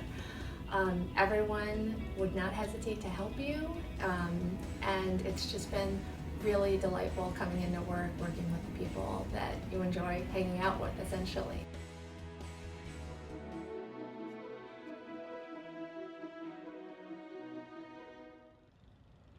All right, so we're back here. We're about to take an hour lunch break. Want to let you know we're going to be back for all afternoon. Yep. So keep it locked right here. Maybe you'd want to go grab a quick bite or do something else so that you don't miss a minute of the action once we get back. And we'll have more action on all the short tracks till later on this afternoon, right? Yeah, that's right. We'll come back and we'll be following up the Saturday events here as we conclude the maneuverability, hill climb, suspension traction, and the acceleration events all going on today, the first day of the competition here.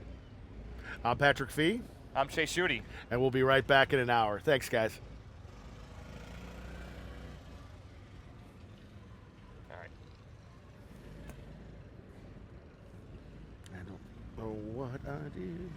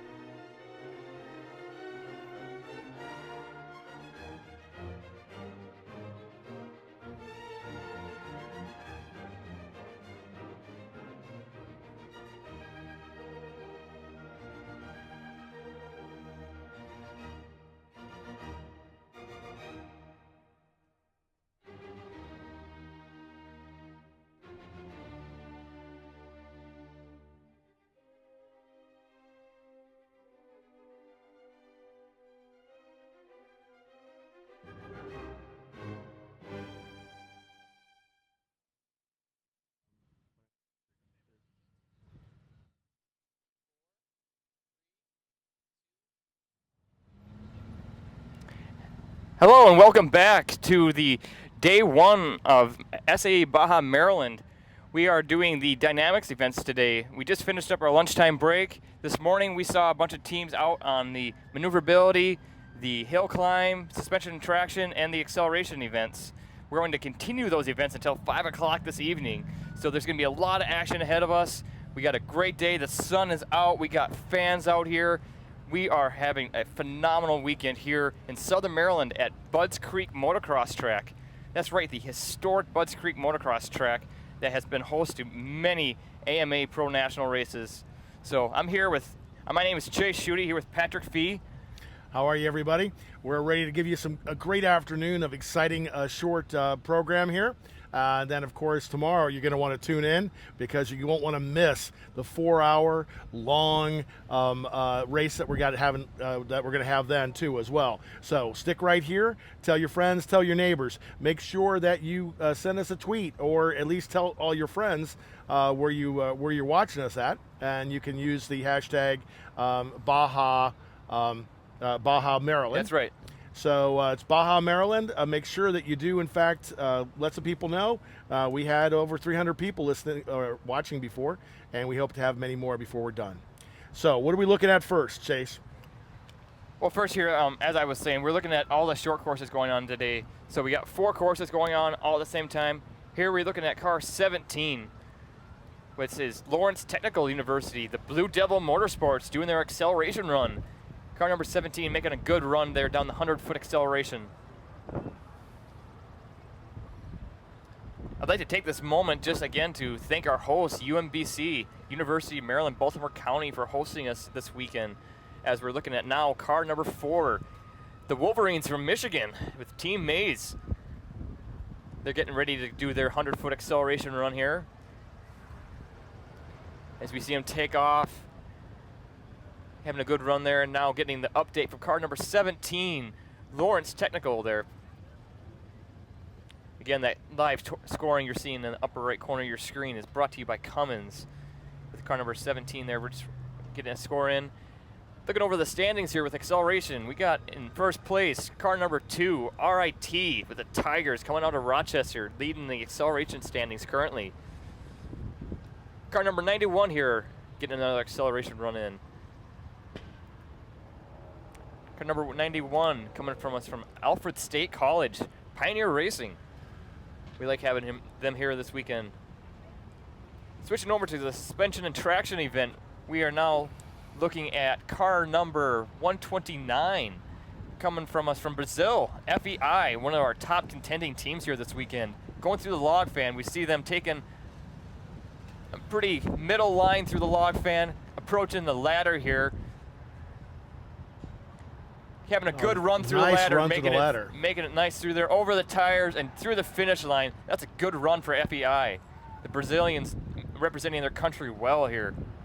We have a number of teams from Brazil, also, of course, India, and about 6 other countries. Yeah, that's right. This is an international competition here this weekend, representing the world as the new and upcoming students throughout many STEM programs are really putting on a show here. As car number 52, York College of Pennsylvania, with the Spartans putting in a good run on the acceleration. York College, a great place for STEM and other engineering pursuits. They also do a lot of work with robotics as well. It's great to hear that. So Pennsylvania, a lot of great engineering coming out of Pennsylvania right now, and this is just another example of it. Yeah. No, I mean, just to highlight, again, just all the outstanding young talent we're seeing here this weekend. There's just so many, not just engineering, but just all throughout the STEM world and also the business world here. We're seeing a lot of students here with great leadership aspects and managing their teams, because their teams operate as a non-profit organization. Well, this is another example of what we like to talk about is the full, all sides of the STEM, or actually both sides of the STEM coin. It's not just about the science and the engineering, but how you pull it all together. Yes. Leadership, teamwork, and logistics. So all these things are important if you're going to have a successful life, a successful career, or in this case, a successful Baja. Yeah, that's right. As we see the UMBC sponsored hill climb course here with car number 2 on course right now, the Tigers from RIT putting in a solid run up the hill here as they get over the crest. Well, they didn't even slow on that. That was No. a nice move. Yeah, that's going to put them in a good standing there as we switch to the suspension and traction course, watching the car going through the ladder here. Car number 90, the Huskers from Nebraska. Yeah, get over it. I thought they were going to get stuck there for a Getting second. over there, almost high centering it, but able to get over the tires. Nebraska puts in a full run.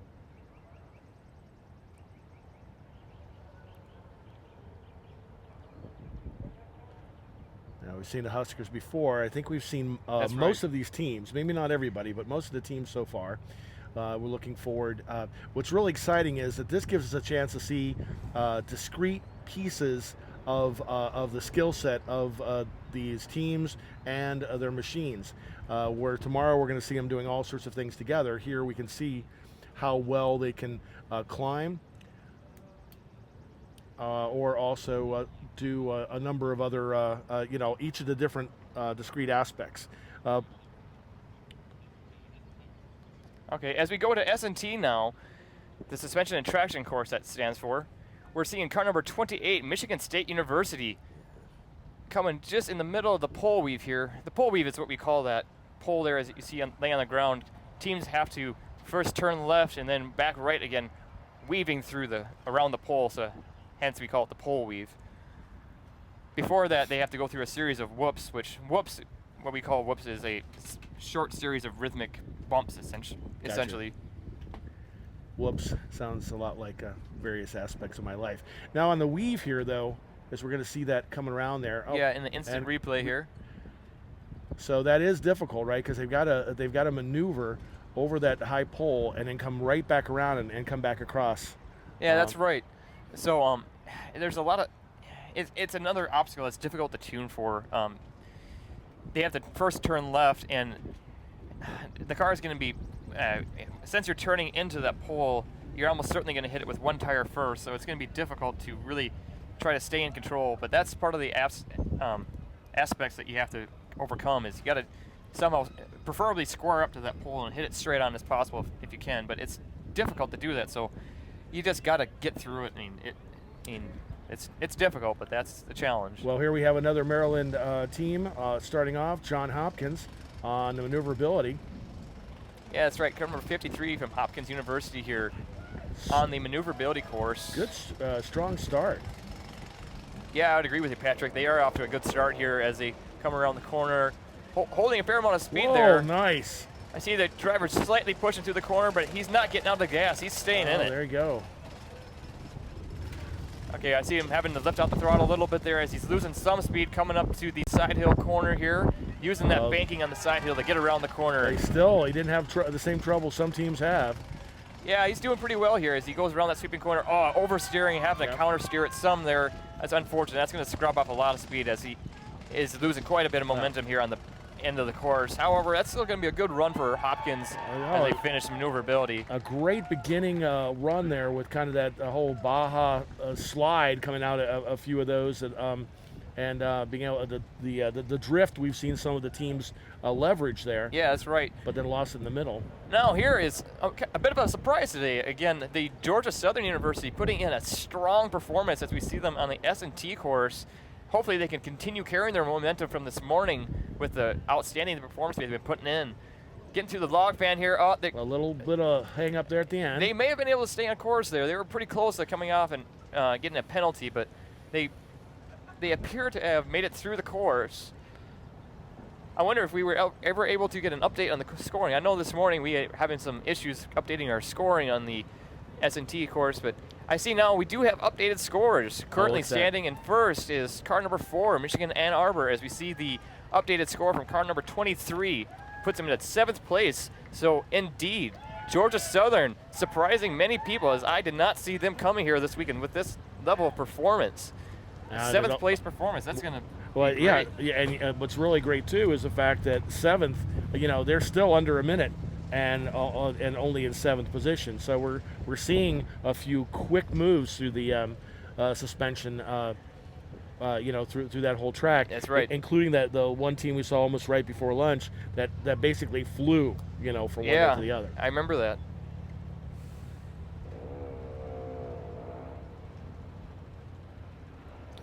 You can see an overview of all the changes they've made to make the track work for us for the Baja competition. Yeah, a lot of modifications done to the motocross track here at Budds Creek. Now, as we look at, again, the suspension and traction course with Florida, car number 73 on course, going through the log fan right now. You can see them battling over the logs there as they get out of the log fan and approach the ladder. We'll have to see how he approaches the ladder here. Coming into it, he's slowing down a little bit, which is a safe move to take. Get over the tires and stays in control of it to get through the S&T course.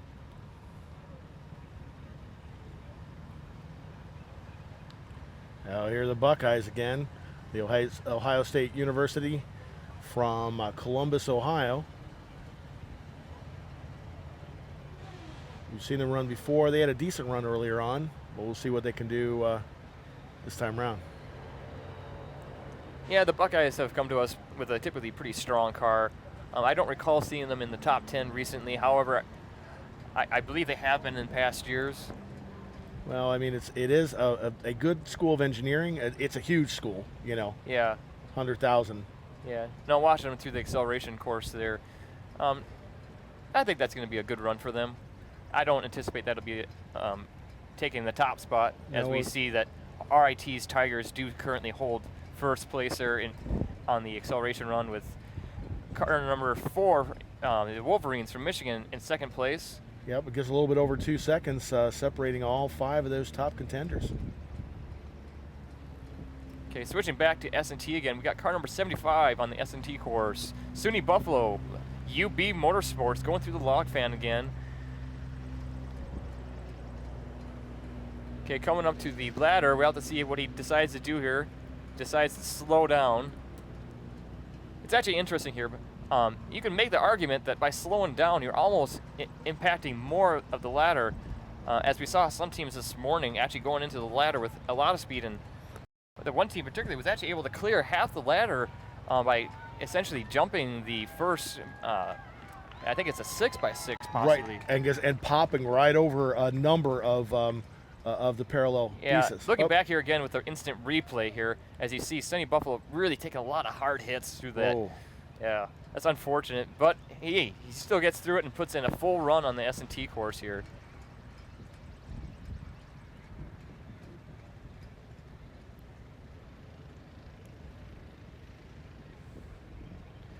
So here we can see a pretty interesting car here. This is the Petroleum Institute actually from, this is actually another international team. I forget exactly where they are from. From the United Arab Emirates. United Emirates, okay. Now, Patrick, where is that located? Oh, okay. So it's over in the Middle East.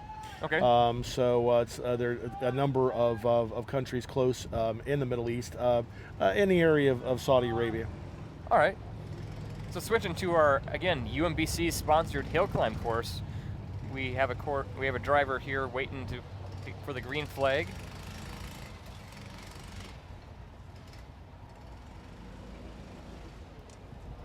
The hill climb course again starts out with a very mild grade and does increase its grade as they go up the hill. Watching him off the starting line here, going up the hill, we got car number 39, the Razorbacks from Arkansas. We saw them earlier on one of the other tracks. We haven't seen this one. It doesn't. That's going to be awfully close. No. Yep. Now we can see here. This is one of the downfalls. If we look at if you were able to see from the side view there when we were up closer, that again has a common trailing arm suspension, common suspension we see on the rear of many SAE Baja cars. They chose to keep their front trailing link, or trailing arm rather, mounted very close to the frame rails, which it greatly affects the pitch characteristics of these vehicles. I actually saw some teams experimenting with mounting those at different angles. The one downfall is that it affects your weight transfer to the back. So as you can see here, they were having a hard time hooking up on that hill. So there's pros and cons of all the designs that we see here. Well, you also didn't see much of the what we saw some of the other cars earlier, moving the wheels back and forth to try to dislodge the loose dirt and get a better grip. Yeah, it looks like he was really staying in the ruts. He waited. Yeah, he just waited. At the end, you saw a little bit of back and forth movement, but there wasn't like some of the more successful attempts we've seen earlier today. Yeah, that's right. So seeing the standings on the acceleration right now, we still had RIT's Tigers leading the acceleration event with car number 4, Michigan Wolverines in second, Big Reds number 3 in third spot, University of Arkansas car number 39 in fourth, and car number 129, FEI, has been pushed back to fifth. You do have to love this one where the top 5 in that case are all like within a couple tenths of a second based on the acceleration.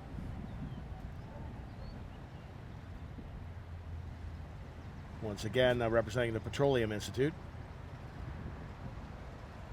Yeah, and I'm glad to have a team from the, you said it was United Arab Emirates. United Emirates.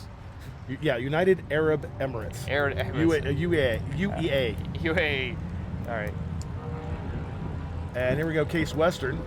Oh, just outside, well, actually, really in Cleveland, Ohio. Okay. Yeah, as we saw him taking a hard hit in log fan there, coming in through the ladder, holding a fair amount of speed through the ladder, though he is going to get penalized for that, and they are going to stop him there. Going off course does stop the vehicle, and they will record the distance that he traversed at the point he exited the track. So that will earn him a score based on that distance. As we, again, look at the instant replay there, and him taking a hard hit in the middle of that log fan. And then catching the edge. Up. Yeah. It's interesting there, the inside of the middle of the log fan there has that, not much dirt in front of the middle log, so teams are going to want to watch out for that throughout the day. They want to see exactly what happened with the car number, is that 57, I believe? Mm-hmm. So they're going to move him on out, and we'll see who's coming up next. But hey, props to car number 57. That car appears to have withstood the impact there, and they drove right on through it. So well, both the vehicle and the driver took a lot of bouncing all the way through that. Yes. And still were able to roll on out afterwards. So. Yep. Again, that's where more of the what I call the soft engineering comes into it, looking at the ergonomics. So that's where you gotta design your vehicle to keep that driver from shaking too much, keep him in control, and let him, well, just give him the ability to control that vehicle and put it where he wants it. Well, the more he's going to bounce, the more the possibility of losing that control, right? And that yes. And then he's all over the track as well. Yep. So. Yeah, that's why in some of these cockpits you'll see teams actually using side bolsters, keeping the driver's hips and his main torso going from too much lateral movement. As we see car number 66 completing its acceleration run here, the Ohio Buckeyes.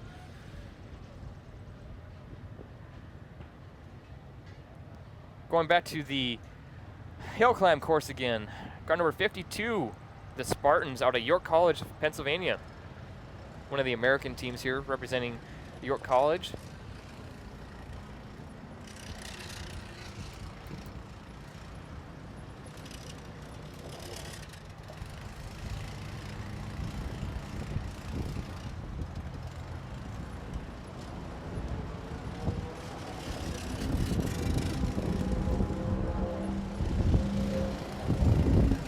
Wait to get started here.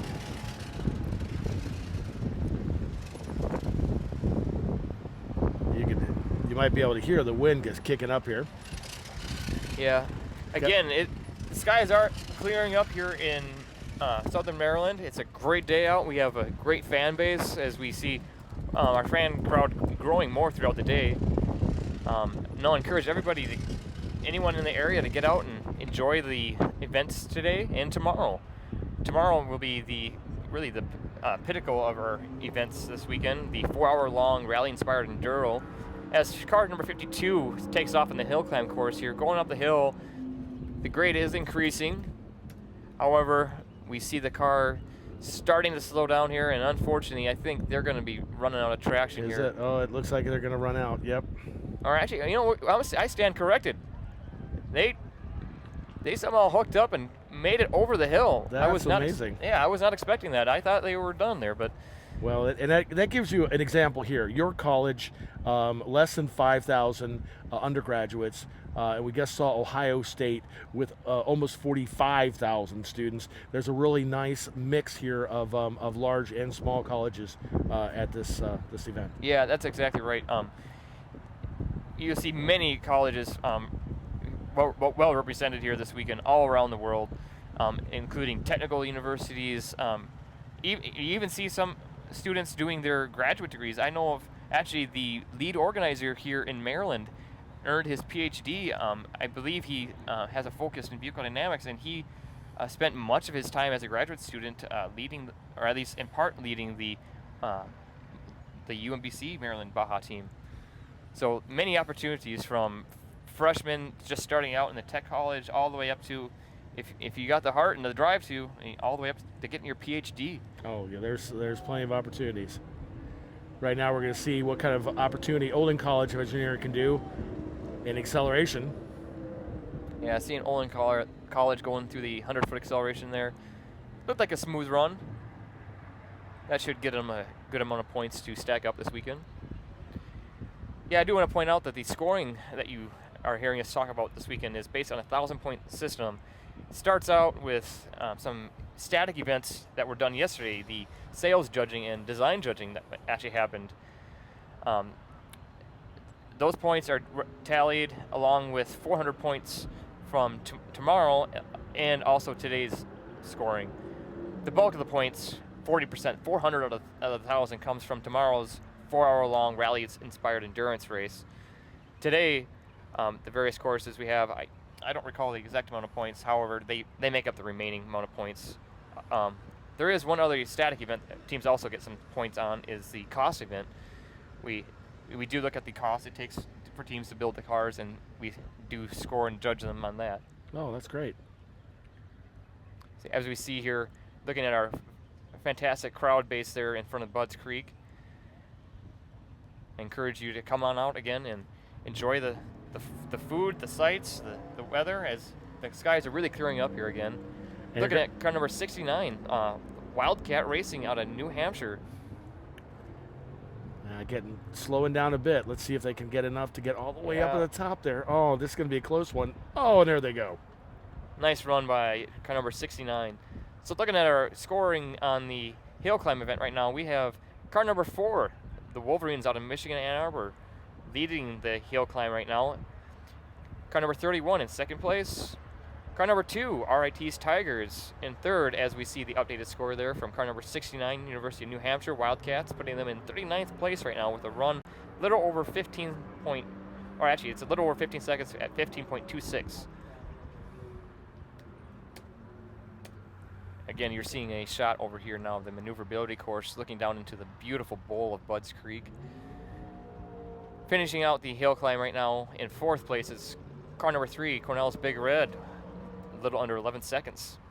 In fifth place, car number 83, University of Laval. No surprise to see them up there, as we expect big things from Laval this weekend, making their season debut in the 2015 SAE Baja Series.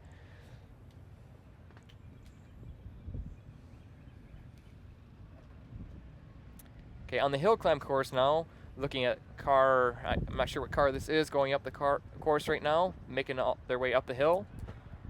We got car number 64. And making over the top there, making it look easy. Yeah, they really did there. They were able to carry momentum up the hill. It was actually really interesting. So this weekend we're seeing a pretty straight hill climb versus the Auburn hill climb that actually had some chicanes and a switchback in it. Oh, really? Okay, now we're seeing Santa Lake Career Center again. Car number 46. Getting through the S&T there.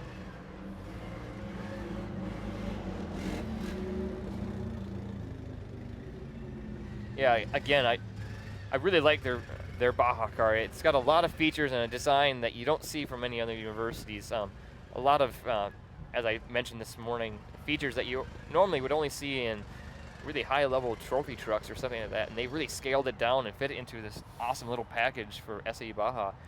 As we go to the hill climb course with car number 68, University of Illinois Chicago, UIC Motorsports coming to us.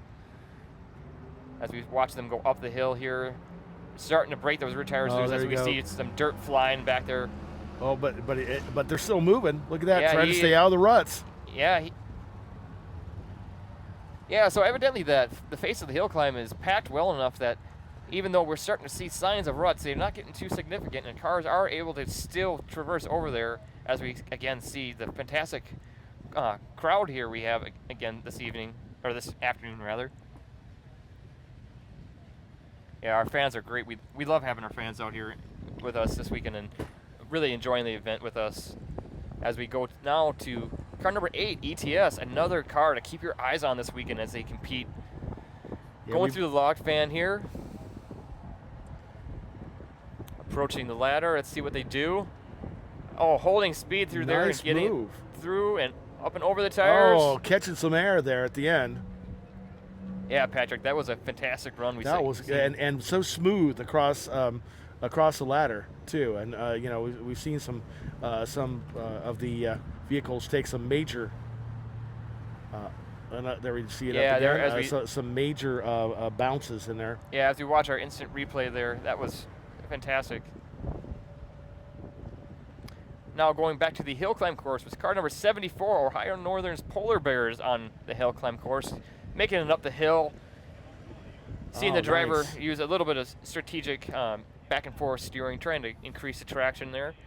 Ohio Northern, another one of the smaller colleges north of Ohio State by about an hour. Great. But out in the middle of Ohio and bringing a small contingent here and really showing off well with Ohio Northern. Yeah, no, I'm happy to have them here this weekend.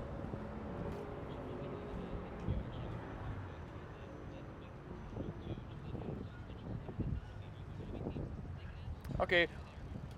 All right, so we're going to switch to a live interview we actually got going on right now with one of our teams here. So the team we were talking about the United Arab Emirates. Out to you, Charlie. Hey, team 100. We've got the team from Abu Dhabi here. Who's our team leader? Yeah, hello, good afternoon. We're from the Petroleum Institute. We're sponsored by Abu Dhabi National Oil Company from ADNOC, and we flew in here. It took us 14 hours of flight time to get here, and we just managed to get our car cleared through customs yesterday.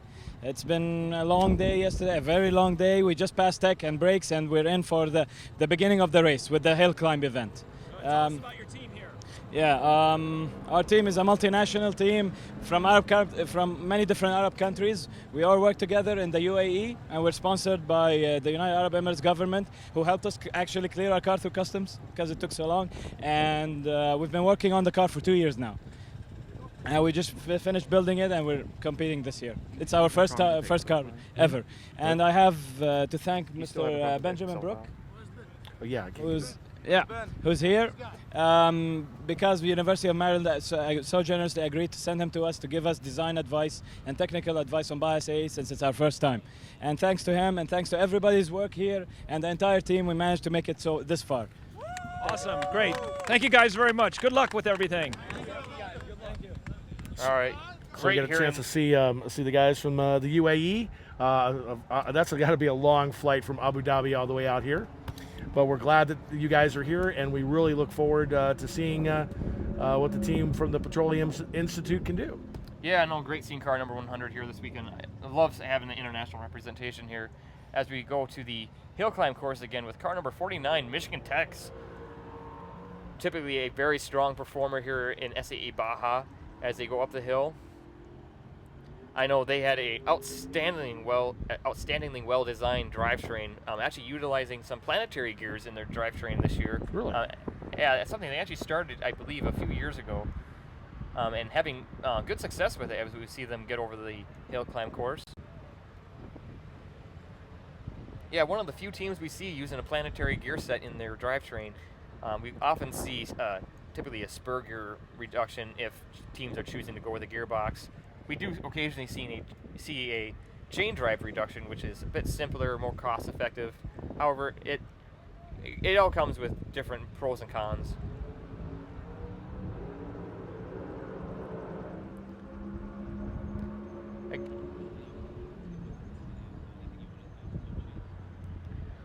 All right, so let's take a moment here and again share some words from an intern from Cummins that had a great experience with Cummins here, so we're going to switch to a clip here.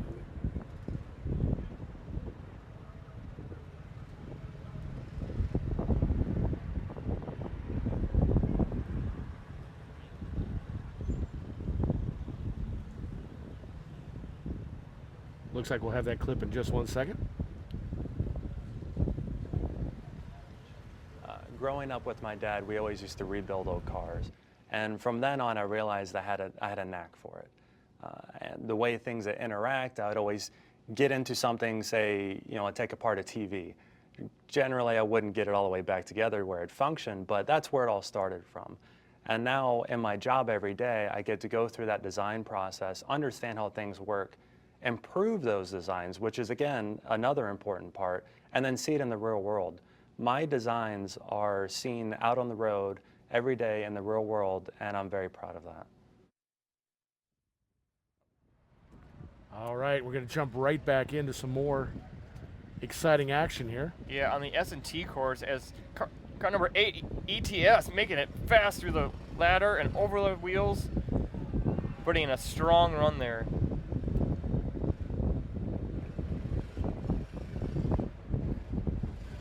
Well done. Yeah, that was very well done by ETS on the S&T course. And now it looks like we have 47, University of Maryland, coming up for acceleration. Yeah, that's right. Oh, I'm sorry, that's UMBC. Yeah, that actually is our host, UMBC.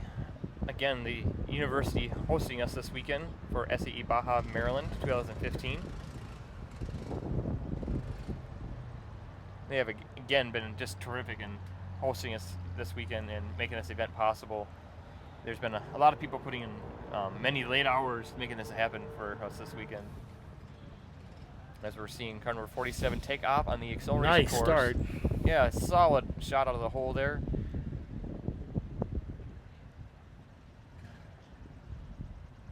That should give them a strong score.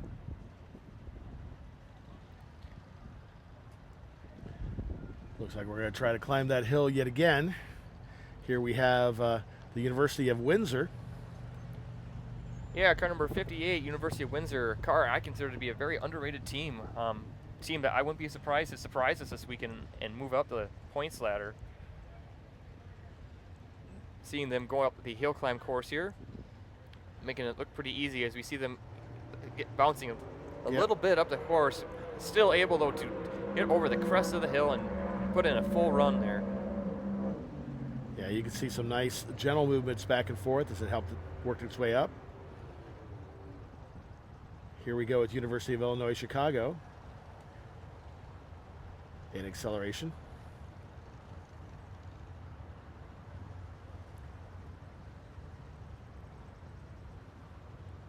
Waiting for the okay. Yep. Actually, we're going to switch back over to S&T now as SUNY Buffalo going through the pole weave. Getting through the pole weave just fine. Coming up to the log fan. Looks like he's going to take a slightly inward line there, but yeah, you got to watch out on the inside line. That middle log does not have much dirt in front of it, as we've seen some pretty severe impacts previously. However, SUNY getting through the ladder well and over the wheels, making a full run there. Good job. Now the wheels caught him just a little bit there on the back wheels coming across, but a real sweet move across the ladder. Yeah, it was. Yeah, I'd like to take a brief moment here just to, again, preemptively wish all the mothers out there happy Mother's Day weekend as we're approaching, I guess tomorrow will be officially Mother's Day. But no, we're certainly, I guess, just enjoying all the times out here and would like to wish all the mothers happy Mother's Day on Mother's Day weekend here in Budds Creek. What better way to spend Mother's Day than make sure and tune in tomorrow? Yes. As we see car number 51 here on the maneuverability course, University of Newfoundland. Pushing through that corner there, that is going to scrub a lot of speed off them. However, coming around the barrel and through the last few corners of maneuverability, we see them picking up some speed and drifting in that last corner. Nice job by the team from Newfoundland, coming all the way down from up north. Okay. All right.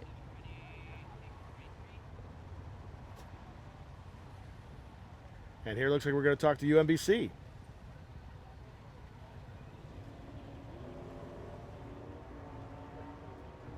Although it was a great look, we just wanted to make sure you get the sound so you don't miss any word, and we'll go back to that in just a second. Yeah, no, UMBC, it's typically a very strong performer here in SAE Baja. Again, our host university. And as I was already saying, I have heard nothing but high remarks of the university, as many working professionals have received their education from UMBC. And no, as I mentioned, I've had the privilege of meeting so many alumni from the university, and they all speak so highly of the time spent there, and also seeing various content from the footage, various footage from the university. It's just an outstanding campus, just a beautiful campus to be on.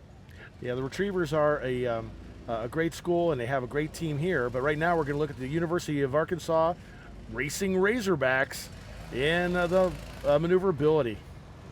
Yeah, as we see car number 39 making its way through the maneuverability course here, coming up to the corner that's banked by the side hill, able to use that banking on the side hill to keep going and carry some speed into the sweeping corner here. Slight oversteer there, having to countersteer a little bit, losing some speed, coming around the barrel. He's going to slow down a little bit. He just needs to stay in that gas and finish the run here, but that's going to be a respectable run. It's not going to be a winning run, but it's going to get him some points to tally up this weekend. And well, going right back in. Look at this.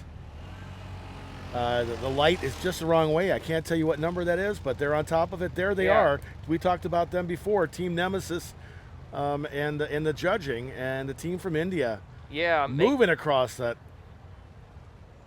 Oop, almost getting caught there at the top, but moving right across the ladder there. Yeah, car number 67 putting a full run in the suspension and traction course.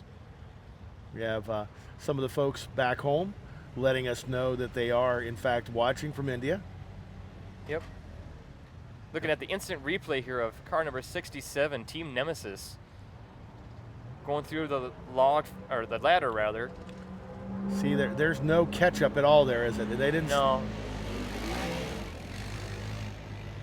Okay, and we are going back to the interview with UMBC here shortly. Here's Eugene from the UMBC team. Tell us how it's going here as the home field advantage. It's awesome. The car's been running great all day. We're actually on our second set of dynamic event runs, and we got the whole team out here, which rarely happens because everyone can come out. It's awesome. And all of our sponsors came through to make this car happen, so I'd like to thank all of them, and the biggest sponsor, UMBC. All of our alumni worked really hard, and the faculty to put on an awesome event. And it's been going great so far, and I hope everyone's having a good time. I know we are. Great. Good luck with everything. Well, let's hear it for the Retrievers there. Get the whole team together, which doesn't often happen. I know they have a lot of people, but they also, almost everyone on their teams and many of the faculty that work with them have so many different things to take care of. Yeah, that's right. Shooting them in case they're talking about them still. And actually here, as we go and watch 132, car number 132 from Brazil, going through the log fan on S&T, doing well there. Coming up to the ladder and carrying a lot of speed through the ladder, up and over the tires, and that's going to make a full run for them as they finish the S&T course here in Maryland. A very small stutter step at the end of the ladder there, but I think they did a really nice job. Yeah, that's right. Well, next we have Team 35 here. Let's see how quickly they can get up the hill. Yeah, car number 35 coming to us from Korea, actually. I don't recall seeing them much this morning, but happy to see them out in the course now as they work their way up and over the hill climb for a full run. Kim Young University doing. I mean, that was textbook. That was right up. Yeah, that was a great run to see from them. And I wasn't able to see much of their car. I didn't have a chance to speak with them yesterday in the paddocks, but seeing them there, they seem to have a pretty well configured car and put together very nicely. It looked like. Excellent job there. It's kind of amazing. I think except for in Antarctica, we have pretty much every single continent represented here today, and we're getting to see a lot of really great work by these teams. Yeah, no, that's right. I would like to, or actually, before I do, we're going to go back to S&T again here with car number 67, India, flying through the ladder and up and over the tires rather, for a full run. I was unable to see the first part of the run there. However, based on how they finished that, I would anticipate that being possibly top contending run from car number 67, Team Nemesis Racing. Almost, I mean, no problems at all with the ladder, with the ending tires. Really well done. Yeah, that was a strong run from for car number 67. Now remember, if you want to get in on the conversation, you can do it from wherever you are. Just hashtag Baja Maryland, and we'll be happy to interact with you and let us know if you're listening from someplace we haven't mentioned. We want to make sure everybody knows that we're all involved here and all helping to grow engineering today. Now, climbing the hill, who have we got there?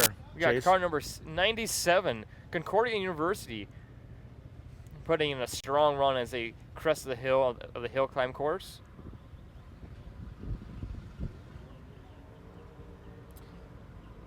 So I would like to take a brief moment here to share some perspectives from UMBC here. We have a fantastic video clip here sharing some perspective from UMBC. As we'll have that clip here for you shortly.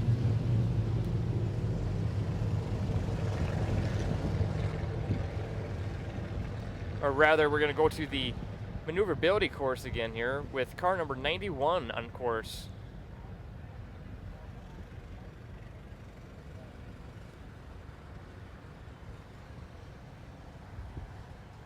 Once again, Alfred State College. Yeah, from Alfred New State York. College going through that sweeping corner there.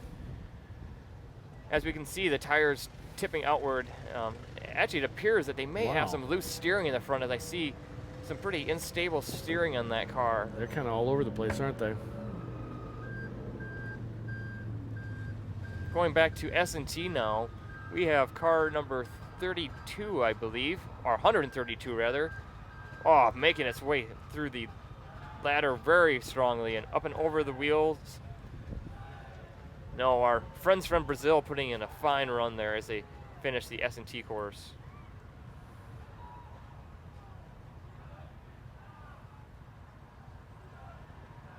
Oh, and another nice run there. Yeah, we're actually watching it again. Yeah, looking at the replay, that was confirming that. You know, that wasn't. Chase, that's why I never can look away from the screen. I went, oh, wait, no, I already saw that once. Yep. So the car that we just had the privilege of speaking with here earlier, car number 100, UAE, with the Petroleum Institute. From they said the team is from a number of the Arab countries, but of course they flew here from Abu Dhabi. A little bit of trouble getting the car through customs, but they are here and raring to go. Yeah, that's right. As we go to the suspension and traction course, car number 23, the surprise of the weekend so far, Georgia Southern University putting in a very strong performance and building a lot of momentum this weekend as they putting in some very strong runs, getting through the ladder on the suspension and traction course here, up and over the wheels to finish the course. That looks like a strong run from them. Going back to maneuverability now with car number 45, Queen's University from Ontario, Canada, getting through the maneuverability course very nicely here. Pushing through that corner, scrubbing off a fair amount of speed there. We don't want to see that, but still holding enough speed and slowing down a little bit that here. That's going to be a little problematic in that corner. But Yeah. they didn't get hung up by the loose dirt that we know is over there by now. Yep. No, the driver seems to be doing well here, but he's taking a pretty cautious run here. It seems like. I'd like to see them get out for a second run. Hopefully they have still one more run. Yeah, I mean, you're right. It was a clean run, but he didn't take hardly anything in the way of risks, and that's just not going to get them up in the top 10 or so. Yeah, that's right. I do want to point out that all cars here do have the ability to submit 2 recorded runs, so they have the chance to get out there and run each course twice. As we take a look at our fans here today, we have a great fan crowd, and I would encourage you to join our fans out here in Budds Creek in Southern Maryland, and particularly Mechanicsville is the town we're in right now. It's a great day out here as the skies are clearing up, and it's a great weekend for some off-road action as we look at car number 91, Alfred State College, Pioneer Racing on the, I believe this is, what event are we looking at here? Is that Oh, that's the hill, isn't it? Aren't we coming up on the hill? I believe that's the hill climb. Oh, that would be maneuverability, actually. Okay, I obviously was. I think I was just looking at it from an angle that made it look like a hill. And here we go, coming around. Yeah. Nice move there. But again, does this seem like another cautious run to you? A bit cautious, but I'm seeing something on the front tires there, especially the outside tire. Oh yeah. They seem to have a loose tie rod end or something there. So, man, I wish I could get them guys on the radio and tell their pit crew guy to, hey, tighten up that steering, because I am seeing that right front tire on the car there is doing some funny things. Well, yeah, now it's well, it's definitely having a little bit of an issue there. Roads? We don't need no roads. Look at that. Yeah. Nonetheless, car number 91 here is making its way through the maneuverability course, and they're going to get a score out of it. And yeah, they're going to be penalized for going off course there in a few places. Still, though, that's going to give them some points, and it's going to let them keep racking up the points this weekend. That's right. That's right. And and it is all a learning experience with this. While I think this might be their second run, still in some cases these teams have had a chance then to use that run that maybe didn't come out the way they wanted to better prepare themselves for a second run. Yeah. Now going back to the hill climb course here, we see FEI, a top team. Expecting a lot from them this weekend as they make their way up the hill climb course, and no surprise that they make it up and over that. Looking at the top standings right now on the hill climb course, we have car number 4, the Wolverines out of Michigan Ann Arbor, with still that sub 10 second run rather, still holding its place, and no one coming close to defeating that. In second place, we have car number 31, Auburn University. And there we see the updated score now from FEI, putting them in 5th place, a little over 11 seconds. Right, you know that when you're in 5th place, only being 1.2 seconds behind, that it's going to be a tight one. So the hill climb, no one's really going to get that sub 9, or pardon me, sub 10 anymore. Yeah. But I'm telling you, the shift between 2 and 5 could happen very easily. Yep. 9.8 to 11 seconds at 5 places. Wow. Yep. So now we're looking back again at the maneuverability course here with car number 68 on the starting line. University of Illinois, Chicago. Not too far from my hometown in Peoria there. All right, coming off the starting line, we see them going through that first little chicane there. Taking a fairly cautious run here, making sure that they do not go off course and incur any penalty points. Well done there. Yeah, it's a very clean run we're seeing here from car number 68. Well, sitting there with a couple of these cars with the little bit more cautious runs. I mean, they're very clean, but yeah, well, you do want to make sure that you avoid going off course because it is a pretty harsh penalty. I don't recall how many seconds it is. However, it is quite significant. So if you can avoid those penalties, it's... Well, the problem is, though, too, in the bottom part of the screen where they do the tight roundabout curve, if they're going too cautiously, we've noticed how they can get hung up in there. I mean, they have to move through that section pretty quickly, or it'll cost them it'll cost them other ways in time as well. Yeah, that's right. Yeah, as we see car number 68 finish its run here. So looking over the standings and the maneuverability right now, we have in first place, again, car number 23 with a strong performance in just under 43 seconds. In second place, car number 128 with a run a little over 43 seconds as we see the updated score there from University of Illinois, putting them in 33rd place in maneuverability. As we now are seeing car number 15. There you go, the Nordic Wolf. Yeah, the Nordic Wolf's making a run all the way up and over the hill climb course here. One of the secondary locations of the University of Quebec. Have a lot of Canadian teams here from Newfoundland right across the country. Glad to have you all here. Next is University of Illinois, Chicago. and we are. I guess we're getting ready to start with them. We'll see in just one moment. Yeah, I think they actually just that looks like the end of the. Yeah, they had course. just finished their maneuverability run there. But so yeah, again, fantastic weekend here. We've seen a lot of great action. We again have 4 events going on today: the acceleration run, the maneuverability course, the suspension and traction, and also the hill climb. As we see the suspension and traction course, this course is really testing the well, as it is titled, the suspension and also the ability for the whole chassis to impact all those bumps there, as you see car number 88 go through the log fan. So this is a very unique course here. Oh. Yep. I'll tell you, Akron moving right through the ladder there really well. Yeah.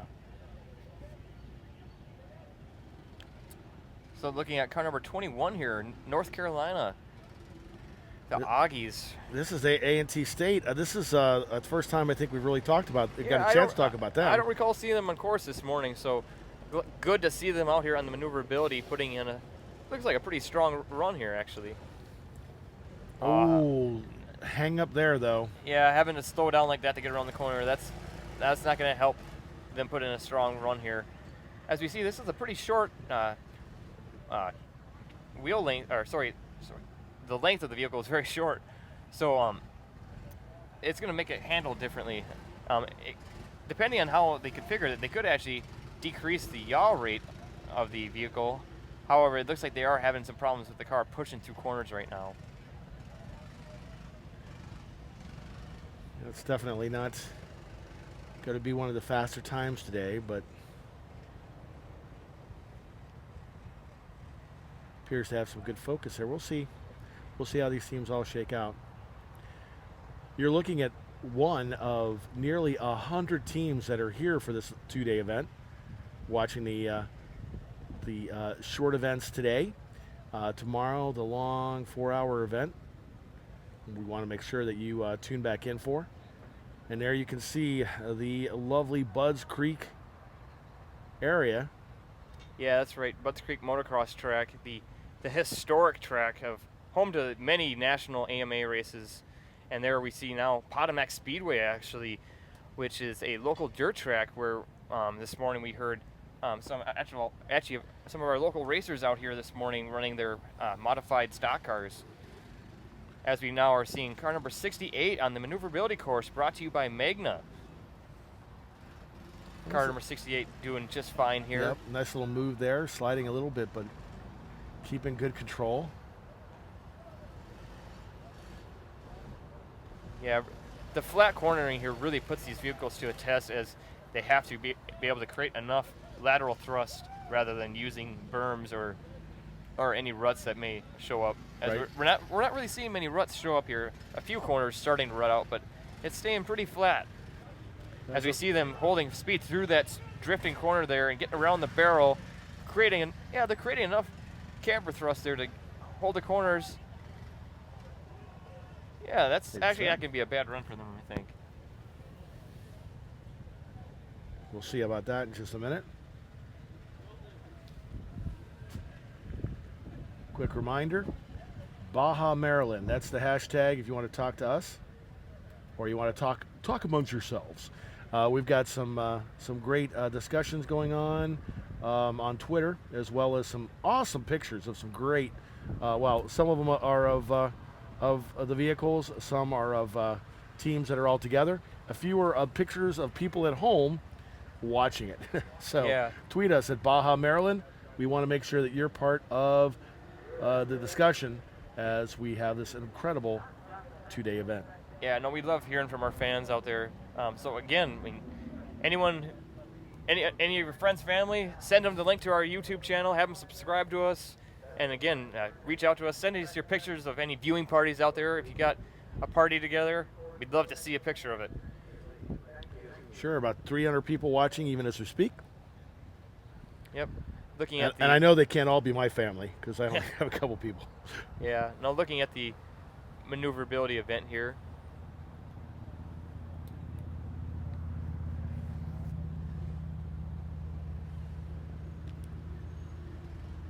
Okay, as we see car number 21 here taking off on the maneuverability, the Augies out of North Carolina, with that car with a short wheelbase there.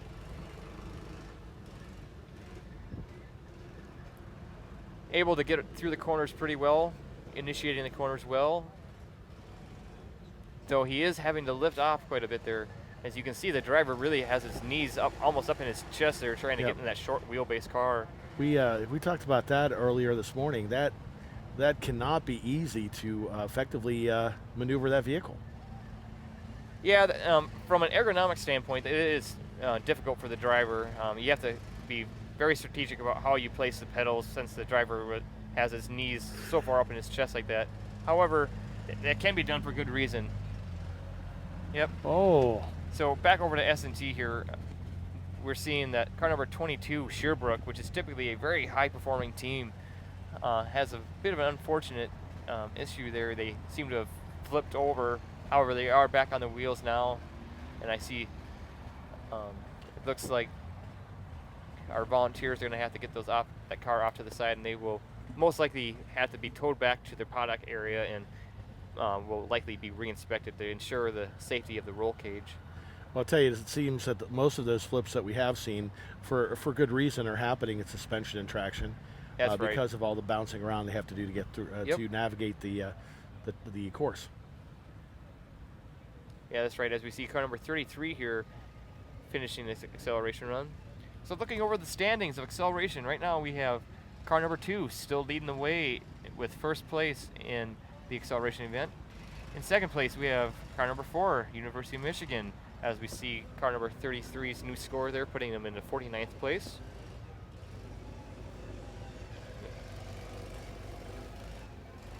All of those scores are getting very tight as well. Yes. Going back to maneuverability, we have car number 17, the Blue Devil Motorsports out of Lawrence Technical University. Blue Devils here putting in a strong performance. As they do hit the inside corner there, they'll be penalized a little bit. However, drifting through the corners nicely as we see them unfortunately pushing through the corner a little bit too much there. Yeah, it's too bad because they seem to have a fast car here as they go through the maneuverability course, but they are going to be penalized for going off there. Yeah, that is too bad because it looked tight. They were moving there rather quickly and staying in close in a couple of those curves that we've seen to be problems for other teams, and then lost it there near the end. Up next, you're looking at car number 18 from North Dakota, Bison Motorsports, another team that we didn't get to talk about this morning, so getting a chance to see them now. That's from North Dakota State University. Yeah, that's right. There typically has been some very well-performing cars from the Dakotas area. I actually recall we kind of become infamous in the SE Baja community. I believe it's a car that's known as Bigfoot that was built as much of a rock crawler and did outstanding during a rock crawl a few years ago. As now we're seeing one of our teams from across the southern border coming to us from Mexico, car number 59. Putting in a good run here as we do see them slightly push through the corner with some understeering there. However, still going well.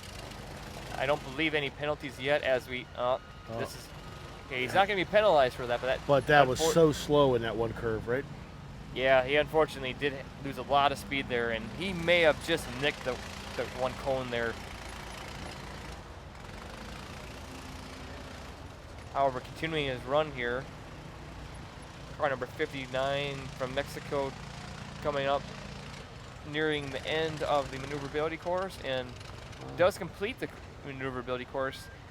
A little bit of a slower run there. Hopefully they can get out and do another run and try to improve on that. But hey, that's going to still get them some points and help them out this weekend as they keep adding points onto the possible 1,000 points that you can receive from this event this weekend. Well, good job. We wish them buena suerte. I'm sure they're going to keep running here. It's yet another of the wonderful countries outside the U.S. that are all a part of this exciting event.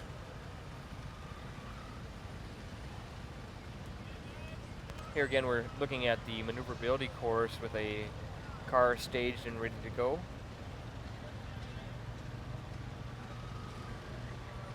It's beautiful here.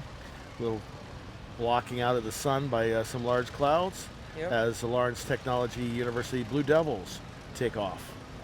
Yeah, car number 17 here doing well with having to counter steer a little bit there as they got a little loose in the corner there. However, holding their speed and momentum through the corners here, around the barrel.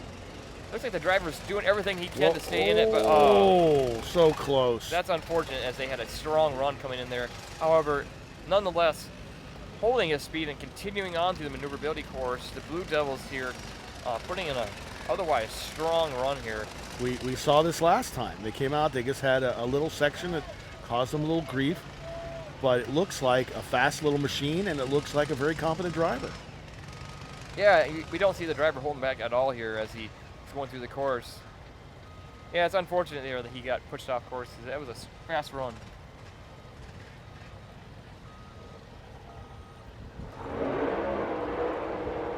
All right, well, I'd like to take a moment here to thank our sponsors again, particularly our sponsors, that would be our sponsors Ram Trucks, Magna Powertrain, and Polaris Industries again. So if we can go to a commercial break here, we'll be back with you shortly.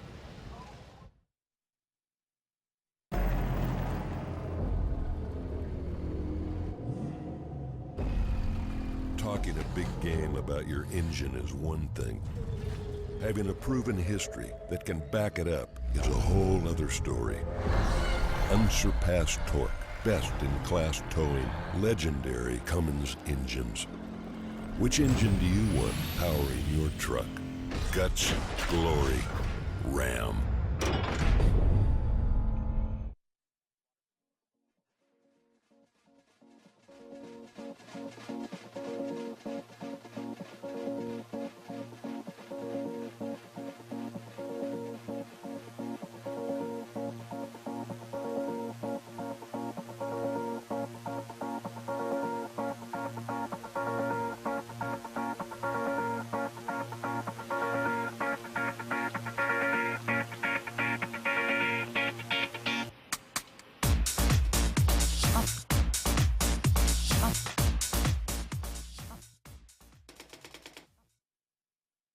I started as a co-op in our Syracuse, New York office for 6 months.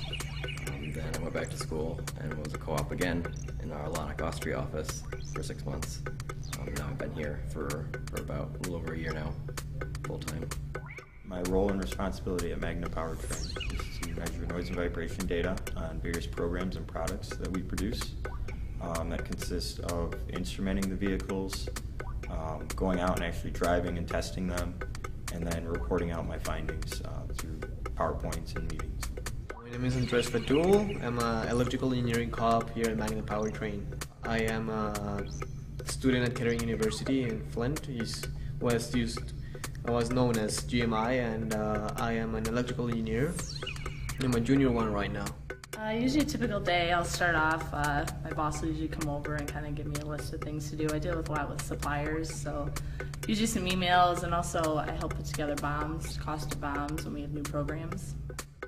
I grew up in Allenton, Michigan, which is farm country.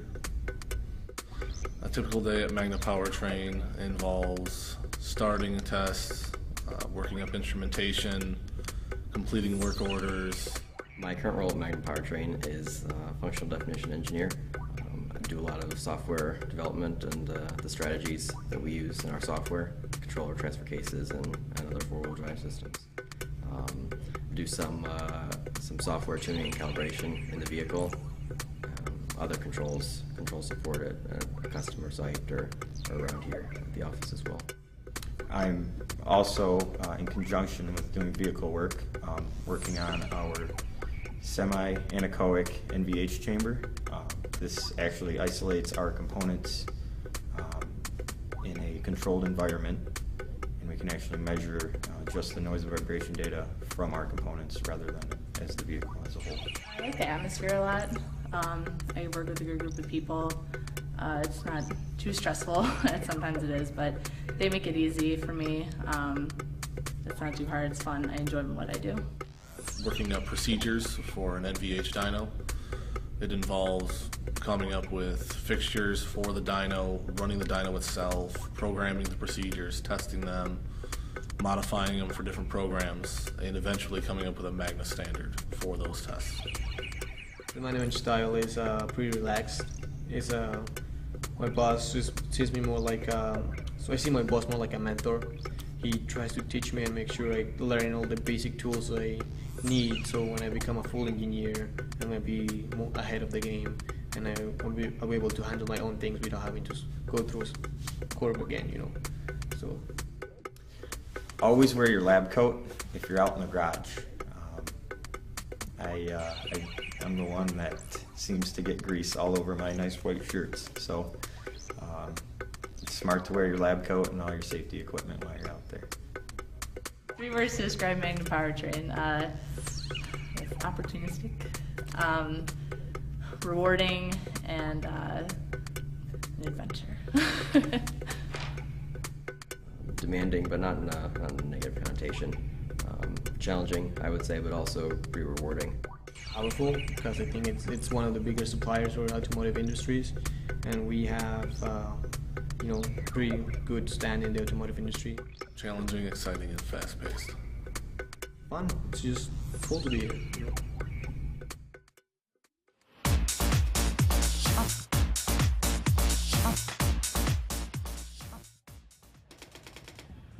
And we're back. Yeah, so again, thank you to our sponsors, Ram Trucks and Magna Powertrain, for their support this week in making this event possible. A fun bit of work that turns into a career. It's a lot of fun. Yeah, that's right.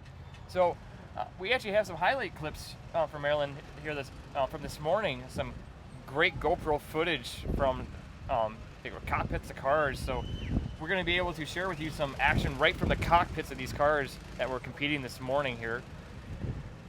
Now, it's been absolutely great having all this GoPro footage. I know tomorrow we're actually going to be having live GoPro footage with the Live 4 or the Live 4 app actually. That'll be great. Yeah. So let's get a taste of what you're probably going to see tomorrow in the highlights right now. Yeah, that's right.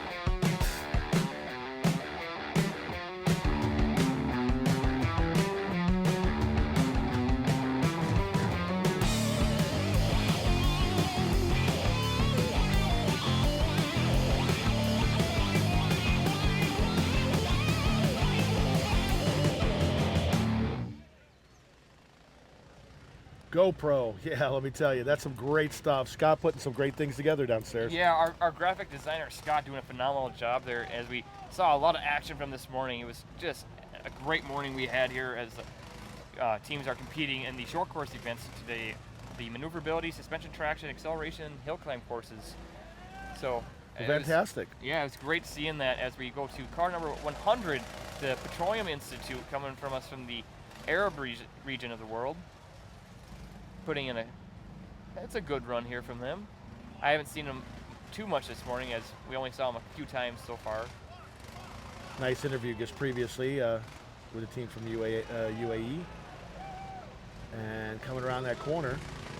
Yeah, coming around the corner kicking there. that a little bit. Yeah, kicking the rear end a little bit there, but putting in a strong run there as we hear the crowd cheer them on. So another one of the international teams that has had a little hassle getting everything into country. Yeah, that's right. But you know, it's all worth it once they get the car on course there and get behind the wheel. It's a huge payback for these teams as they compete here in Maryland. Well, with many of these teams that do come for international STEM type events, because you're bringing electronics and these cars and these pieces into the country, you got to be very careful. It can be a bit of a problem. Yeah, that's As we're looking at University of Central Florida, the Knights Racing Team, Team 62, ready to start their way around the curves and bends of this course. Yeah, but before we do, we're going to go back to S&T here with car number 70, University of Illinois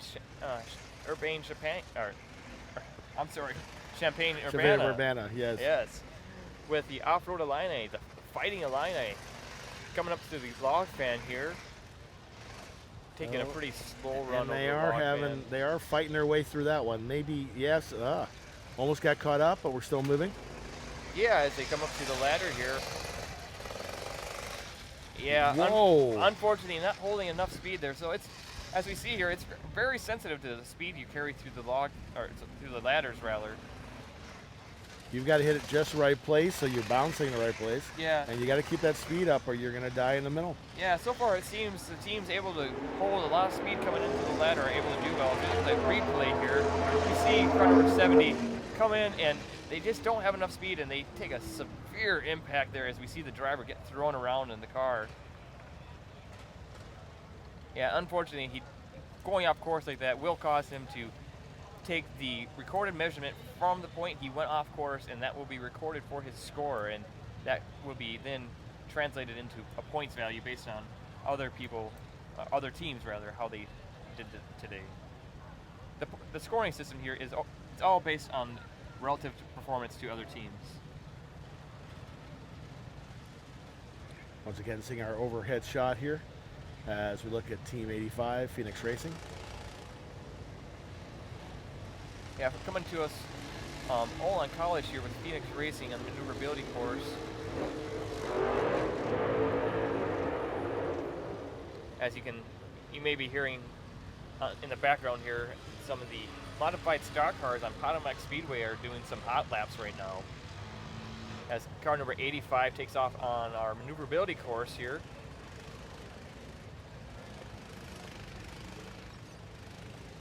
They're doing pretty well, initiating the corners well with a decent corner entry, though they are pushing through the middle of the corners here. Yeah, there again, as we see him in the midpoint of the corner, pushing out wide there.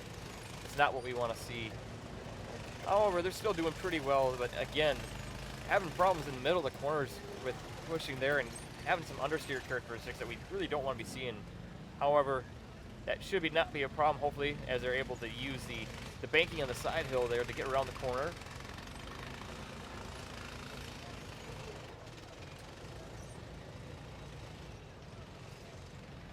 Yeah, car number 85 putting in a very respectable run here. I don't believe I've seen too many penalties on that run from them. No, that should be a good run for car number 85. Representing their college well. Looking good.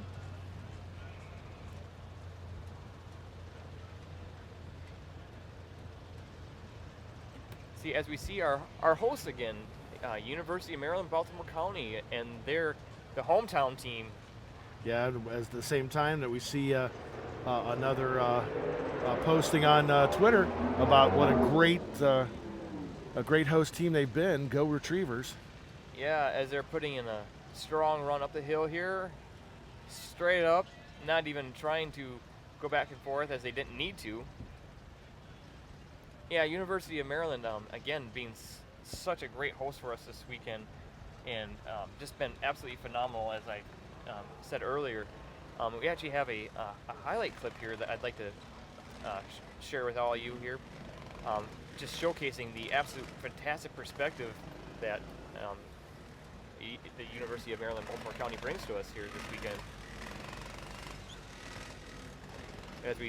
Before we do though, as we see car number 97, Concordia University on the maneuverability course.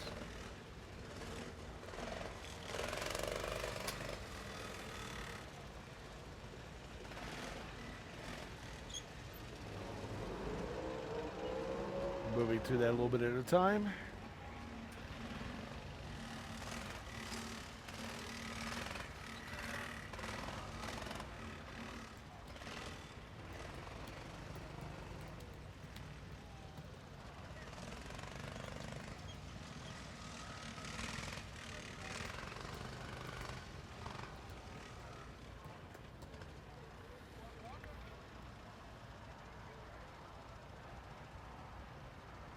A decent run, but nothing incredibly outstanding at this point. We'll see how Concordia does in the overall standings.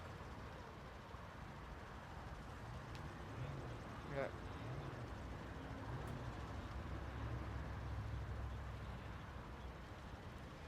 Okay.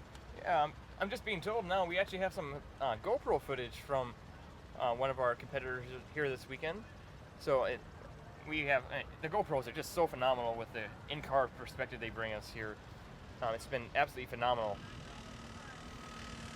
And so, yeah, well, if we can, I think we can run that footage and kind of talk through as you start.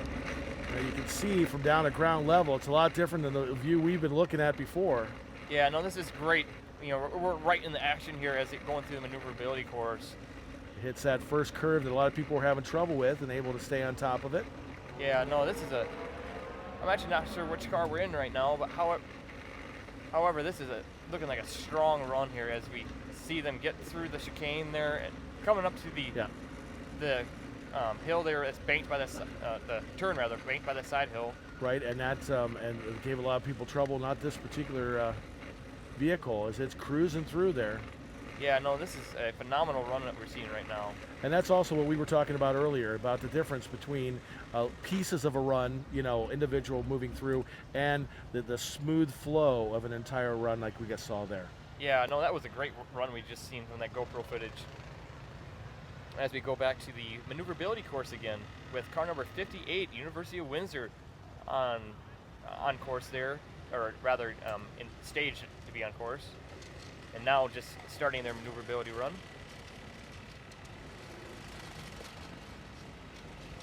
Putting in a good start here so far as they make their way through the course.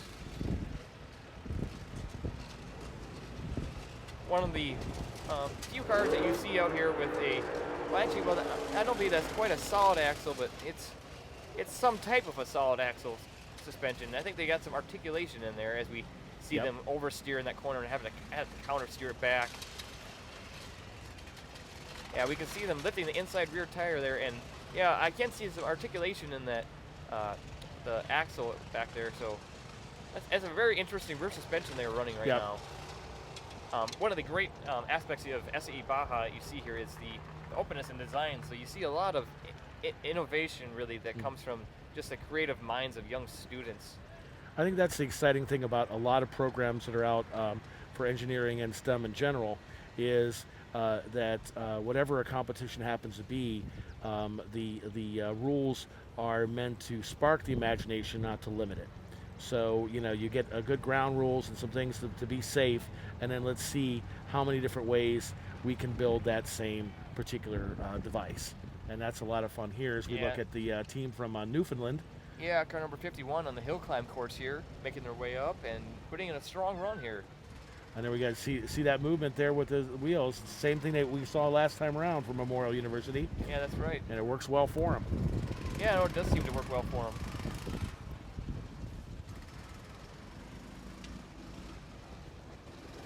Want to say hello to I was just going to say another post from Rafael down in Brazil. Evidently we got a lot of people in Brazil watching the program. Yeah, no, thank you, Rafael, and thank you everyone else for sending us your tweets here, and please hashtag Baja Maryland and keep them coming. We'd love to hear from you. As car number 69 on the maneuverability course here, Wildcat Racing out of New Hampshire, putting in it's a strong run, I would say, as they finish the maneuverability course. See, and if we can get a live scoring update here from Cummins. Currently, we still have car number 23 in the first place position on the maneuverability standings. In second place, car number 128. In third, we have University of Michigan, Ann Arbor, with a run a little over 43 seconds.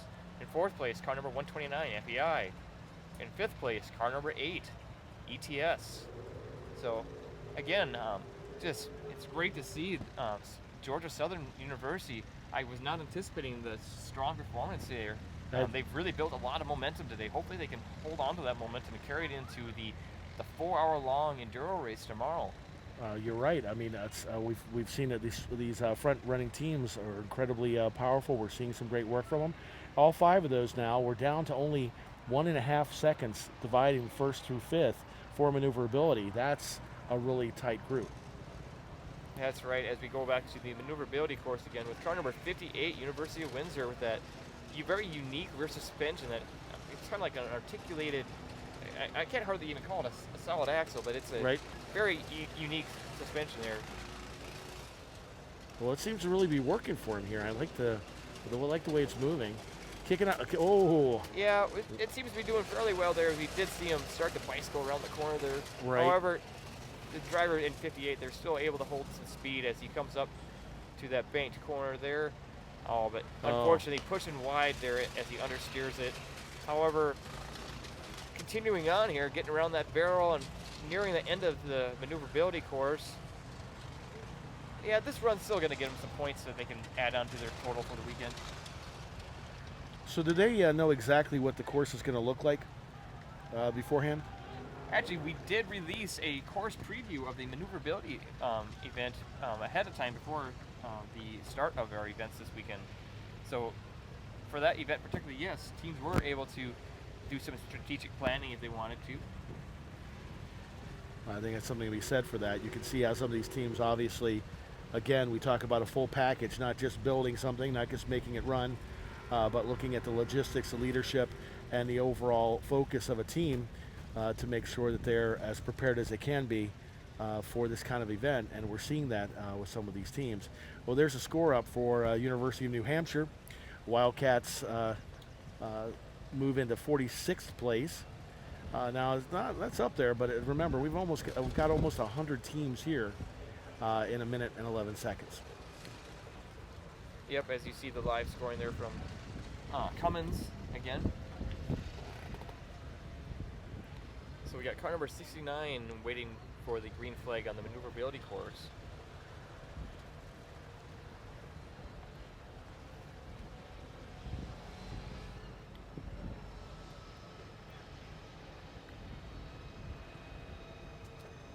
Car number 69 coming from New Hampshire University this weekend.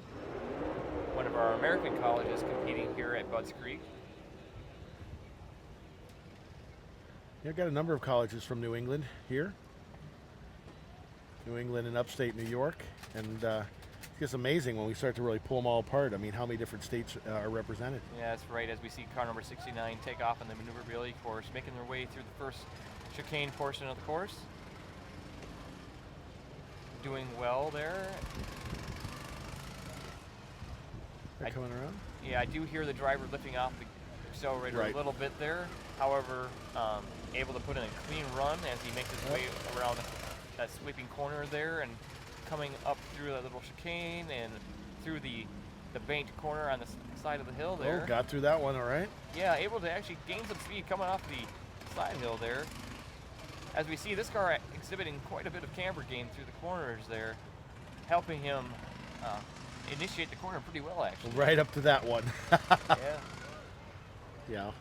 Well, I know that's one of your pet peeves is is coming up off that gas too much, because we can with these engines, and where we're sitting up top, we can hear when the drivers are lifting off and slowing down a bit. Yeah, that's right.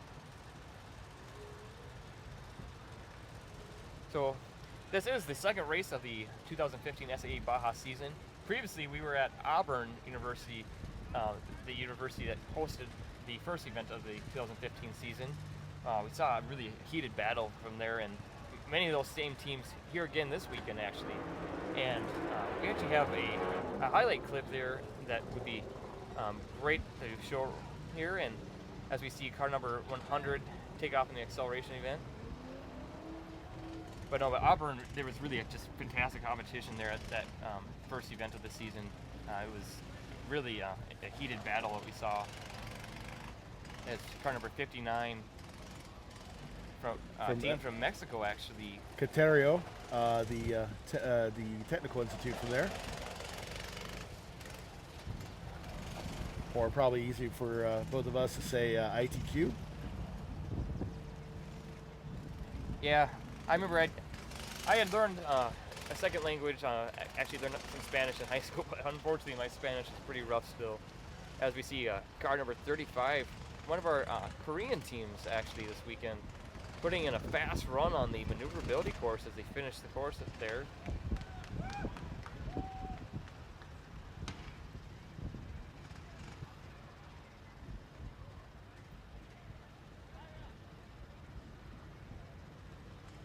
Want to make sure and say hi to more people that are finding us on Twitter. Randy, thank you very much. Evidently, Nick is here somewhere filming and producing the event, and Dad Randy is at home listening to it. So does I like how that all works out? Yeah, that's great. You could be anywhere. Remember, tomorrow, I'm sure you have wonderful plans with your mother, but remember that part of the day can also be spent right here, sharing the wonderful world of SAE and Baja with your mom. Yeah, as we see. Be here all day. Yep. As we see car number 85 on the S&T course, the suspension and traction course, Olin College of Engineering with Phoenix Racing getting hung up on the pole weave, unfortunately. So that will halt their run there, obviously, and they will have their distance recorded for scoring purposes. Back to maneuverability now with car number 94, Geneva College. GT15 is their team name as they are running the maneuverability course.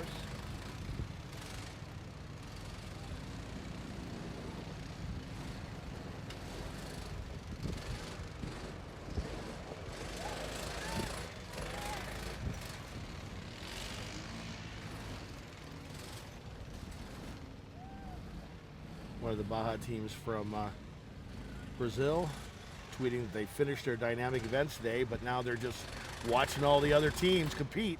We're going to be here till it's all done as Geneva College rolls around there.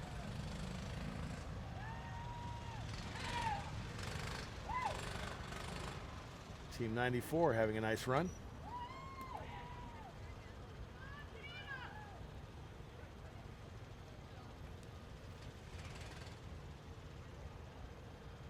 So typically, Chase, do you usually have just one driver, or or in the short events like this, might you have different people driving for different events?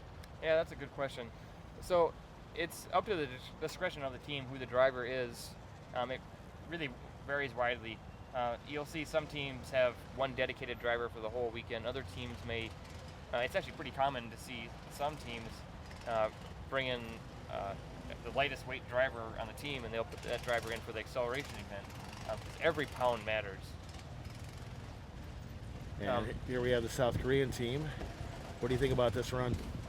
No, this looks like a strong run here as they get around that corner there. They actually were able to really plant the inside tires very well and steer around that barrel as we see them come up around that banked corner with the side hill there.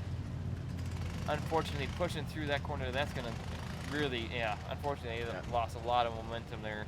But rebuilding their momentum, they're able to get around one of the last barrels here and through the chicane. You know, that car actually, that seems to be a pretty well packaged car, as it was handling reasonably well. It just, unfortunately, the driver did push through a couple corners there with some understeer characteristics. Yeah, it is so difficult at this point to do well here, because you're trying to, you're either being cautious and you're not going to get the score you need, or they're taking sometimes a few two chances. I mean, you only have 1.5 seconds between first and fifth place. You've got to take some chances and you've got to be right on them. And so far, some of these last couple teams we've seen taking a couple of those corners quick. Yeah, that's right. No, so the maneuverability course, it takes a lot of driver skill. I mean, the teams out here who have been watching the course really should have a big advantage, and if they can memorize the course and how to enter the corners and how to exit them, they'll have a big advantage. As we see car number 15 here in staging for the maneuverability course. A team from across our northern border here from Canada.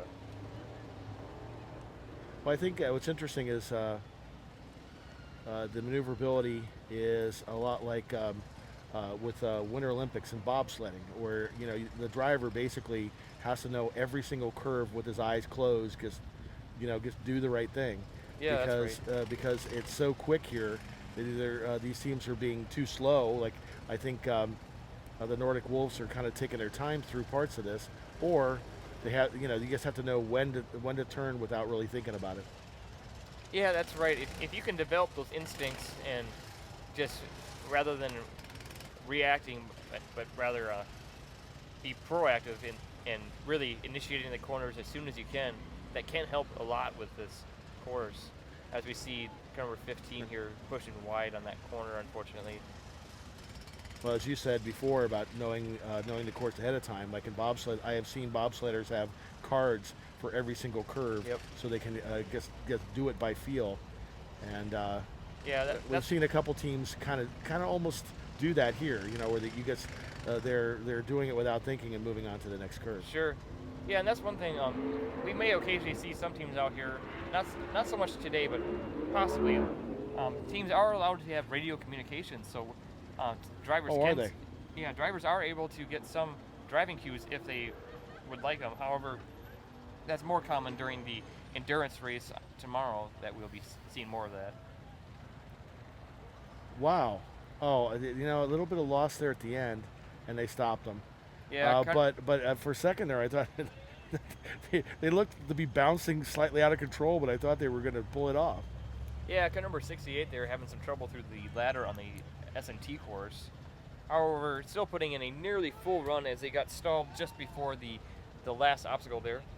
Yeah, so looking at the replay here, we can see car number 68 in the ladder having a hard time. And there it goes. Yeah, having a hard time keeping in control. The driver looked to be getting thrown around too much in the vehicle, but rather the whole vehicle was getting thrown around quite a bit. So that's where the spring rates that you choose and the dampening ratios are very critical in how you set up the chassis and the suspension. You got to have it soft enough to absorb the impacts, yet stiff enough, and have the shocks valved correctly so that you don't bottom out. As we now see car number 47, our host, University of Maryland, Baltimore County, on the maneuverability course. Car number 47 here, putting in a solid run with moving those nicely. tall tires again. Going on around.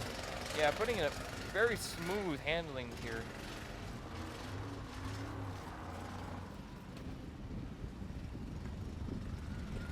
Oh, that was a nice curve there.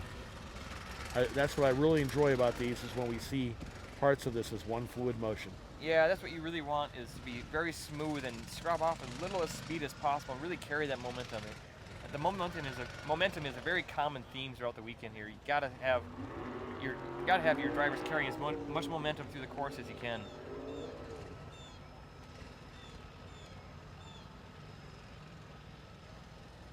Yeah, as we see our updated scores here on the S&T, currently sitting in first place is car number 3, Cornell University. In second place there, I actually missed that, but in second place we have car number 128, FEI, I believe that is, as we see the updated score from University of Maryland, Baltimore County, where they run just over 48 seconds. I know, that still amazes me that in a track that is that long, that we have in the top 5 spots. Look at that is only 1.5 seconds. Yeah, now we're seeing the scores from the maneuverability event here, as we still have car number 23 leading that event, Georgia Southern University. In second place we have car number 128, which I forget who that. That's one of the teams from Brazil. Okay. In third place, we have University of Michigan Ann Arbor, the Wolverines, coming in at third on maneuverability. In fourth place, car number 129, as we now see car number 98, Northeastern University. It's the Skunk Works. Yeah, Skunk Works. I love that name. So they are putting in a strong run here now on maneuverability. I actually had the privilege of being their design judge in Auburn, and was very impressed with their car. They have a very well-designed car. And unfortunately here, they are going to be penalized with some points for going off course there. Yeah, unfortunately this is going to be a fairly painful run for them, as they're going to be penalized for going off course several times. Yeah, unfortunately they are pushing through quite a few corners there with too much understeer, and they're just not getting that car to turn around there. So hopefully they can get back into the pits there, make some suspension adjustments, maybe do some shock tuning possibly to help that car turn around. As we now see here, the acceleration event and the fans out here enjoying the scene. Again, the skies are clearing up here and the weather is actually very nice now. I believe we must be into about the 80s, would you say? Yes, we're about 82, 83 degrees, or at least was just a little bit ago. Yeah. Wonderful day here as we're looking at Clarkston University. It's the Golden Knights. Yeah, Clarkston University, been in the SAE program for quite a few years now.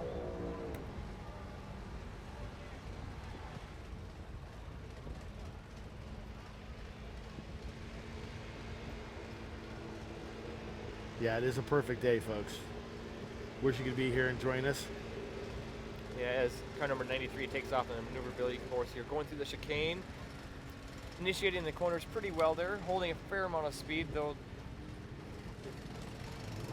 Yeah, though he must be lifting off the gas a little bit, just not able to hold too much speed as he's taking a reasonably cautious run here, it appears.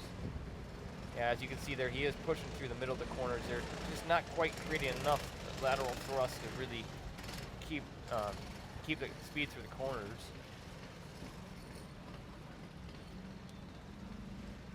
Yeah, A little slow in there, I think. Yeah, however, by the clean run he's putting in, he's not going to be penalized, so it's a very clean run. Unfortunately, he's just not able to carry too much speed through the corners there.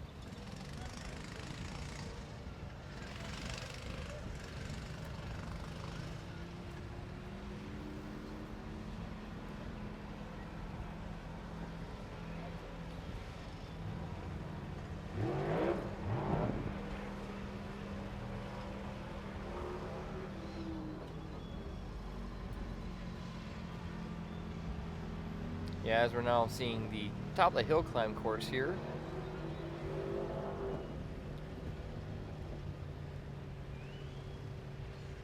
Going back to maneuverability now.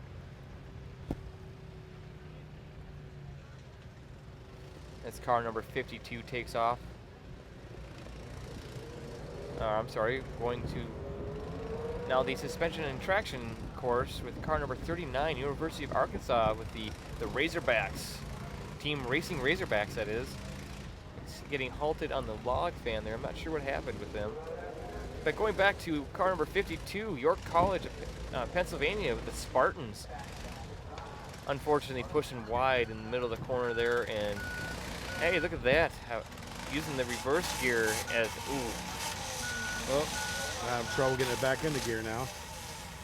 They're right below us here. You can hear them. Yeah, as we unfortunately hear that gearbox grinding its gears away. Hopefully the driver can get that car back into forward gear.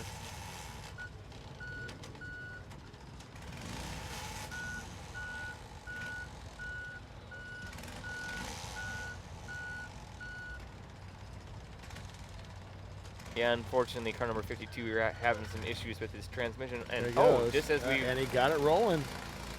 He didn't give up. Yeah, surprising me there. Yeah, well, I mean, obviously the time is not going to be a good one, but he definitely finish it out, and I think that's important too with any of these. Yeah, that's right. I mean, any points you can get here is something is better than nothing. And the bottom line with all this is we're not talking about professional racing in that way. We're talking about this is a tool to learn, a tool to develop a career. So no matter what happens, you want to finish because you know you're going to learn something out of it, whether you actually win the competition or not. Yeah, that's right. So as we're seeing all the cars race today, what we didn't see was the sales judging and the design judging, what happened yesterday. And as you were saying, Patrick, it's so much more than just the racing that we're seeing today. It's really the whole project management and the team management aspect. The best team wins this event, not the best car. Well, there's so many different levels there, and you're right. I mean, we've seen a number of rather unique ways that these vehicles have been put together to make them better. but we've also seen some great teamwork behind it, bringing all the pieces together, and I think both of those walk hand in hand. Yeah, that's right. As we're going back to the suspension and traction event again here with car number 53 rather, going through the pole weave. John Hopkins here now in the log fan, making their way through the log fan and coming up to the ladder. What are they going to do here? They're going to hold speed and get through Whoa, nice job. Their suspension doing a fine job through the ladder and up and over the wheels for a full run through the suspension and traction event. You were right when you talked about them before, Chase. This is a team with heart, and they really moved forward and showed it there at the end. Yeah, that's right. Now seeing car number 93 here on the maneuverability course, Clarkson University putting in a run here as they finished up there.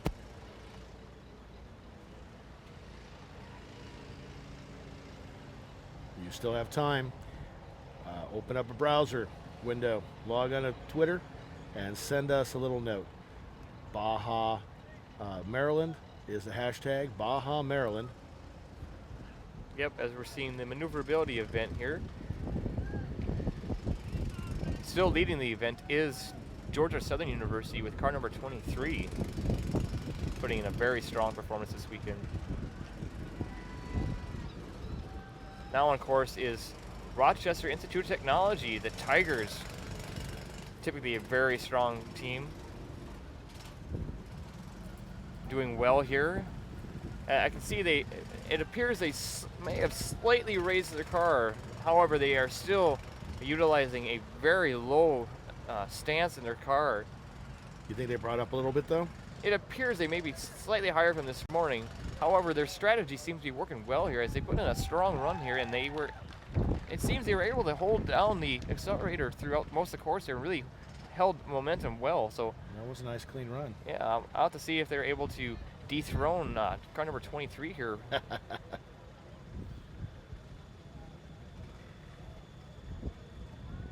Seeing car number 48 here on the acceleration course as Western University takes off down the 100-foot stretch. I'll tell you, I know if you're listening to us, you're watching us on YouTube, but also open up a Twitter window and just search for Baja Maryland. You're going to see some great pictures of some of these vehicles that are out here competing today. All sorts of different people posting their own pictures and group shots. That's Baja Maryland as your hashtag. Yeah, that's right. As we see car number 72 here, Central Michigan University with the Chippewas. Pushing wide in that corner a little bit, however, staying in the gas and working their way further along here in the maneuverability course. Well, I'll tell you, I'm starting to listen because I know what your pet peeve is now, and I'm listening to that. Well, it's coming off a little bit now, but the early part of this run, they were pretty much heavy on the gas the whole time. Yeah.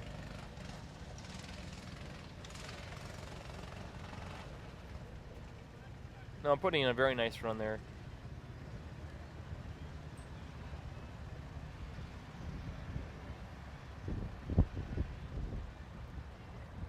So Chase, how many events are there in a year? So each year there's 3 events in the Americas. There's the West, the Midwest, and the East, and that happens typically later on during the school year, the college school year, that is. In addition to that, there's other international events. For instance, I believe there's the India, Brazil, and I believe I forget what the other one is. However, there are several additional international events. But in the United States here, there's 3 each year. Fantastic. And right now, another Ohio team, the Ohio Northern University Polar Bears, racing around the maneuverability track. Yeah, car number 74, they're going around the sweeping corner, carrying some speed, coming up to the last barrel, and having to get off the gas a little bit there, but picking it back up to finish out the maneuverability course here, putting in a solid run.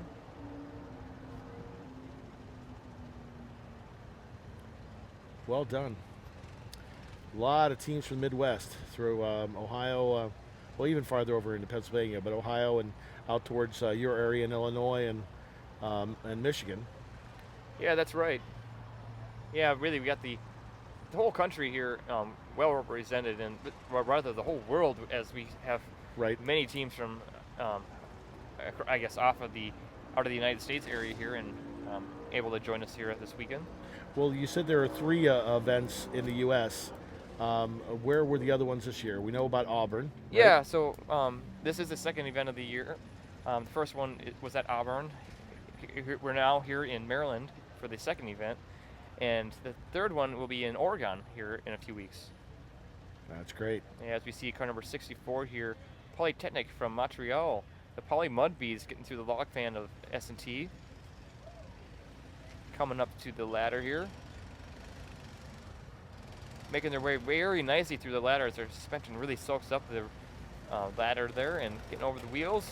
That'll be a strong run for car number 64. Looking at the standings right now in suspension course, we have in first place car number 1, very fittingly, Oregon State University.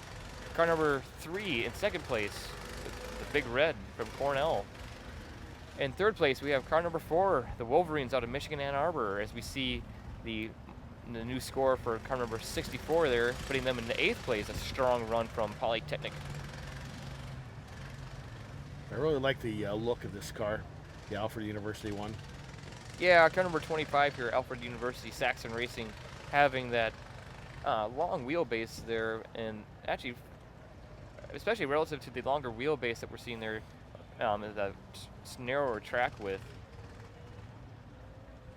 As we now go back to suspension and traction here, the University of Arkansas with the Racing Razorbacks going through the pole weave here and coming up to the log fan.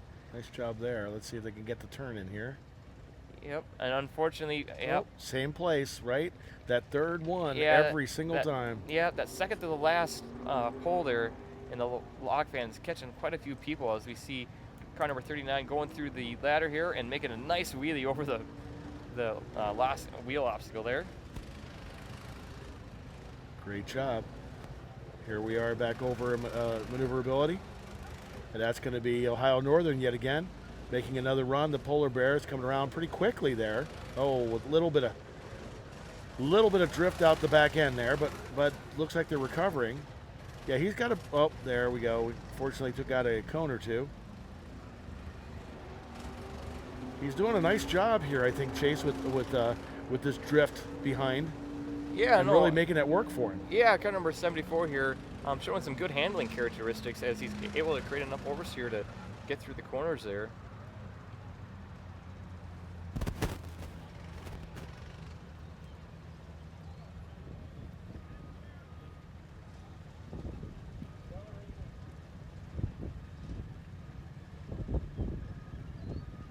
Well, a few weeks. Guess they'll be doing it all over again in Oregon. Actually, a really great state for STEM and robotics work as well, which is because I know Oregon because of my work with high school robotics, but and they have a very advanced program there. But I hear that they got a lot of organization. Well, team number 1 here, Oregon State is here at this event as well. Is that where the event will be held, or where's it going to be at? Do you know? I actually forget exactly where it's at. I'd have to look back at the event schedule. I know it's the Oregon region anyway. I'm not exactly sure where it's at. Yeah, some beautiful country out there too. I yeah, think it's going to be a nice venue. Yeah, as we see car number 25 here, Alfred University. Saxon Racing. They had that curve last time around, and this time it's really giving them a hard time. Yeah, we did see them having a hard time around that corner as they make their way around the barrel here. Yeah, that long wheelbase, that long wheelbase there may be having them causing them to have a hard time to get around some of those corners there. Having that longer wheelbase really sticks the mass of all your unsprung mass out farther away from your center of gravity, so your yaw rate makes it a little bit more difficult to really get that car to turn in. So why would they choose to go that route with a wider wheelbase? Well, it can make it for a car that it's a bit more comfortable steering, possibly. It's all driver perspective, really.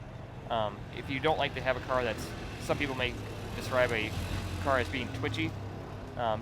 For instance, we saw some cars here today with the drivers having to almost have their knees up in their shoulders.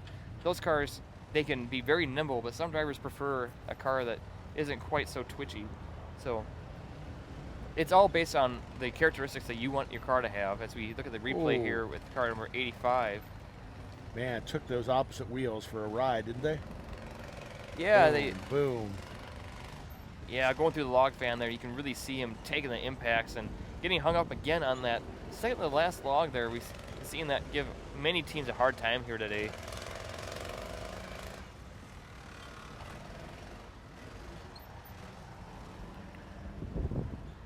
And this is a different Mexican team, Universidad La Salle.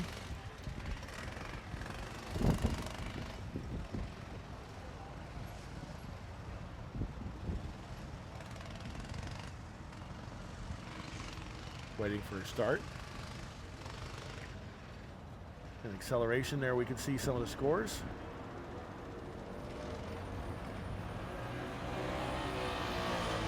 And that's going to be Rochester, and then Michigan, Cornell, Arkansas.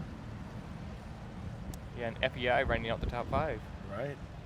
As we see car number 26 here doing their acceleration run.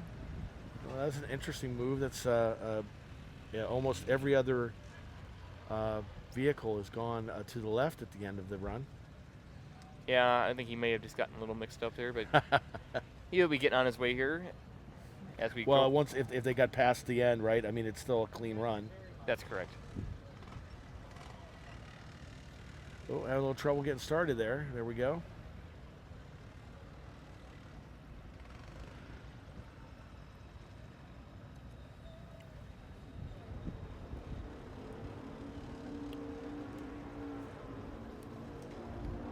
Take a look over here at number 93. That's Clarkson. Can't say that. Clarkson University, Golden Knights again. Yeah, Clarkson University coming up to the acceleration event here. Another team that's been in the SAE Baja program for quite a few years. I've seen numerous cars from them recently as they go through their acceleration run here. Yeah, it looks like they pulled hard through that 100-foot acceleration.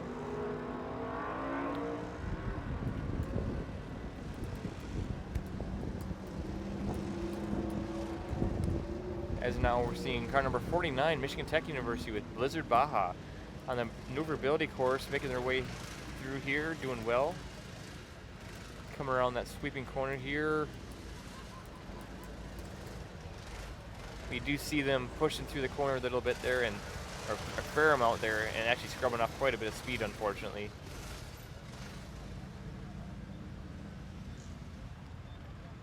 Yeah, they are having some issues here with the car pushing through the midpoint of the corner. Right.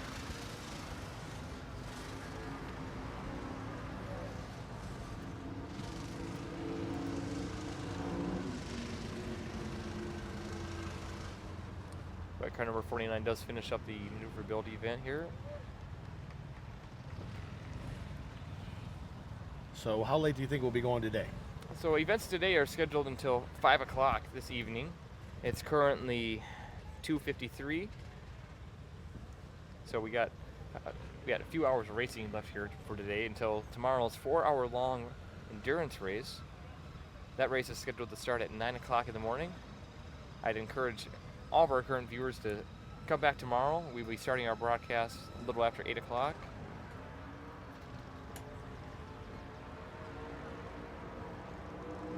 As we're now seeing car number 69 here on the suspension and traction event. Coming up to the log fan, they appear to have had some issues, unfortunately.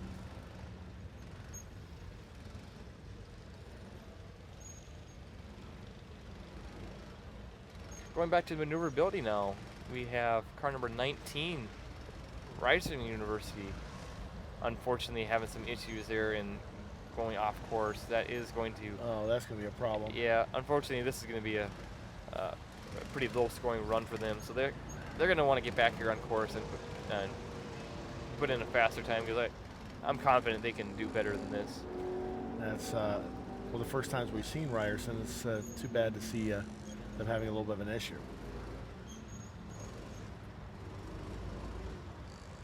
Yeah, as we see them pushing very wide on the corners there. Yeah, unfortunately, this appears to be a very heavily rearward biased car with a lot of the weight on the back end, apparently. Having a lot of trouble getting the car to turn. As we see the car actually starting to pick the front end up there.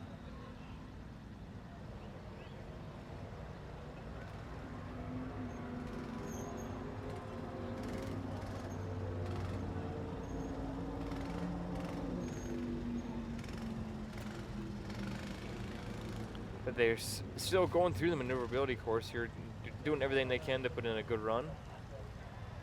Looks like they're caught up there now on one of the bales of hay.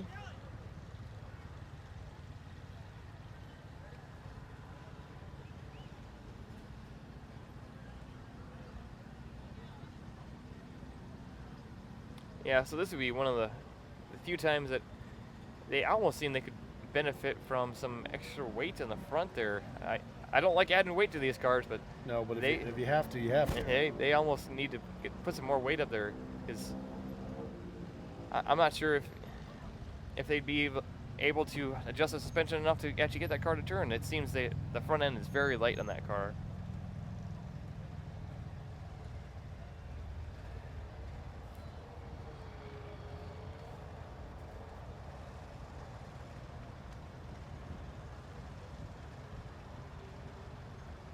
Yeah, as we can see here, even at low speeds, they're having some difficulty with just that low speed handling.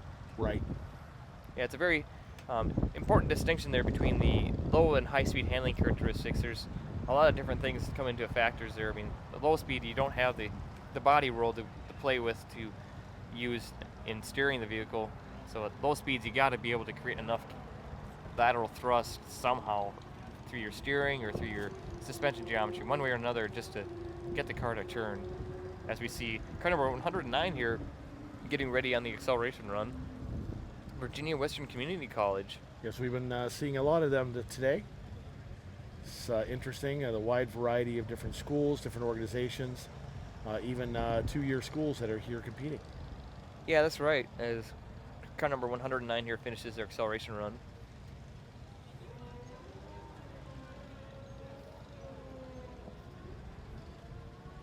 So we're approaching the top of the hour here now, and I think we're going to take a moment here to thank our sponsors for making this event possible. Without them, it just is simply not possible.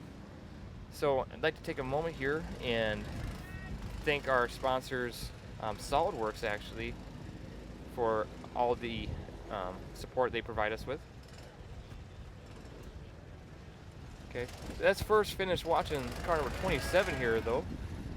And as Western New England University Golden Bear Racing finishes their maneuverability run.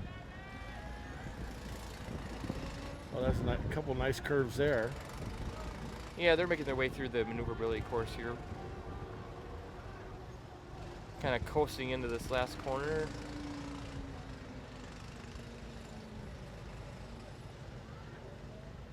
Yeah, but finishing the maneuverability course there and putting in a solid run, that's going to earn them some points. So let's take a moment here and again thank our sponsors for the support they give us here at Baja, Maryland.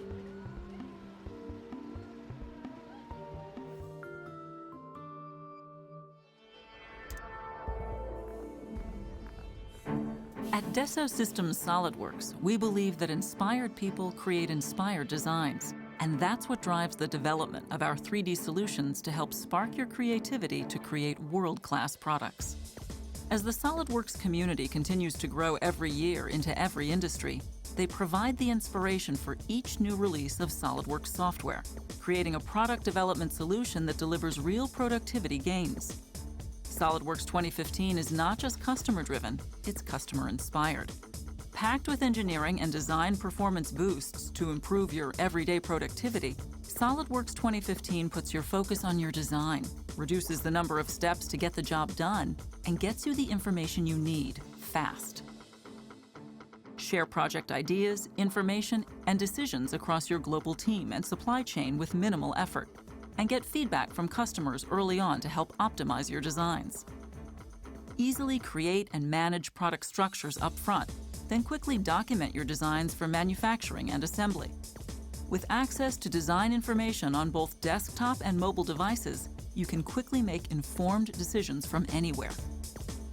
SOLIDWORKS 2015 helps you reduce downstream costs from the earliest stage of design activities and accelerate time to market. Estimate costs across many different manufacturing methods. Simplify creation of documentation and reports for quality assurance. Improve communication between your design and manufacturing teams, and quickly develop embedded electrical systems prior to production. SOLIDWORKS 2015 gives you the tools to inspire every aspect of your design process, from initial concept to detailed design, simulation, communication, and collaboration. With new features and capabilities to help you solve more design challenges across a wider range of industries, SOLIDWORKS 2015 delivers tailored solutions to help you overcome the complex engineering and design challenges that you face every day. To learn more about SOLIDWORKS 2015, watch the videos, explore the website, and then contact your local SOLIDWORKS reseller to register for a live SOLIDWORKS 2015 event near you. SOLIDWORKS 2015, inspiring innovation.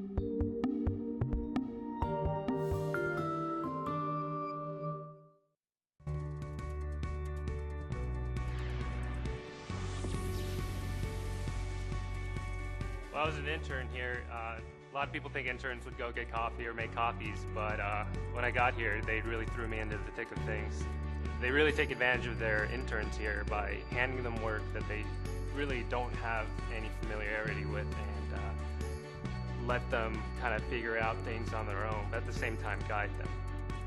So it was a great advantage coming here as an intern, because it was something that I think I would have never experienced if I just stayed at the university and studied.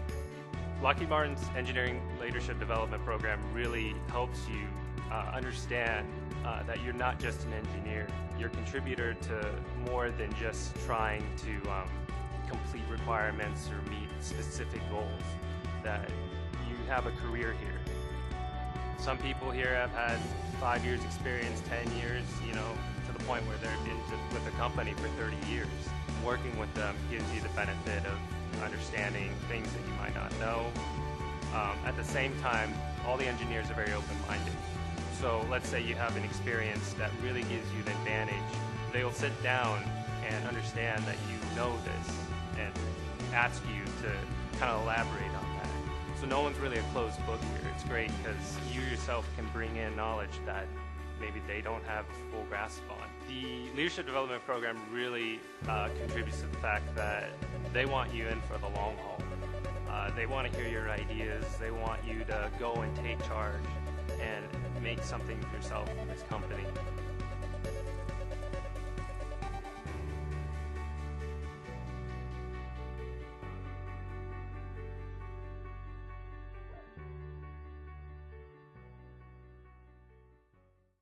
Coming back now, my co-announcer had to leave, unfortunately. However, we got a few hours of racing still left today. Again, today we're seeing the maneuverability events, the maneuverability event, the hill climb, suspension and traction, and the acceleration courses going on. Tomorrow will be the endurance race, a 4-hour-long race where all vehicles will be on the course for 4 hours with some side-by-side, wheel-to-wheel action. Again, this is the second event of the season as we look at car number 52, York College of Pennsylvania, the Spartans.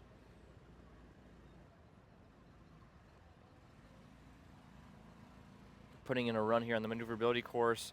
Car number 52 finishing their run here.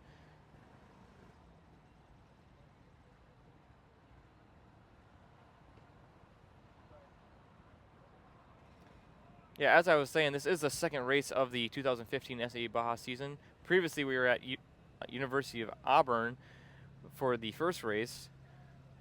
It was a great race that weekend. I actually had the privilege of being a design judge there. Saw many fantastically well-designed cars.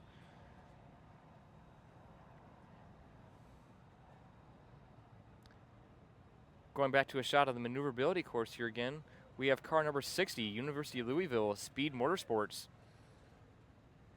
Louisville typically a strong contender here.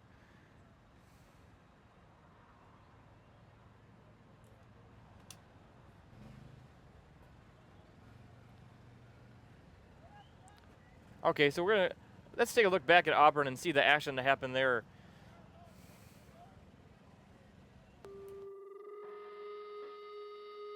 In the first race of the 2015 SAE Baja season, more than 1,300 students from around the world converged on Alabama to prove their vehicles could survive the beating that Auburn's track provides. College students from as far away as India, Mexico, and Egypt answered SAE's challenge to design, prototype, and build an off-road vehicle capable of performing on rough terrain and in punishing conditions, while also considering the viability of introducing their cars to the consumer market.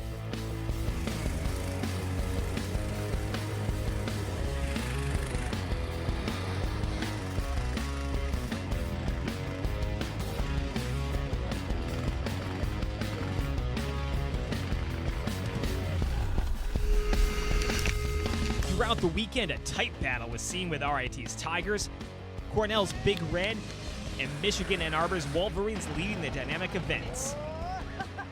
On the final day of competition, California State Poly routed the track 35 times and won the coveted 4-hour endurance race. But when the final tallies were totaled, it was Michigan Ann Arbor's Wolverines that took home the overall prize, with Cornell taking second and Oregon State grabbing a third-place finish. With thanks to the University of Maryland, Baltimore County, now the competition heads east, near our nation's capital, where teams will continue to drive for a top prize at the historic Budds Creek Motocross Track in southern Maryland. Will the terrain at Budds Creek produce a similar battle, or will a team not seen at Auburn disrupt the scene here in Maryland? As Laval and FEI make their season debut, Cornell and Oregon State will surely be fighting to take the top spot as Ann Arbor's Wolverines try to carry their momentum from Auburn.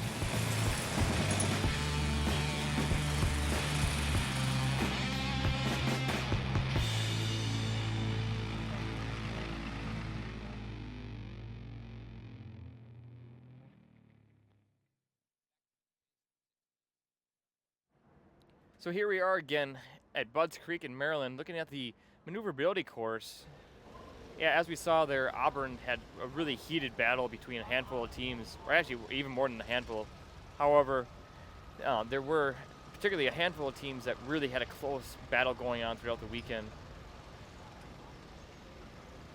So it's been a great weekend here at Budds Creek so far. We've had a lot of action going on this morning from the nearly 100 teams. I believe we ended up with 98 teams registered for the event.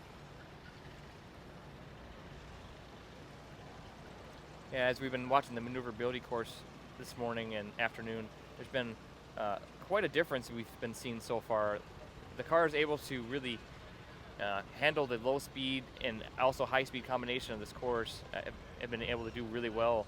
It's been difficult with the very little banking that this course offers.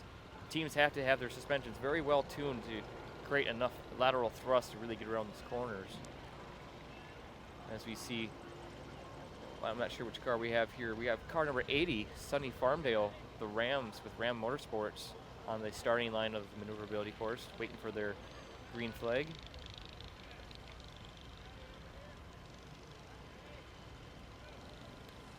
Taking off in the starting line there, going through the chicane.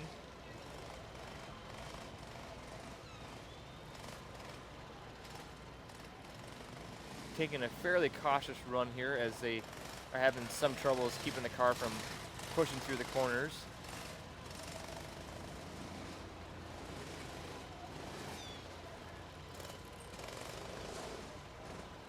Yeah, unfortunately having some issues there with the car is pushing wide through the middle of the corner.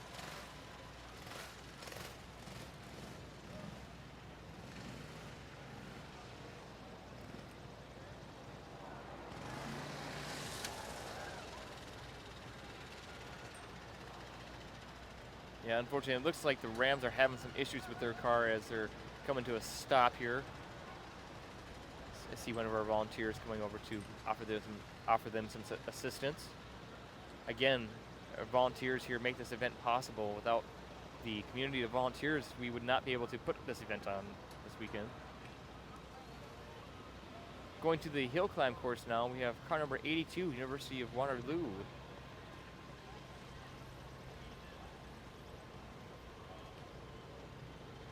Looking at the current standings on the hill climb here, we have car number 4, Michigan Ann Arbor, leading the way with still that sub 10-second run. In second place, car number 2, RIT's Tigers. In third, we have University of Auburn. Fourth, Cornell University. And in fifth, we have FEI as car number 82 on the hill climb course here, working their way up the course. Making their way up here and not losing too much traction. And they are going to be able to get over the top with a full run here. We'll have to see how that score turns out for them.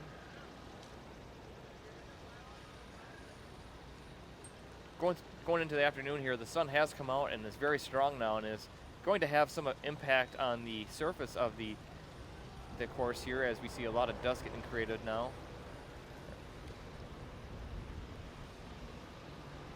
As we can see here, a beautiful shot of the Budds Creek motocross track here in southern Maryland.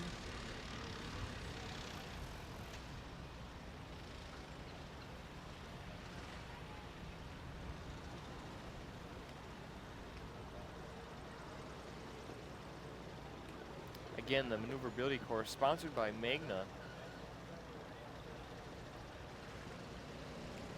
All right, as we see a car take off here in the Magna sponsored maneuverability course. We have car number 36, Virginia Tech.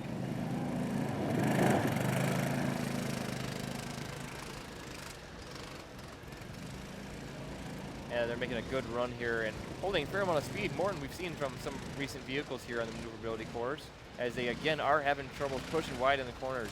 This flat cornering is proven to be very difficult for a lot of teams now.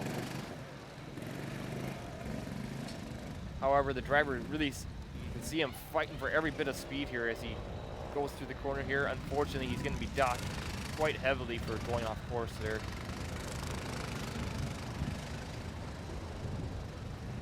Oversteering a little bit there and having to counter steer it back. Approaching the end of the course here. Car 36, that's going to be a fairly fast run for them. However, he's going to be docked quite significantly, so we'll have to see how that turns out for them.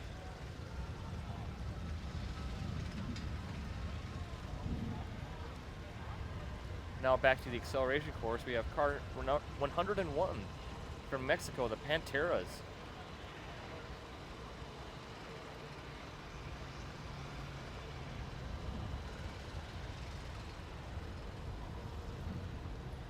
Yeah, again, this is an international event with many countries from around the world represented here this weekend.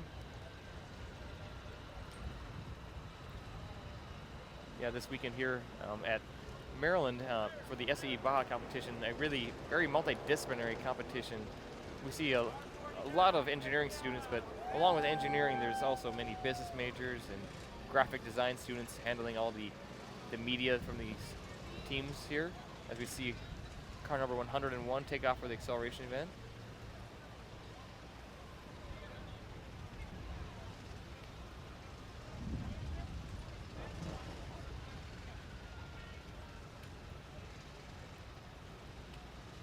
So if we could see the live scoring from the acceleration event, and let's see how the standings are right now.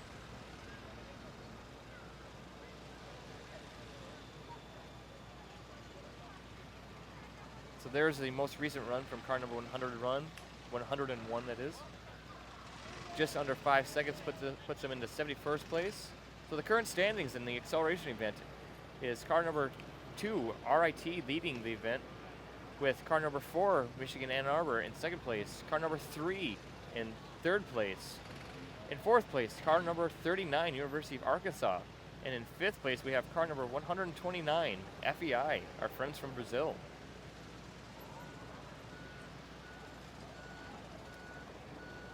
Again, I am Chase Schutte here at Budds Creek for the 2015 SAE Baja event.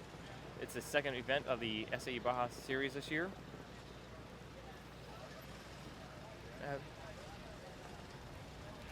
Yeah, so I'm being told we have a highlight clip from today, so let's enjoy this action from this morning.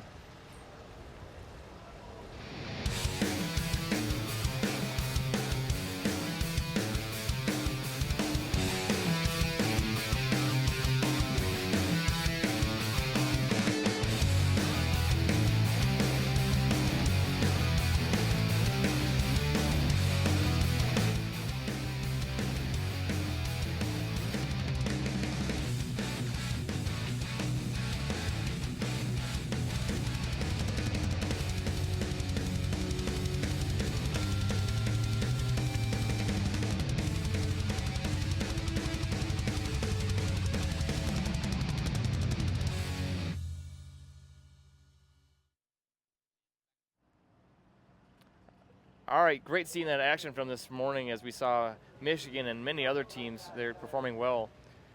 So we are looking downward from the top of the hill climb here on the hill climb course. See, as we see a car coming up here on the hill climb, we have, see here, I'm not sure who we have here. We have car number 63 actually, University of Pittsburgh, Johnstown with Pap and Pap Racing. Working their way up the hill climb here. We can see they are breaking the rear tires loose and starting to lose some traction there. However, still carrying the momentum and continuing up. They are going to, oh, are they going to make it? They are, oh. Oh my gosh. Just making it over the hill there. University of Pittsburgh, Johnstown, putting in a full run.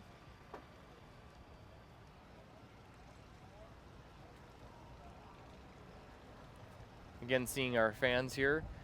We do have a great crowd here out today this week for this event. I encourage you, if you're in the area, to come out and join us all. We got some great food vendors, great weather as the skies are clearing up even more. Bring some sunscreen with you. You're going to want it as the skies have cleared up quite a bit now. As we see the suspension and traction course here with a car number 106, the Pennsylvania College of Technology with the Wildcats getting through the pole weave there and coming up through the log fan, working their way through that log fan and again getting hit hard with that second to the last log in the log fan. Coming up to the ladder and getting through the ladder with a lot of speed and getting over the wheels for a nice jump over the wheels to finish the S&T course. That's going to be a strong run for them.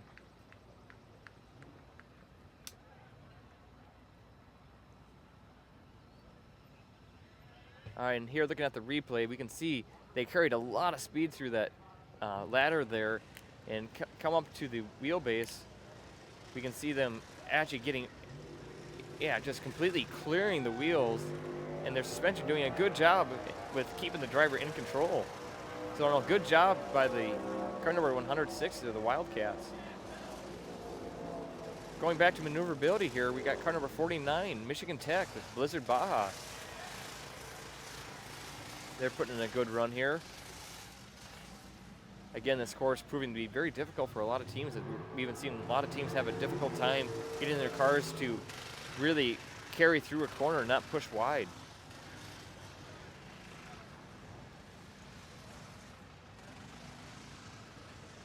Now, car number 49 here nearing the end of the maneuverability run. No, that's going to be a good run for Michigan Tech there. I think they'll do well with that. Going back to suspension and traction now with car number 27 on course. Western New England University getting through the log fan, coming up to the ladder. Let's see how well they do here. Yeah, doing well through the ladder there. And for a moment, high centering on the wheel, but making it over the wheel for a full run.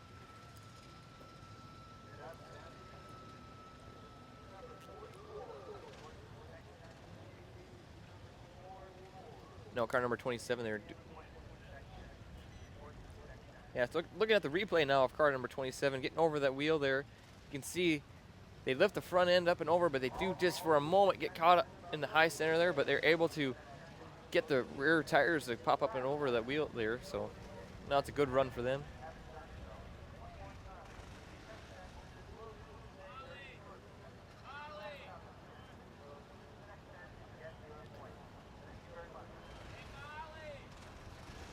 No, again, I encourage everybody to reach out to me and all the other organizers this weekend with the hashtag Baja Maryland. So please get on Twitter. We'd love to hear from you. Send us your pics. And if you're not on the YouTube channel, or actually, well, if you are hearing me, you're on the YouTube channel already, but encourage your friends to join us on here as well. We'd love to have them as we see car number 45, Queen's University from Ontario, getting hung up on the pole weave of S&T course.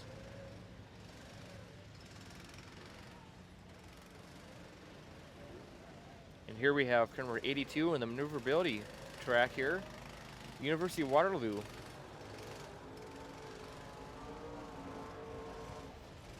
Taking a reasonably cautious run here, trying to make sure they don't get any penalties here. But again, having some troubles with the car pushing wide in the corner there.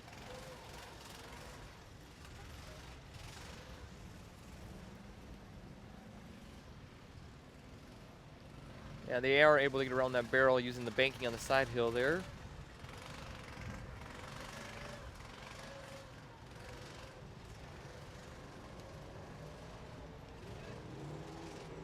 Coming around one of the last barrels that finished up in the maneuverability course. Car number 82, putting in a little slower run there, but it's still going to get them some points and allow them to, just get more points to add on to their score this weekend.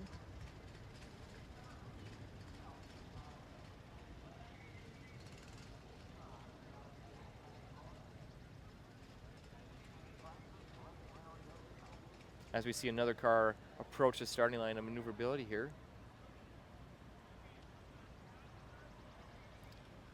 Now we see car number 100, Petroleum Institute from our Arab nation, or the Arab country.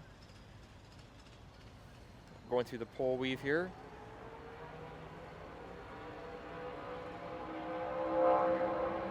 Coming up to the log fan. They may have some trouble. Yep, again getting hit hard on the inside there of that second to the last log, and actually getting finally hung up on the very last log in the log fan.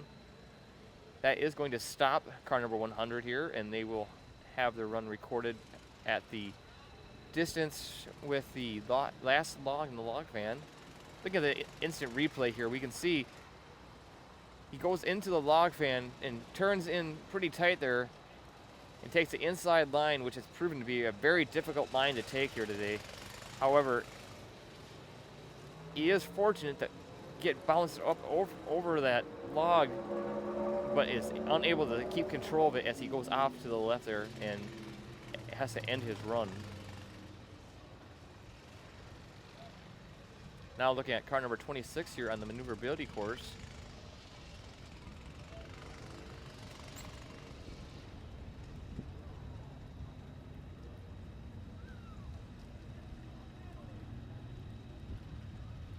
Yeah, again, the maneuverability course has been proving to be very difficult for a lot of teams, as teams are having a hard time really carrying speed through the corners, and many teams are pushing and having understeer through the corners and having a difficult time keeping it on course.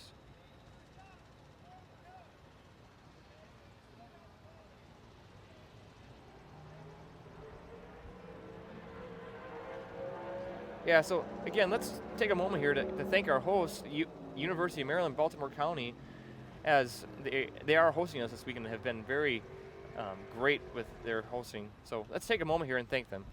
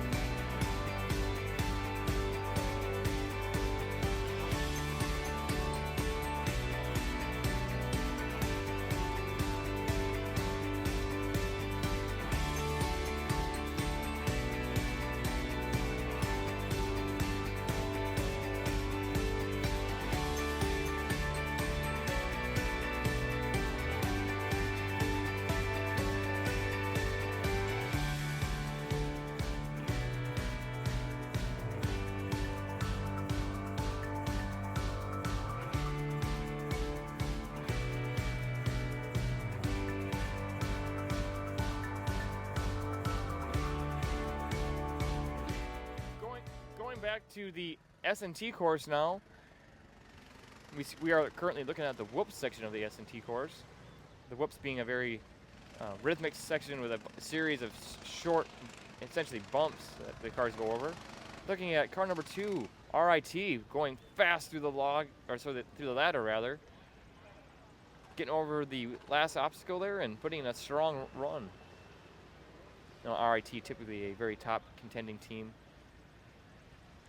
One of the teams that I anticipate tomorrow we will have live GoPro footage from. GoPro footage made available by Live4, a software app available for free download on the Google Play Store along with the Apple App Store. It's a simple app that connects GoPros to a smartphone and allows live streaming on the internet. I've had the privilege of working with Alex, actually, from Live4, the CEO of Live4, who has been working with us to enable me to bring the live streams to you. And I look forward to that tomorrow as we see car number 48 here at Western University taking a pretty cautious approach here as they go through the maneuverability course.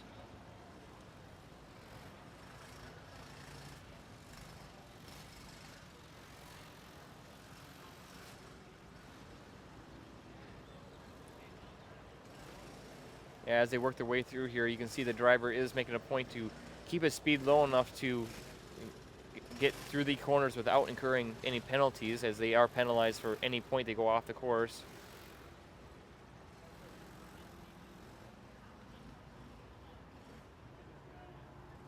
Yeah, there we again seen car having a hard time creating enough oversteer, or rather having a problem with too much understeer and pushing through the corner.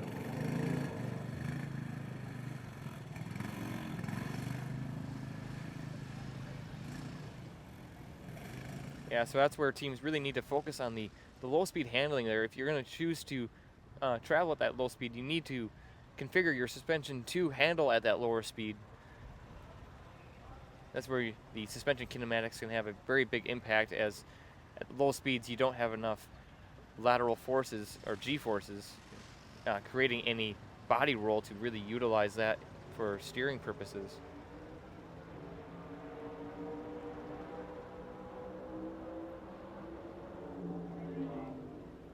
So let's take a look at now the suspension and traction course here as car number 93, Clarkson University on the suspension traction course, coming up to the log fan.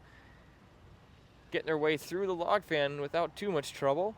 Coming up now to the ladder and holding a lot of speed through the ladder, actually gaining speed through it and up and over the last obstacle to finish the S&T run. That's a strong performance by the 93 car.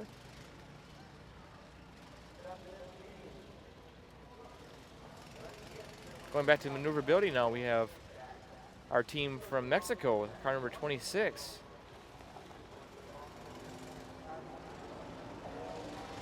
Doing well there, as we're seeing this car actually hold more speed through the corners. No, this is a strong run from car number 26.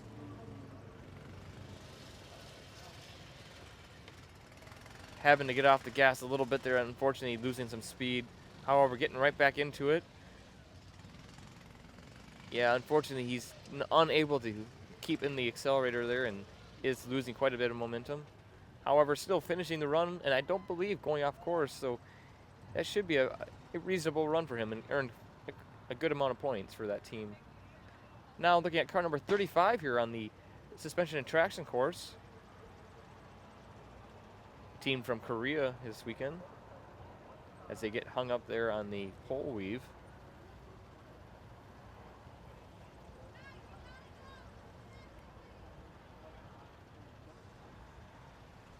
So why don't we check the standings right now with the S&T course. The standings are again brought to you by live scoring technology, sponsored by Cummins. Cummins really making it possible to bring you these scores this weekend. With first place right now is Oregon State University. In second place, we have car number 3, Cornell University. In third place of the suspension and traction, we have car number 4, Michigan Ann Arbor.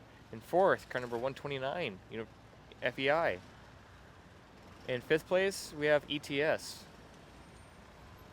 Going back again to the maneuverability course now, we have car 48, Western University from Canada.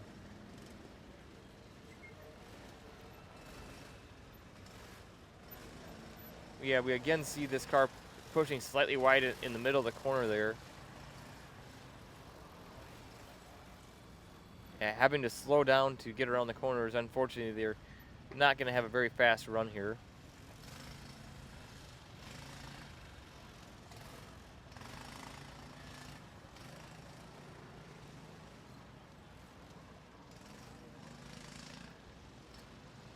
So as they finish up the course, let's take a look at the live scoring again. We have in first place for the maneuverability event, car number 23, Georgia Southern University. They've been holding on to that spot throughout the whole day, I believe, since early this morning when they put that run in.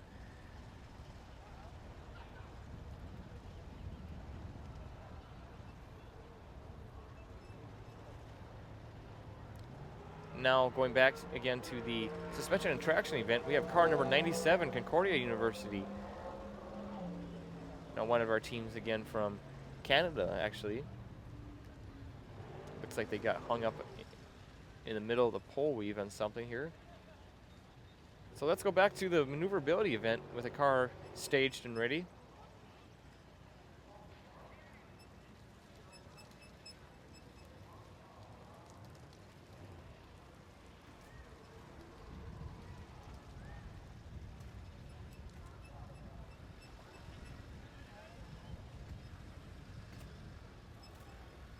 We got car number 6 on the starting line of the maneuverability as they take off. McGill Racing. Now McGill University here, trying to pick up some speed through the chicane.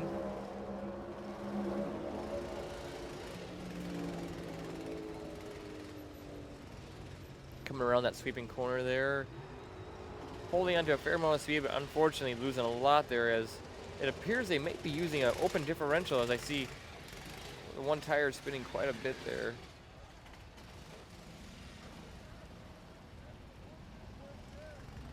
Or they may be experiencing some kind of drivetrain issues as it appears only the one tire is really driving right now. And I can hear their drivetrain making some rather unfortunate noises right now. Nonetheless, whatever's going on, they're still putting in a respectable run here as they do finish the maneuverability event.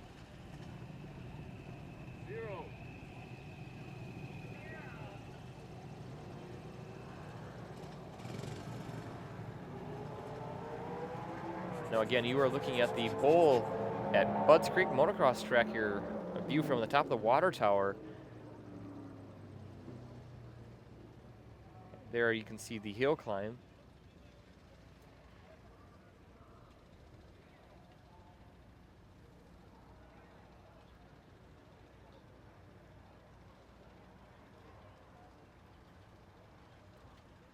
Now again, going back to the maneuverability course, we have a car staged and ready to go. This is car number 94, Geneva College, Team GT15. Car number 94 here making its way through the chicane.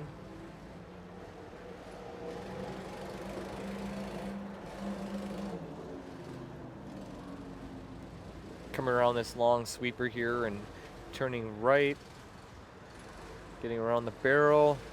Actually doing pretty well here, not pushing too wide in the corners, though he is holding back off of the accelerator to allow himself to get around those corners. Still putting in a clean run here. This is actually going to be a well-scoring run for them.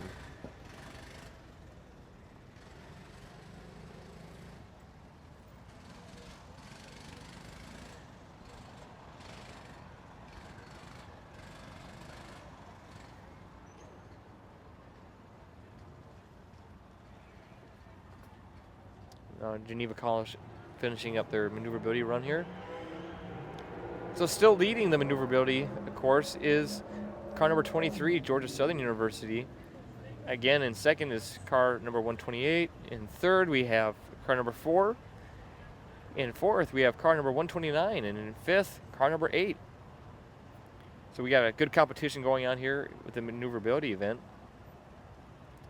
Now we see the suspension and traction event here as we got a car on course coming up into the whoop section.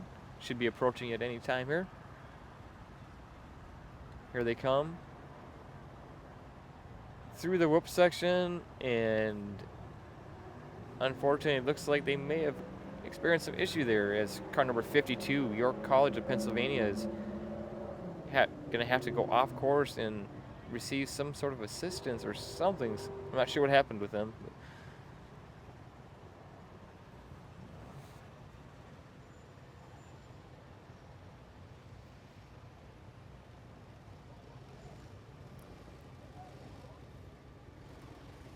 Back on to maneuverability again with car number 71, Ferris State University. The team called Brutus. Having to take the maneuverability course pretty cautious and slow here to get around the corners. Very few teams today have been able to really hold down the accelerator the whole way through and speed through the whole course. It's been a very technical and in many cases low speed handling course today.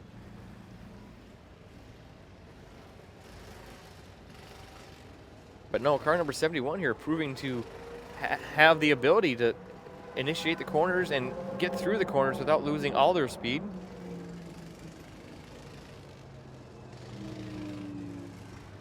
As they approach the end here, they will finish the maneuverability course.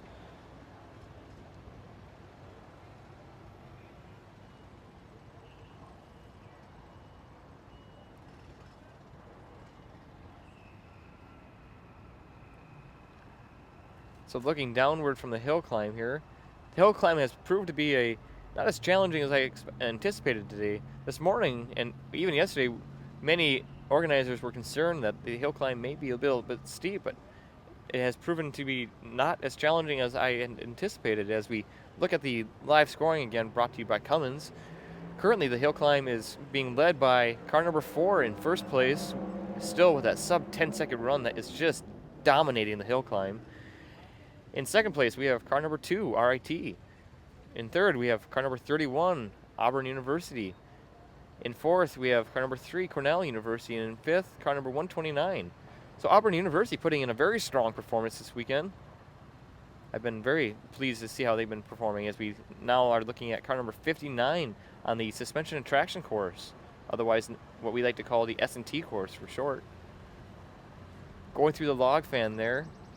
Again, getting hung up on that second to the last log. The log fan being a very unique obstacle to SAE Baja, something I haven't seen in other courses. The most similar thing that you would see would be on a endurocross race, actually, a race series that has been growing in recent years.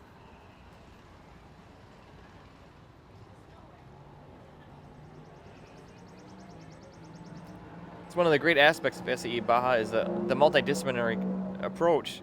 SAE Baja combines many forms of off-road racing, everything from the hill climbs, rock crawls, some events even have sled pulls. So you'll see many forms of off-road racing all combined into one just grand championship of racing. And it's all done at the collegiate level with students competing.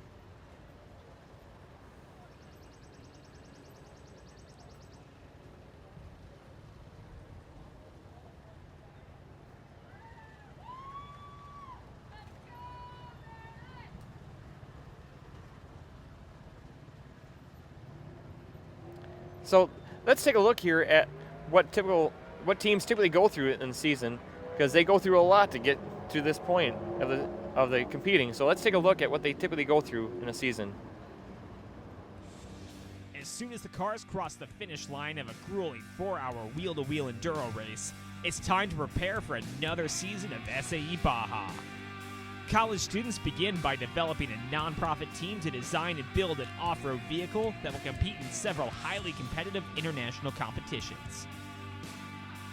Next, students start fundraising and concepting the features of their cars based on the rules published by SAE. Time is reserved for R&D, and many iterations of concepts are considered before moving into the design phase. With the use of design and analysis software, students spend endless late nights polishing their designs and begin to see their cars take shape. Moving into the shop, students take their designs from the virtual into the real world, where each team is responsible for fabricating their own custom design. Months of production and tireless effort allow students to roll their cars out of the shop and begin testing. With a fully prepped race-ready car, teams hit the road and travel the world to compete in international competitions against other universities. Students present their car's design and sales strategy in presentations to a panel of judges before moving into 2 days of off-road competition, combining a variety of disciplines from hill climbs, rock crawls, and other short courses before competing in a rally-inspired 4-hour enduro. Teams are awarded points for each event, and an overall winner is chosen by the aggregate results. The SAE Baja competition provides a multidisciplinary platform that drives students' passions and personal development to higher levels. Now, it's great seeing all the efforts that teams put in there, and as that video was showing, I mean, this is really a full year long of endless late nights, I mean, bloody knuckles from the shop, and everything it takes just to get the cars to the competition here. It takes a team to bring this car to competition. It's not any one person can make it happen. As we see car number 42 here, getting ready for their maneuverability run and taking off the Sun Devils here from Arizona. No, showing some good handling in their car as they had a little bit of oversteer there. They're gonna have to use that oversteer as they go through the course here. No, putting a very nice run here. Hopefully they can hold on to that speed as they do scrub some speed off there, pushing wide. However, kicking the rear end around, car number 42 putting in a good run here.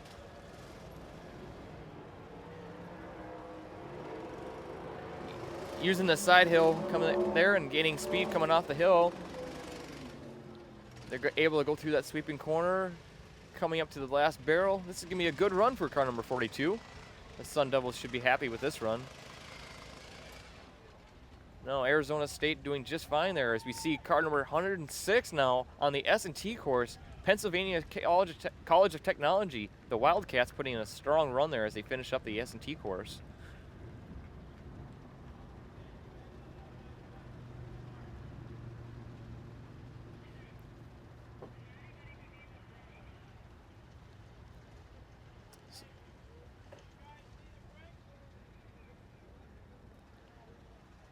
So as we saw there, teams take the whole year to develop these cars. These are all custom-built student cars that you're seeing here today. The teams organize themselves as essentially nonprofit teams that are officially recognized by the IRS as being 501c3 nonprofit organizations that really enable a great opportunity for students. I've seen some teams that have business majors actually that get involved and do a lot with the business management aspect of the team, and it's a fantastic opportunity.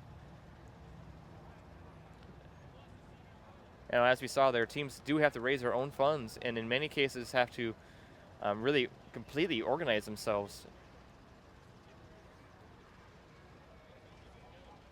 You know, it provides an excellent leadership opportunity. I know I have greatly benefited from the SAE Baja program myself as I was also involved in it before I graduated college.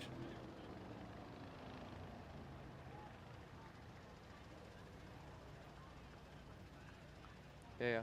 So I'm hearing now that we may have a little bit of debris on the track as car number 87 here, University of Maryland College Park, is on hold until the debris is cleared off.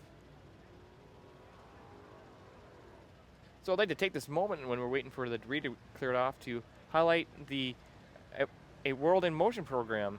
It's a program associated with the SAE series. It's a K-12 education program. We actually have a highlight clip we can play back here. It's a World in Motion. It's a promotional clip that really highlights the outstanding program that it is. Or actually, we may be getting ready to go here. Hopefully they can get the debris cleared off. Let's see if they're able to get car number 87 on the maneuverability track here.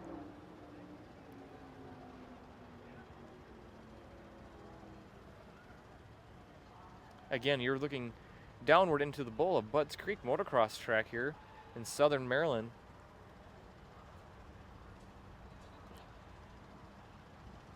And this is the second race of the 2015 race. Or sorry, this is the second race of the 2015 SAE Baja season. And it's being hosted by UMBC, University of Maryland, Baltimore County. as we are still waiting for some debris that's on the track right now for the maneuverability course.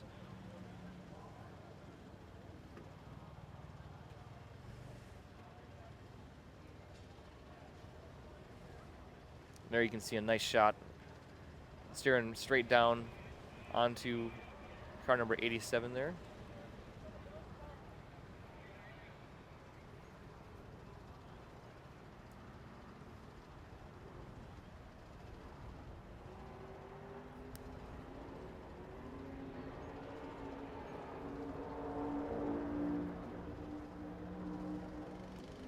All right, so the debris is cleared off, and car number 87 takes off. The Maryland car here doing pretty well going through the chicane, though having to lift off the accelerator.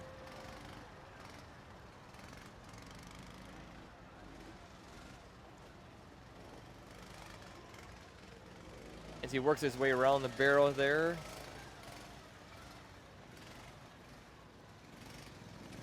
Yeah, having to lift off a little bit in order to make his way through the corners and pushing a little wide there. However, staying on track, the 87 car is able to get through the course pretty cleanly so far, putting in a very clean run here. As he does oversteer a little bit there, but able to hold speed.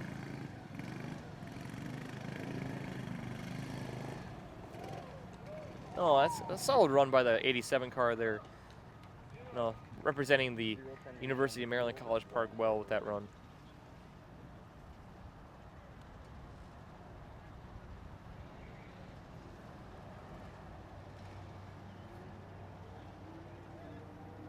So again, you are watching day one of the dynamic events here.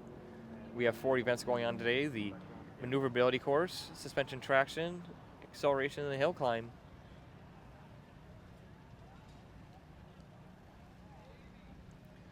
So this may be a good opportunity to share some perspective again from one of the interns from Cummins, a top sponsor of our event this weekend, also sponsoring the live scoring that we've been seeing throughout the broadcast this evening, or this afternoon. So if we can go to a highlight clip here and let's see some perspective from the interns at Cummins. As soon as the cars cross the finish line of a grueling 4-hour wheel-to-wheel enduro race, it's time to prepare for another season of SAE Bob.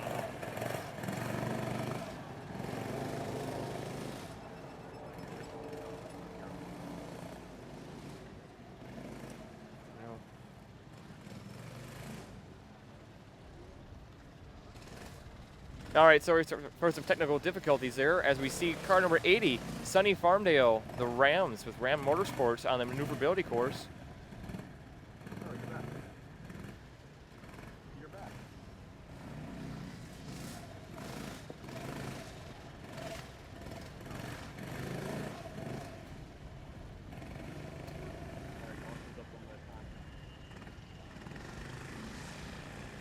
As they nearing the end of the maneuverability course there. They are going to be deducted a little bit for going off the course there in a few places. However, it's still going to be a good run. They'll earn a good amount of points from that run. As we see car number 87 again, the Terps from Maryland, online for the maneuverability course.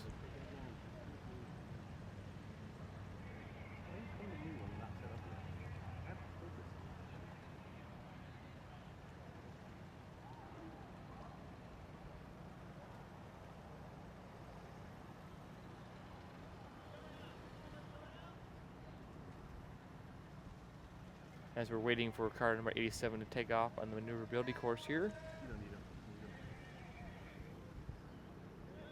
Here comes Austin.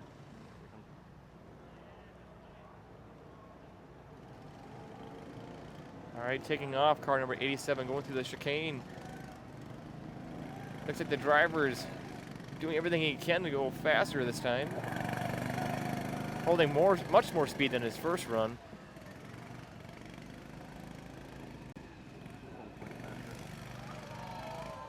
Oversteering some there. However, using that oversteer to get through the corner very well, actually.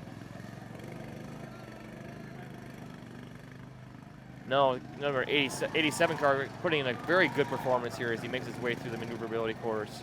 Round the barrel through that drifting corner, really kicking the rear end out there and continuing on, approaching the finish line. That's going to be a very strong run for the 87 car as you can hear the crowd really encouraging them, and yeah, that's great. No, that'll be a very strong run for them.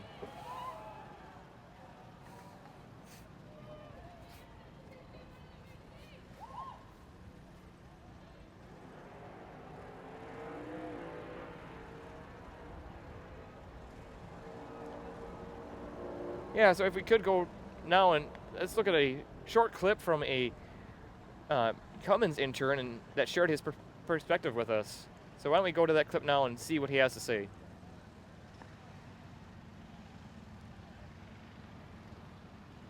Cummins is always looking for smart people. We've got a lot of different projects. We're a growing company, and we are looking for some of the smartest, most creative, most collaborative, into different things, ready to push the envelope type of people that would like to be challenged by a lot of different opportunities. We have people in the company that have gone from one business unit to another, have worked on an emissions project all the way to working to turbos, just cross-referencing, cross-pollinating ideas.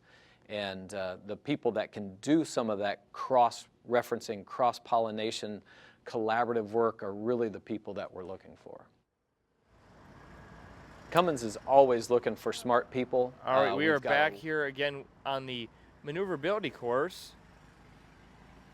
We are watching, I'm not sure which car this is, car number 63 actually, University of Pittsburgh Johnstown with Pap and Pap Racing. Working their way through the maneuverability course here.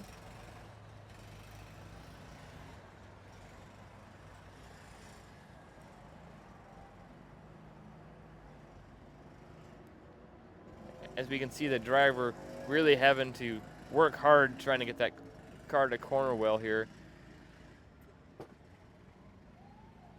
This appears it may be a manual car, something we don't often see in SAE Baja. It's very typical to see cars use a continuously variable transmission, otherwise known as a CVT. Typically, some of these CVTs come off of ATVs and snowmobiles and other small recreational vehicles. As we now see Virginia Tech on the suspension traction course getting through the pole weave and into the log fan. Car number 36 here getting unfortunately hung up on the excuse me, on the last log in the log fan.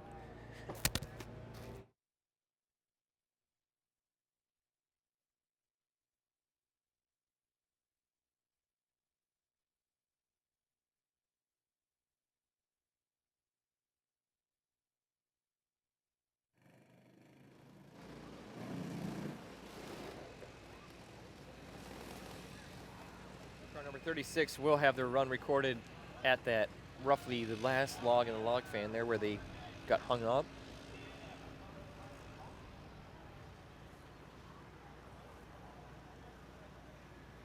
As we see now, car number 71 on the maneuverability course unfortunately did slide off. Ferris State University here, Team Brutus.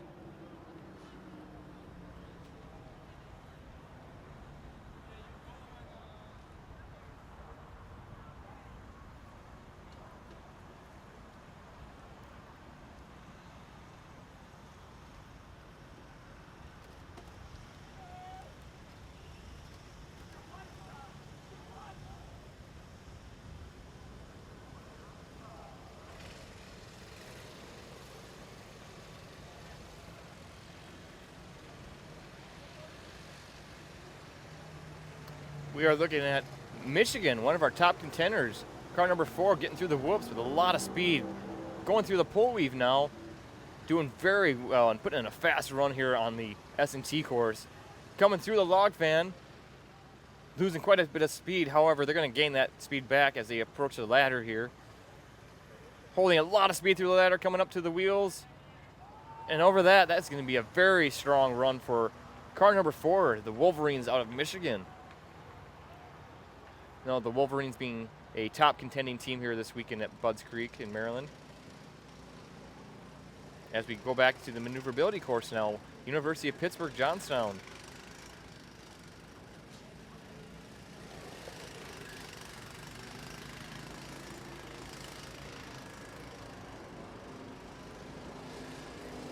Yeah, I actually had the ability to speak with these students yesterday in the paddocks.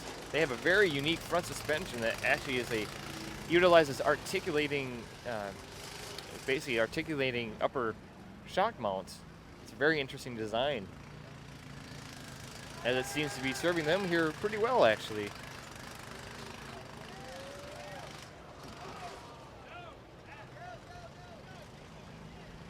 Unfortunately, it looks like they could use a little bit of shock tuning, as their rear suspension is appearing to be very stiff and bouncing the car around.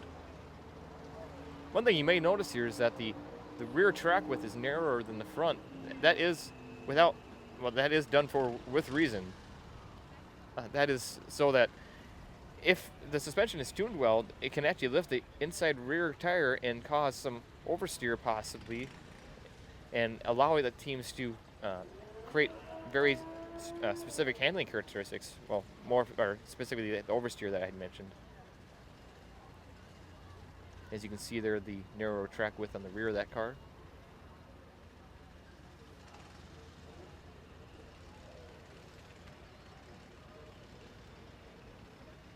You are seeing the acceleration event now, with car number 30 approaching the starting line. The Dirt Devils from New Jersey Institute of Technology.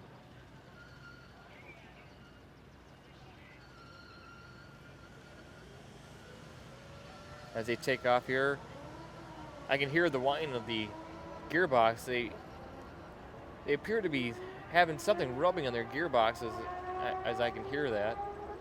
One of the few cars that you'll see that actually has quite tall tires in the back and shorter in the front. I'd be curious to hear the reasoning for that.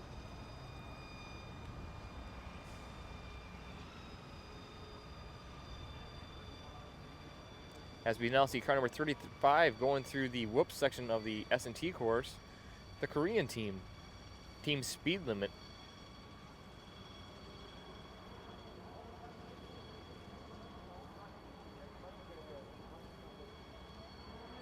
As they approach the log fan here. Getting through the log fan, losing a lot of speed, however gaining it back as they approach the ladder. Getting very beat up in the ladder, however making it through and up to the wheel and up and over the wheels to finish their run. Now that's a good run by the 35 car from South Korea.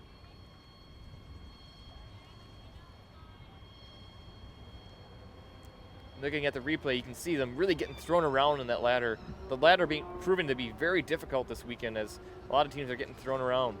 The teams with suspension that are soft enough to absorb the high-speed impacts there are doing very well, as we saw some teams like Michigan get through it with a lot of speed, actually. So again, my name's Chase Schutte. I'd love to hear from you. Send us a tweet at hashtag Baja Maryland. If you have any viewing parties, I'd love to see pictures. I know we have a lot of fans out there this weekend. A lot of fans here on site, actually. So if you're in the area, please come out and join us. We'd love to have you. As the skies are clear here, it's a great day, great weekend for some racing. So come out and enjoy the events. So let's take some time again to thank our sponsors, particularly Honda, as they are a very significant sponsor of this event. And again, this event wouldn't be possible without the support of Honda and others. So let's take a moment here and thank Honda.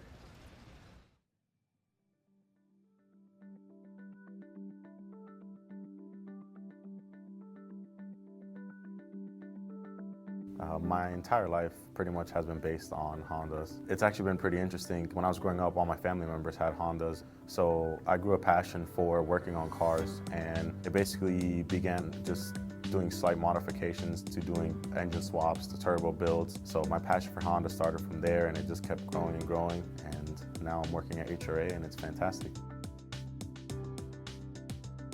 One of the biggest things about working at Honda is the hands-on capability here. I can be at my desk designing my part and then go down to the lab and actually check out one of our test vehicles or one of a mass production vehicle and see how it lies on the car or how other cars have done it. And that actually allows you to create a better product for the customer. So in a typical day, I'd probably say that it's full of surprises. Every day it's either meetings or design concept reviews, and to change between working with people to working with the cars to working with other areas, as in manufacturing, production, and even all the way to sales. It's awesome. It's an easy question to answer. It's actually really positive. Everybody around you is willing to help you, because at the end of the day, our job goal is to make a better car for the customer.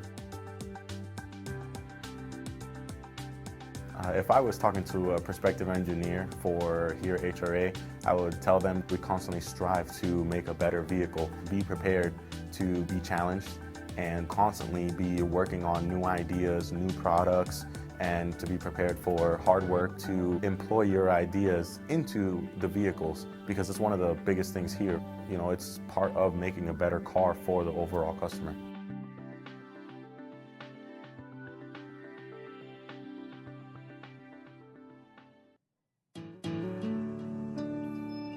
At the age of 8, Samuel Wilson came to the aid of his little sister. He didn't just fix her tea party table, he retrofitted it with a height-adjustable leveling leg. He learned that fixing something brings happiness, but improving it brings something much greater. When he was 13, Sam decided to redefine neighborhood skateboarding. So he modified his ramp with a car jack. It was the cause of numerous bumps and bruises, but according to his best friend, it was awesome. At 16, Sam discovered that sometimes within a piece of old forgotten equipment lives potential.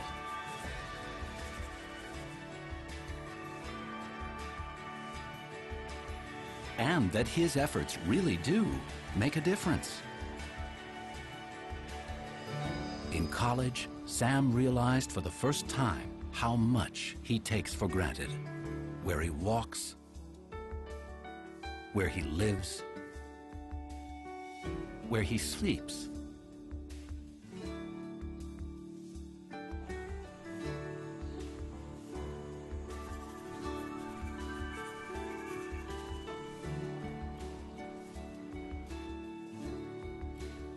So he gave the best birthday gift possible to his roommate, the top bunk.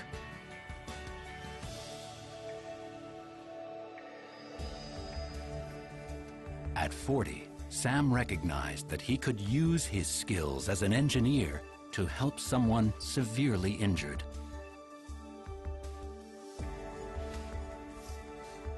So by combining function and feel, he developed a fully integrated artificial arm.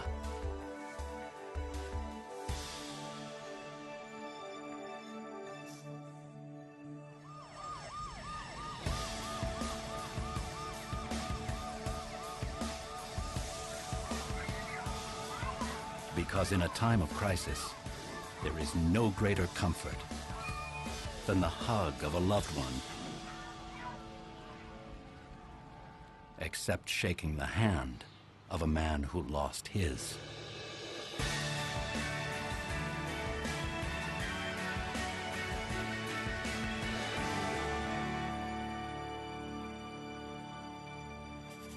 G-O-R-D-O-N.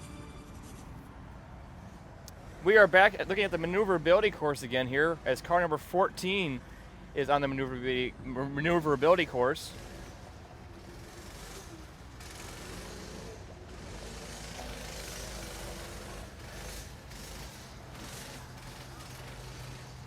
Yep.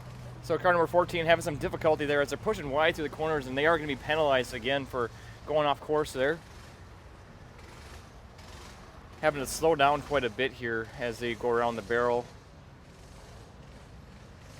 Yeah, unfortunately the driver is having to go pretty slow as he again pushes wide there, having a hard time not pushing through the corner.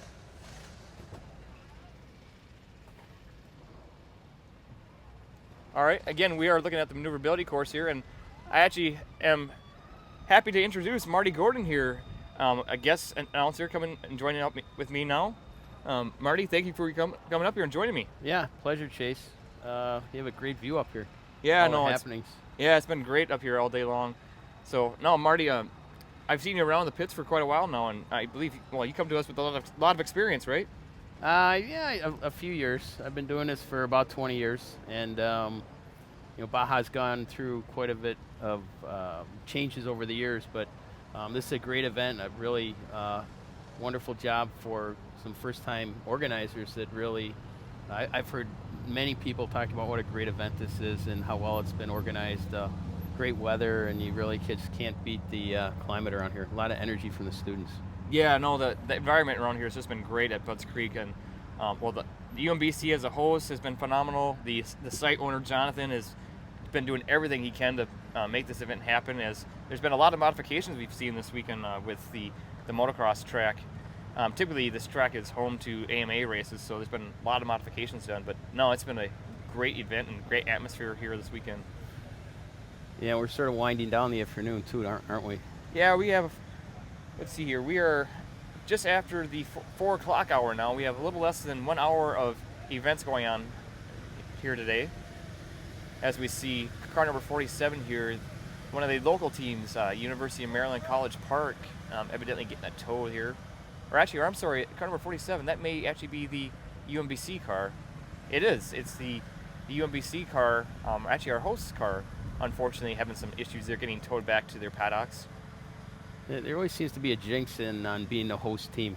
They always seem to have bad luck. I know when we host races, we always get surprised at what happens to us. Yeah, it looks like the 47 car there may be having some tie rod issue or a broken Heim joint possibly, as that right front tire appeared to have turned in there.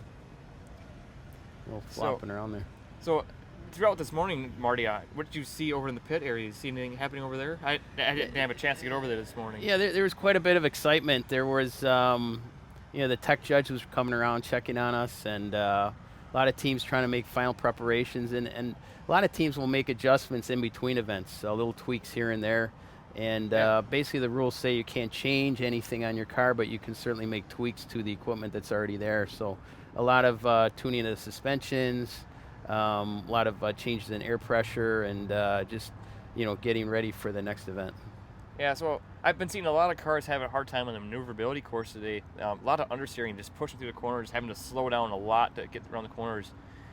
You were seeing some teams make some suspension adjustments, try to correct that, well, just make it so that they can get through the maneuverability course, or what were you seeing with the suspension adjustments? Yeah, I was seeing a lot of teams play with air pressure, trying to get a better grip on this sort of silty, sandy, very slippery dust that's been forming all afternoon, and I think the course conditions have been deteriorating over the day. Yeah, as the sun's coming out here, it's really baking the dirt, and like you said, I think it is turning it into almost like I think the silt is the right word like you use. So, yeah, as the sun comes out here, it's really, yeah, like we were saying, baking the surface there, and it. So, looking here, we're seeing a shot of the acceleration event as our day is winding down, and now going to a shot of the bowl here. As you can see, a nice shot of the maneuverability course there. As we have car number 101 on the starting line of maneuverability event, a car from Mexico, the University, I'm not sure how to say that actually, but the Panteras from Mexico, as they're getting ready for their maneuverability run. Universidad Pan America. There you go. Let's see how they do. Yeah, things are also slowing down. There's only, if you look in the background, there's only a couple of cars in queue. They're getting their final instructions.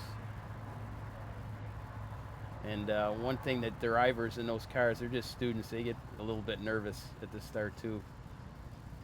So it's hot out on the course, and they're probably sweating a little bit extra just from nerves. Sure. Is that good? You want it right here. Okay, as we see car number 101 take off here on the maneuverability course, working their way through here, holding some more speed than I've seen other cars hold. However, still not as fast as some of the cars we've seen today. As they work their way around the barrel there, pushing wide. Yeah, they are going to be penalized for going off course there. It's getting really tough. It's getting really slippery down there, and some of the teams have better setups than others. This team seems to have a very short wheelbase. Yeah, short wheelbase. And I do notice they have a lot of camber on the rear suspension there. Yeah, I was just noticing that too. I'm not sure what the reason for that is. Sometimes teams just, when in the design process, don't quite get the calculations quite right, and they might have to live with it later. So, yeah, not a bad run. Yeah, as we see, they'll get some points from that, and that'll add on to their score this weekend. Yeah, it's interesting. The teams that do well in all the events are the ones that set themselves up good for the endurance race tomorrow. Yeah, exactly. So why don't we take a moment here and look at the scoring right now and see what the standings are for the maneuverability event. Again, that scoring technology brought to us by Cummins.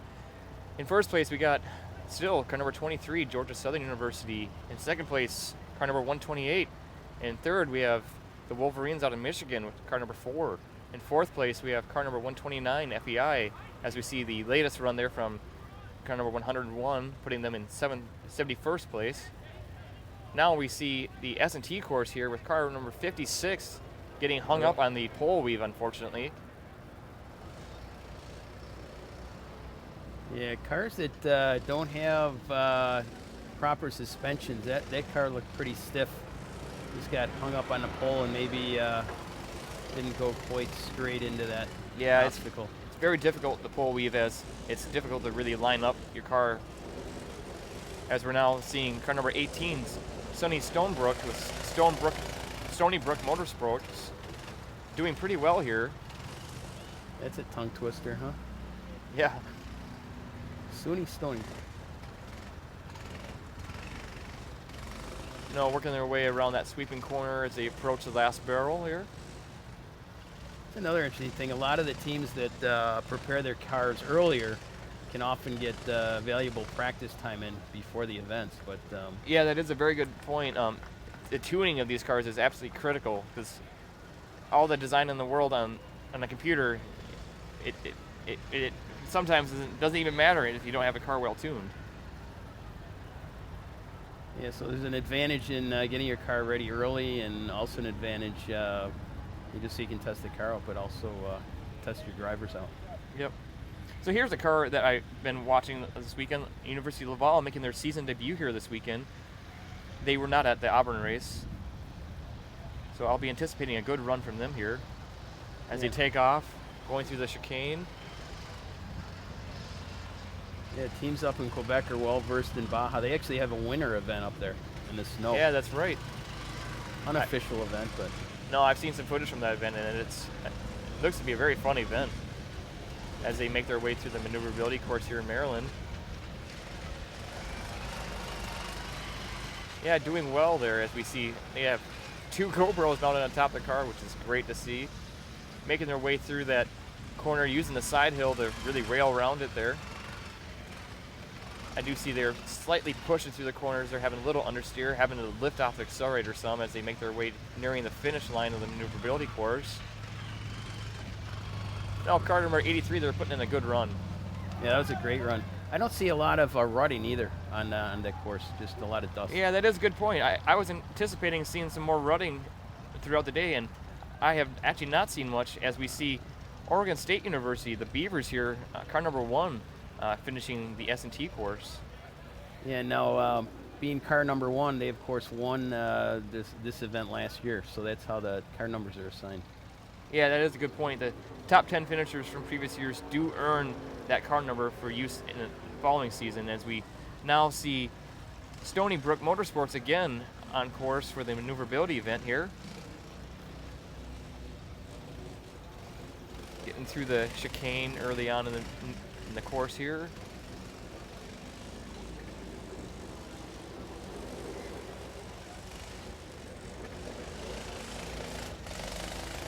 Now putting in a solid run here as the 18 car works its way through the course.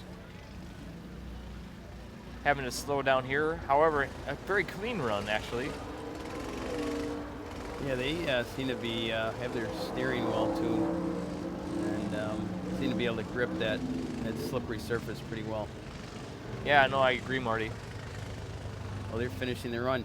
Before I get too far away from it, it looks like Oregon might have now taken the lead in the suspension event. I saw that flash on the screen. Yeah, if we could get the scoring back up there, and let's take a look at the current standings on the suspension and traction course. So yeah, you're right, Marty. Oregon has just taken the lead in suspension and traction with a run of 46.409, as we see the latest score coming in from car number 57, Case Western Reserve University, putting them in 21st place. Yeah, Oregon is always a strong team. They have a great program out there under the direction of Dr. Bob Petch. Yeah, I've briefly met Bob Petch, and what an outstanding man he is, and he's been providing so much support to both the Baja and the Formula programs at Oregon State. As we see now, car number 83 on the Maneuverability course, Laval University, putting in a very fast run here. Looks like they went back to back. Driver probably wanted to remember the course and hit it hard the second time. Let it all loose. Yeah, I would agree with that. As I would agree, he is letting it all loose as we see the rear end of this car kick out with some oversteer there. No, doing very well on slight drift around that sweeping corner as he approaches the nearing the end of the maneuverability event here. That's going to be a very strong run for the 83 car. That's a great run, yeah. He really sort of checked the run out and then went back and hit it hard. Yeah, no, that's great. So let's review the top standings here for the suspension and traction event. Again, as we said, Oregon has just taken over the lead with holding first place right now in the suspension and traction. In second place is car number 3, Cornell University. In third, car number 4, University of Michigan. In fourth place, car number 129. And car number 8 rounding out your top 5 for the suspension and traction event right now. So again, you are looking at the maneuverability course here.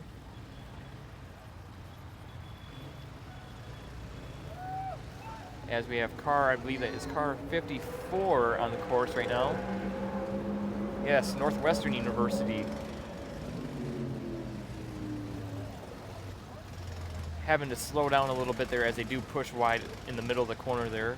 Yeah, they look like they're pushing quite a bit. Their chase, not sure if they really have their setup quite right, but they're giving it a go.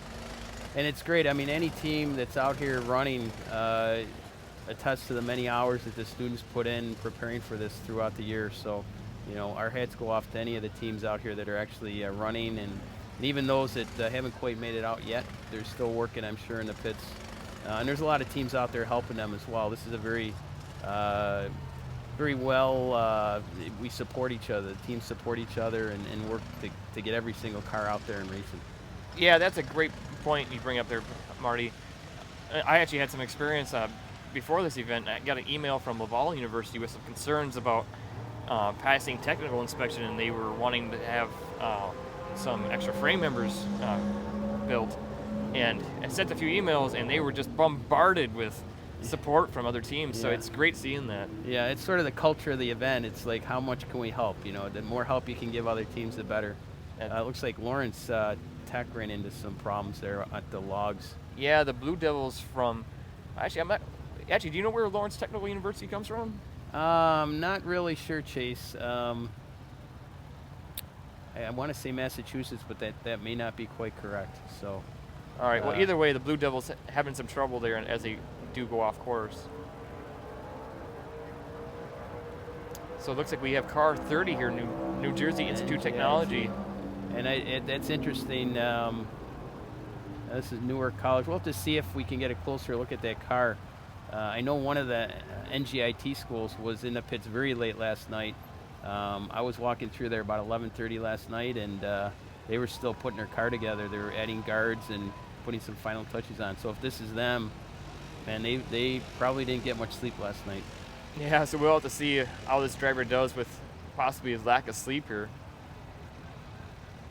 Now it's a car. If it's the same team, I don't want to. Yeah. No, that just, again, highlights the passion that all these students have for this program, and really the passion that this program provides for students as they get involved and become even more passionate, and the incredible amount of energy that this program creates is just absolutely phenomenal. Yeah, absolutely, Chase. It really does a good job of training young engineers to overcome problems. Yeah, that's right. Really learn creative solutions to them on the fly, and give them a chance to test their ideas out. It's a very neat program. Been around since the 70s, and I have to admit, I guess I'm old enough to remember when it started. Yeah, so you probably back in the day. Yeah, so you've seen a lot of rules changes. So how has or actually, well, let's hold on here as the 30 car here. Or actually, I'm sorry, this is the car number 50. I think we're back to 30 there, yeah. No, we are. Okay, so we are with car number NGIT, and that is the car that I saw in the pits late last night. I believe they pulled an all-nighter on that one. Yeah, as we see, this car has a pretty unique configuration with those tall tires in the back and the short in the front. And I can hear quite a bit of drivetrain whine. And as unfortunately they do push wide there in that corner.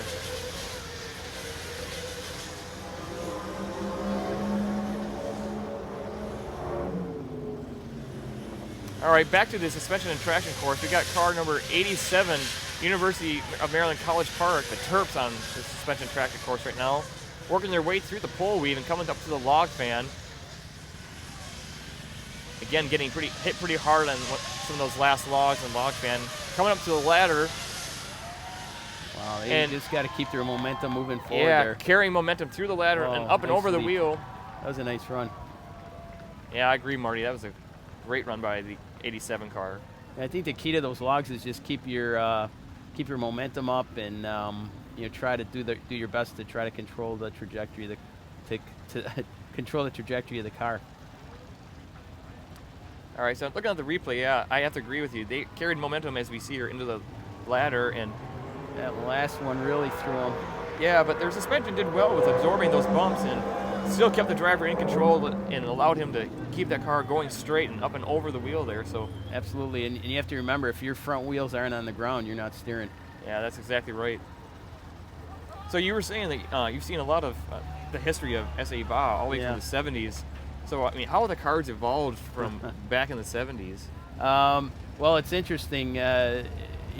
Baja started out in South Carolina. I believe it was 1976 was the year, with just several teams, maybe a couple dozen teams, and very few rules, and it was just a bunch of, at that time, only engineering students coming together, building some cars. And, there's some volunteers out there running the course, but a lot of the rules development over the years has been done for the sake of safety, and also trying to give a more even playing field to all the teams. So I guess the biggest changes that I've noticed have been with safety features on the cars. We've really done a good job putting rules in to control the frame design. And right now, that's very, very tightly controlled. The other difference is that just even some logistical site type things.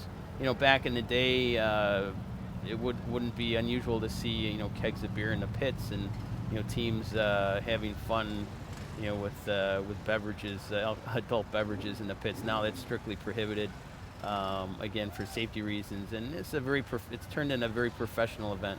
A lot of the major sponsors of this realize that these are, future potential, very dedicated, very hardworking employees. So, yeah, no, that's right, and yeah, as you were saying, the safety is absolutely the first thing that we see here in the whole competition, in the rules, in the nature of the event. Safety is always the absolute top priority in this event, as we do see the 54 car here. Northwest. If you look at the water in the background, that brings up another big change.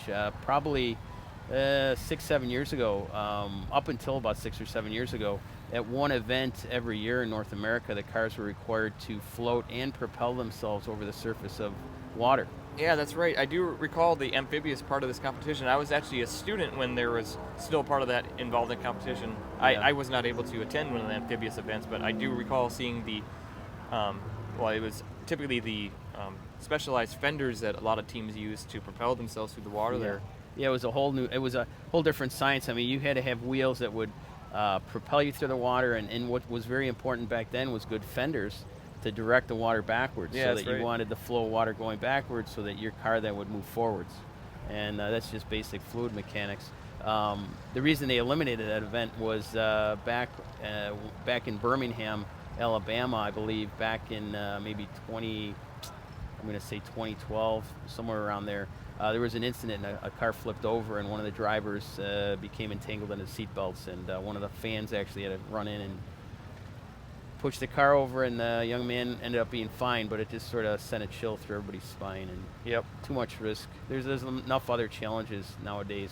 Sure, as we see the number 2 car here, the Tigers out of Rochester Institute of Technology, as they come up to the ladder here, doing very well through the ladder and coming up to the wheel, making their way up and over the wheel for a very strong run from RIT. Yeah, it looked like their suspension did a really good job absorbing the impact of that ladder. And if you notice, their front wheels were on the ground most of the time. Yeah, exactly. No, that was a fantastic run. We see the replay here. Coming up to the ladder, they first hit the ladder there and actually clear a few of the steps, and their suspension's doing a very good job of absorbing those bumps in. Yeah, and they are able to regain stability there and get up and over the wheel there, and for a very strong run. Yeah, that looked like a great run. I wonder if we could get a time up for that. Yeah, as we do see that car number 30 here on the maneuverability course. Yeah, we can hear them too. They're running right below our location here, and quite a noisy car. Yeah, there as we see now the suspension scores. Oh yeah, look, the RIT car number 2 moved up into the 3rd spot with that run. Yeah, that indeed was a very strong run we just saw from the RIT car. Yeah, it's very typical for that college. They come here with a lot of history of being a top contender, and it's no surprise to see them up there doing that well, as the car number 30 here that we're seeing has some issues getting around the corner. Yeah, it looks like they have some steering issues, possibly with the right front wheel. Maybe broke a tie rod.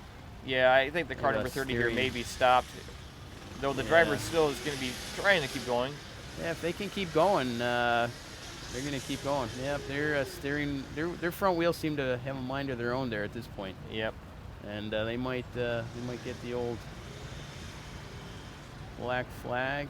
The driver's doing everything he can to get it through. And we shouldn't say he. There's a lot of female engineering students involved in this as well. I saw a team over in the pits from, I believe, Queen's College up in Ontario, Canada. Had quite a few female engineering students. Yeah, well, I believe at Auburn there was actually a team comprised solely of female engineers, actually, which was fantastic to see the women well represented here. Yeah, it looks like University of Missouri didn't make it over the ladders. And it's interesting, if you pan out a little bit and you see that 6-wheeled vehicle there, that little skid steer. Yeah, I believe that's actually an old Baja car, isn't it? Well, it's interesting in that the old Baja cars, I did see in old photographs, Baja cars with the 6 wheels. They always had to have roll cages, though, but that vehicle there is probably circa 1960s, 1970s, and that is an amphibious vehicle as well. Yeah, that's right. As you get them out of the way, or try to. Yeah, he's got the old tow rig on the back. Yep. As we see car number 90 here, the Cornhuskers from Nebraska on the starting line of the acceleration event. Yeah, there hasn't been much activity at acceleration late in the day here. It's I think most teams want to do that when it's cool in the morning, when their engines are cooler and their transmissions are cooler. It gives them a better time in that particular event. Sure. Putting in what looks to be a strong run there, though. The Cornhuskers finished their acceleration run. So again, we have about 30 minutes left of racing here on Saturday, the first day of dynamic events for the second race of the 2015 SAE Baja season.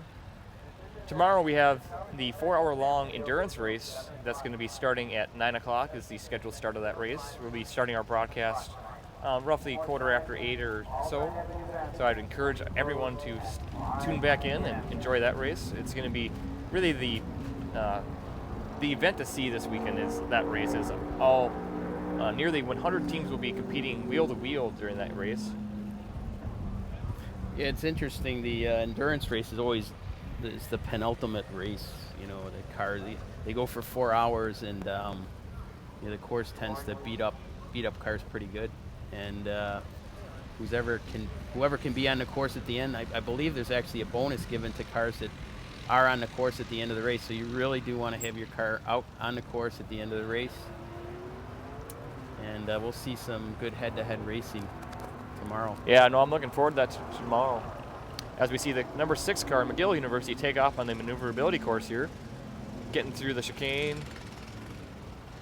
No, the driver seems to be holding a fair amount of speed, more speed than we've seen many cars hold as his rear end slightly kicks out there. No, he seems to be putting in a very good run here as he lifts the inside rear tire. Absolutely. I wonder if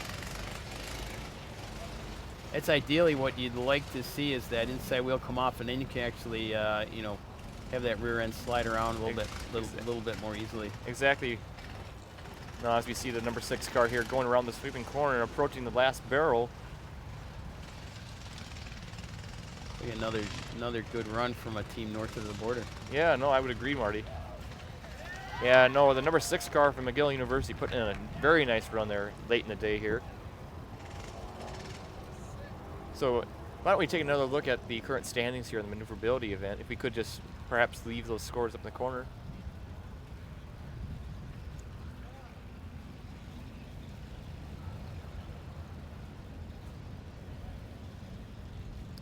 So there's McGill's current run, putting them in a 22nd place. Strong performance, strong run from them.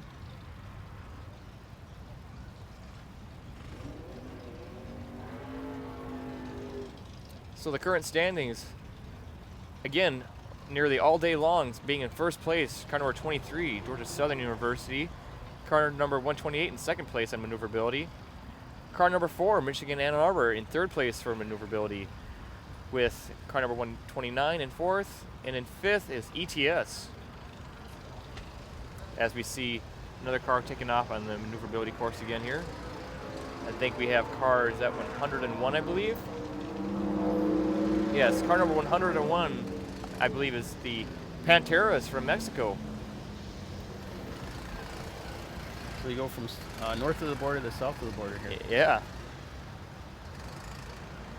Yeah, I was talking to a team yesterday that came all the way down from Newfoundland. Yeah, that's right. I saw them on the maneuverability course, and I think S&T earlier today. Yeah, a Memorial University. They were teaching me a few phrases that they use up there. Nice. I'm probably not going to get this right, but one of the most famous is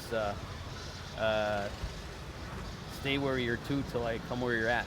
Something like that. Stay where you're to till I come where you're at. Very Please nice. Stay there, I'll come meet you.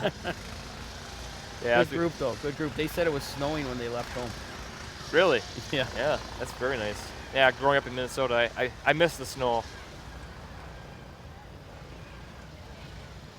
You know, as we see the 101 car here have some problems trying to get around the corners, that they really pushing wide there. Yeah. And it's really critical for them to keep at least 2 wheels on the course, because if they get all 4 wheels off the course in this event, I believe they're disqualified. They just pull them off the course.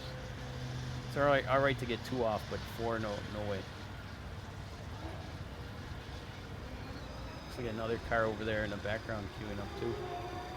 And the volunteers that are working this event, they've been standing out there all day in the sun. And I don't know if we've given them any credit before, but boy, they're a hard-working bunch. And yeah, I have been giving. They're all volunteers. All volunteers. Yeah, that's a good point. I have been thanking them throughout the day, but we can't thank them enough for all the efforts our volunteers bring to the table here this weekend. As we see a shot there of our fans, as we are starting to wind down our day here, and we're starting to see more people head out. However, we still got, how much time we got here? We got about 25 minutes left still of events going on today. as we are wrapping up the first day of dynamics here. 25 minutes, and what they do is at 5 o'clock, they'll shut the events down, I believe. So even if you're in line, you might be the next car in line, 5 o'clock rolls around, you're done. You don't get a chance to run. Yep, that's right. So teams, they have to manage their time well today too. Yeah, so I am anticipating we may see a last-minute surge of activity here as some teams are going to try to get their last runs in for the day. Though it is pretty quiet for the moment. Yeah, I'm not sure if there's still cars over in tech trying to get final tech, or they've all made it through. I did see a few cars over there earlier, and I know there were some teams still in the pits trying to get the final modifications made so they're eligible.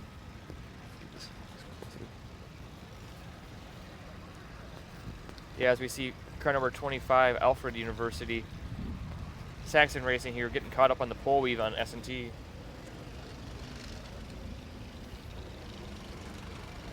Well, they're into the big tractor tire. Yep. Sort of hard to get that thing out of the way. Yeah. So going back to maneuverability, we have the Cornhuskers from Nebraska with car number 90. Doing pretty well here, though just getting a little high-centered on that corner. Yeah, they have good weight transfer in the rear. Looks like they have a pretty high roll center. Yeah, it does appear that way, as we can see the camber links on the rear suspension are angled up quite high. Not a bad run. That almost reminds me of the old Wisconsin car designs. University of Wisconsin always used to have these really high roll center vehicles that really did a good job making it around for some pretty tough courses. Yeah, that's right. It may be a bit non-intuitive to some of our viewers out there, but having that high roll center, or rather this is called a high roll center, it really enables the car to roll enough, and you can use that body roll to actually assist with the steering. So it's very strategic in that high angled camber links that we saw on the number 90 car there.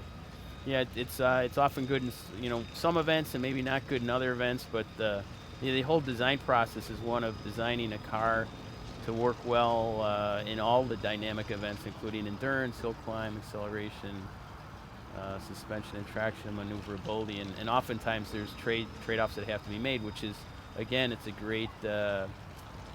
great exercise for young engineers to have to go through. Yeah, that's exactly right. Weighing the pros and cons of various design decisions.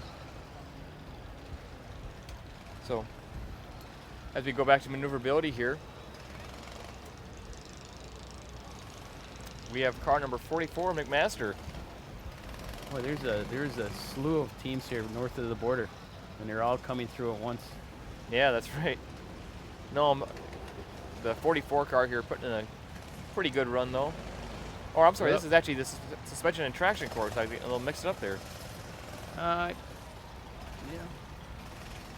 This is now, I think it's Universidad de Sala. Or we did switch camera angles on me. I'm sorry. Yeah, it was a little tricky there. It looked like a similar part of the course, and we sort of just. So back to maneuverability course again. And they look like they're having some issues pushing some hay bales. I think they're going to be. They're going to be done. Yeah, I at think least for that run. They'll measure their distance there and record that for their points. Again, it's interesting. We had a team from Canada on maneuverability, and then over on suspension and traction, another team from Mexico, I believe. Yeah, again, highlighting the international flair this competition brings. I believe we have, I believe it's 7 or 8 countries represented here this weekend. Yeah, I know there's 3 teams from Brazil. That's right. And what's interesting is those 3 teams from Brazil, there's actually an event, Brazil Baja, that's held in early March, and those are the top 3 teams from Brazil that come up here to compete in the U.S. They qualify, and they're allowed to come up to the U.S. and compete. They're usually really, really good teams. Yeah, no, there's a great automotive community in the Brazil country. As we see the 80 car here, Sonny Farmdale, the Rams, on the suspension and traction course, going through the pole weave and getting hung up on. Hung up on a metal pole. Yeah, SUNY Farmingdale, I have not seen them at Baja before. I know a lot of the SUNY schools have teams. I've seen teams from SUNY Buff State and Cortland, I believe, SUNY IT. And for those of you that aren't from New York State, SUNY stands for State University of New York. And it's pronounced SUNY. That's actually something I never knew, the actual story behind that. Yeah, a lot of folks from around the country, they think it's sunny. Well, it's never sunny I shouldn't say that. It's never sunny in New York. It actually is. SUNY. Looks like this is a team from Mexico, maybe? I believe that's correct. I don't know what's going on. It looks like they need a tow. But getting back to the Brazilian schools, there's actually 3 of them represented here. One is from Sao Paulo. It's called FEI, or they refer to themselves as FEI. There's another team from Minas Gerais, which is a little bit I think it's about 6 hours from Sao Paulo. And that's Federal University of Minas Gerais. And then there's interesting. This is very interesting. The third team is called Mangue, and they're from the state of Pernambuco. And their logo, their mascot, is the crab. Oh, that's very fitting here in Maryland.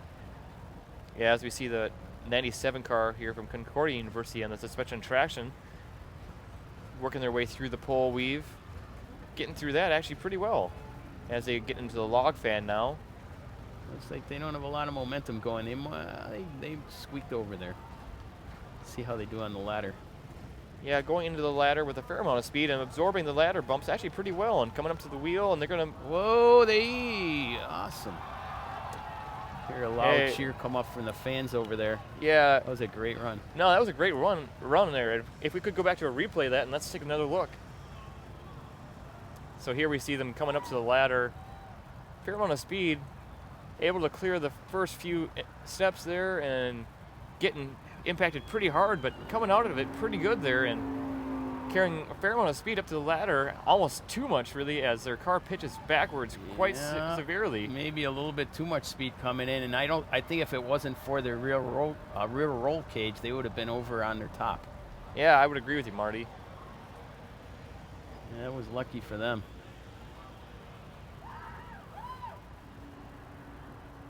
Now, as we're now looking at the whoop section of the S&T course. The whoops are very difficult to tune with. Takes a lot of suspension tuning, and the pitch characteristics can be very important on how you tune your anti-squat or anti-dive. As we're now looking at the maneuverability course here, we have a car on the starting line. See who they are in a minute. So let's see. Well, they're pushing their way up. I'm trying to think of the countries I've seen represented here. Of course, Canada, U.S., Mexico, Brazil, India. Yep. So we have the car number 34 here, University of Virginia, on the maneuverability course, working their way out of the chicane, holding a reasonable amount of speed as they work their way through here, getting around the barrels. I can hear that the driver is having to lift off the accelerator a little bit as he has to come to almost a complete stop now. Snuck around that corner. That's good. If you hit any cones, obviously, well, maybe not obviously, but there is a penalty for knocking over a cone. Yep.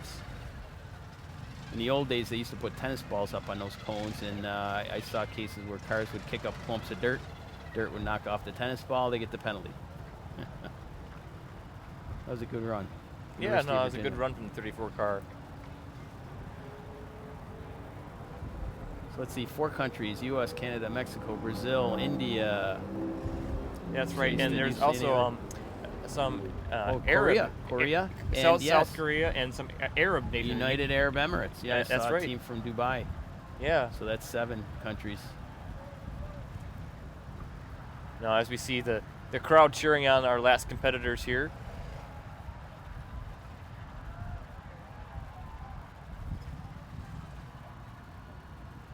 From the distance there, is that our maneuverability course in the bowl? Yeah, Marty, I believe we are looking down on through the maneuverability course there as we switch to the suspension and traction course. We got car number 87 on course. Oh. Unfortunately, getting hung up on the pole weave, which is very unfortunate for the 87 car, as they are a fast car here and typically a top contender. So hopefully Yeah. they have one more run left, as they will certainly be wanting to.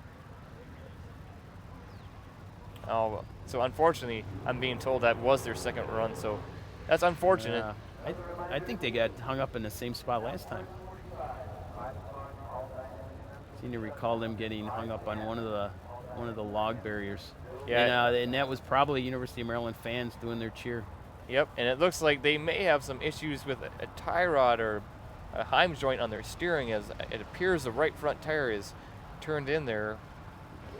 We'll have to see as they turn the car here if that is indeed what's going on, or perhaps not. Yeah, it looks like their tires aren't quite steering, or maybe so. I recall on their first run, they might have gotten hung up on this at the same exact location. It was a 6-wheel skid steering to help them off again. A little antique ATV. Yeah. Some of you, again, may be hearing the modified stock cars in the background. They're running on Potomac Speedway, the same speedway that is going to be used in conjunction with the endurance course tomorrow.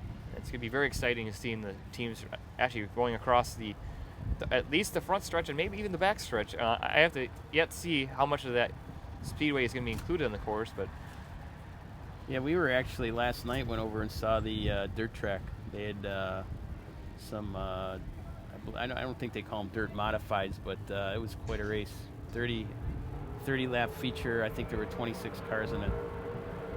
Track at once, and boy, that was exciting. yeah, no, I miss it. Previous life of mine, I used to spend my weekends tuning those cars and getting all those suspensions set up and ready for racing. So it's quite interesting now being in the announcer booth here, promoting these SAE Baja cars while I'm watching the stock cars race in the background there. And Chase, I don't know if you're from Maryland. Is it Potomac or Potomac? I think it's Potomac, the Potomac River, right? You know, I may be saying that wrong. I'm just kidding you a little bit. Yeah. Geneva College. GT15. Do you know where Geneva is, Chase? Geneva, you know, I'm not entirely sure where they come from. I see they do come from the United States of America here, but yeah. Unfortunately, again, getting hung up in that log fan. The log fan today has proven to be very difficult for a lot of teams, as you can see there, that second to last log in the fan there doesn't have much dirt in front of it, and it's been hanging up a lot of teams. And as the day wore on, I'm sure any dirt that was in front of that log has been kicked away by earlier cars going over it. So part of the strategy is determining, thinking about when you want to run each event. And the teams, the better teams are spending a lot of time figuring it out, being very strategic in when they run their events. Like I know a lot of teams will always save suspension and traction for last, because that's the event that can wreck your car. Yeah, no, that's a lot of repairs. That's a very good point you bring up there, Marty. Yeah, there is a lot of strategy with the timing of your event, and also your driver selection, and then how the driver handles the course, what line choices he takes. This looks like hill climb. Yeah, as we see the number 90 car here, the Cornhuskers from Nebraska, on the hill climb. And we were talking about strategy. One thing that teams usually try to do is get that hill climb done early in the morning, because as the course wires on, especially in a dry track, you get a lot of silt and as we see that silt getting kicked really up. slippery surface created. But it looks like they're going to make it over the top. Yeah, no, that's a strong run from the 90 car here. But yeah, as you said there, Marty, we can see a lot of that silt getting kicked up. Nice aerial view. That looks like the clubhouse. To the left there, the hill climb. Yep. Yeah, there you can see the hill climb that the 90 car just went up. To the right, that's the maneuverability track, I believe. Yeah, looking down on the bowl of Budds Creek here, that's a great shot. Beautiful day here. We're sitting up in the booth. It's probably high 70s, nice breeze. Yeah, no, it's turned out to be a great weekend for some collegiate off-road competition here. Sometimes these events are held, it's pouring rain. I remember one of the earliest events I went to, I was knee-deep in mud, and I actually lost a shoe at that event. Some teams, I think, almost lost their cars. Yeah, that can happen. I know I've had to come to these events bringing my big, tall rubber boots with me just so I can make it through some of the muddy muck. Some of the muck, and if your boots get topped, well, so you can say goodbye to your boots. I think that's what happened to me, actually. I've also wrecked about 5 cameras at these events and numerous other electronic gadgets just from the dust and the dirt and getting run over by the cars and all sorts of hazards out there. Yep. Looks like our suspension and travel. Yeah, so we're nearing about 10 minutes left in the day here as we now see the 14 car go through the whoop section of the S&T course. University of Toronto, another one of our friends from Canada. I don't know what it's with the. I don't know what's going on with the Canadian teams running so late in the day. Yeah, I'm not sure, Marty. Nonetheless, though, we do see the car number 14 here making its way out of the pole weave and into the log fan, coming out of the log fan here, and see how they handle the ladder. Yep. They're still moving forward. I was wondering if they were going to get through the ladder, though. They didn't have a lot of speed going in, and you need some momentum to carry you through that. Yeah, it seems to be best that the teams that are able to carry momentum and have enough speed to have the shocks go through some movement and really absorb those bumps. Yeah, you can see the course workers really working there.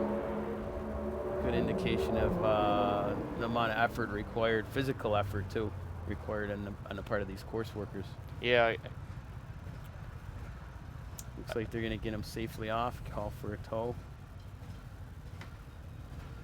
You know, it's interesting, if you think University of Toronto, they're in a very metropolitan environment, city of Toronto. Where do they test their car? Yeah, that is a good question. I would imagine it must be very difficult for them to get out of the metropolitan area and somewhere where they can do their testing. Yeah, I remember years ago there was a school in New York City called Cooper Union, and they had a team, and that was back in the water event days, and they had to do their water event testing in the Hudson River, which was quite interesting. I heard some interesting stories about that.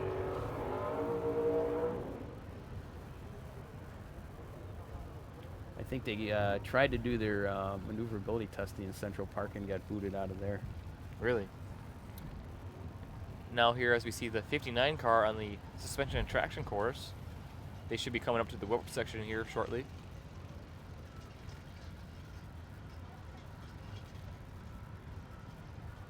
Yep. Looks like the 59 car on the suspension and traction course had some issue here and will not be able to complete that run. Yeah, looks like maybe teams have done their planning. I'm looking over at the pit area now, and I'm not seeing many other vehicles coming over to get in queue. Yeah, we are nearing the end of the first day of racing here. We have 7 minutes left, according to my time. Baja SAE, some fans.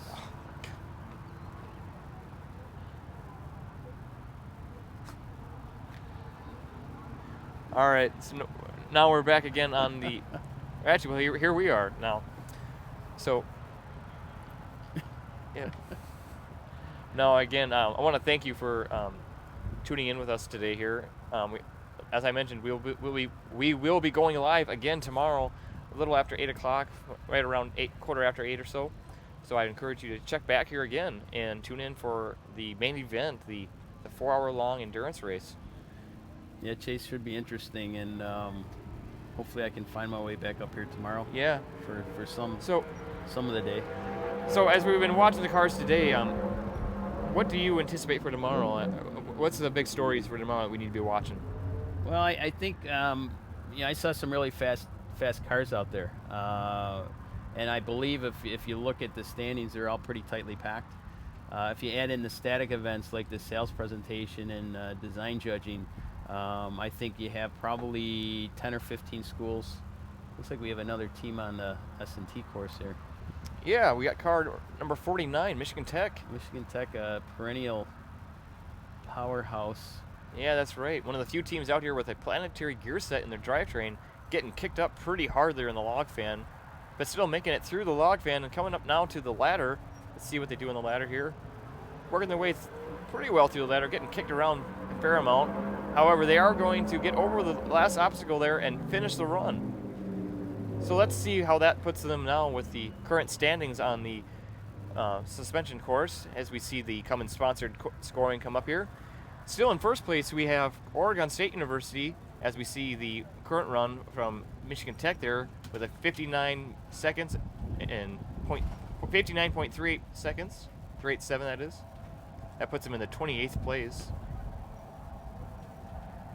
Yeah, I think you're going to see, going back to tomorrow,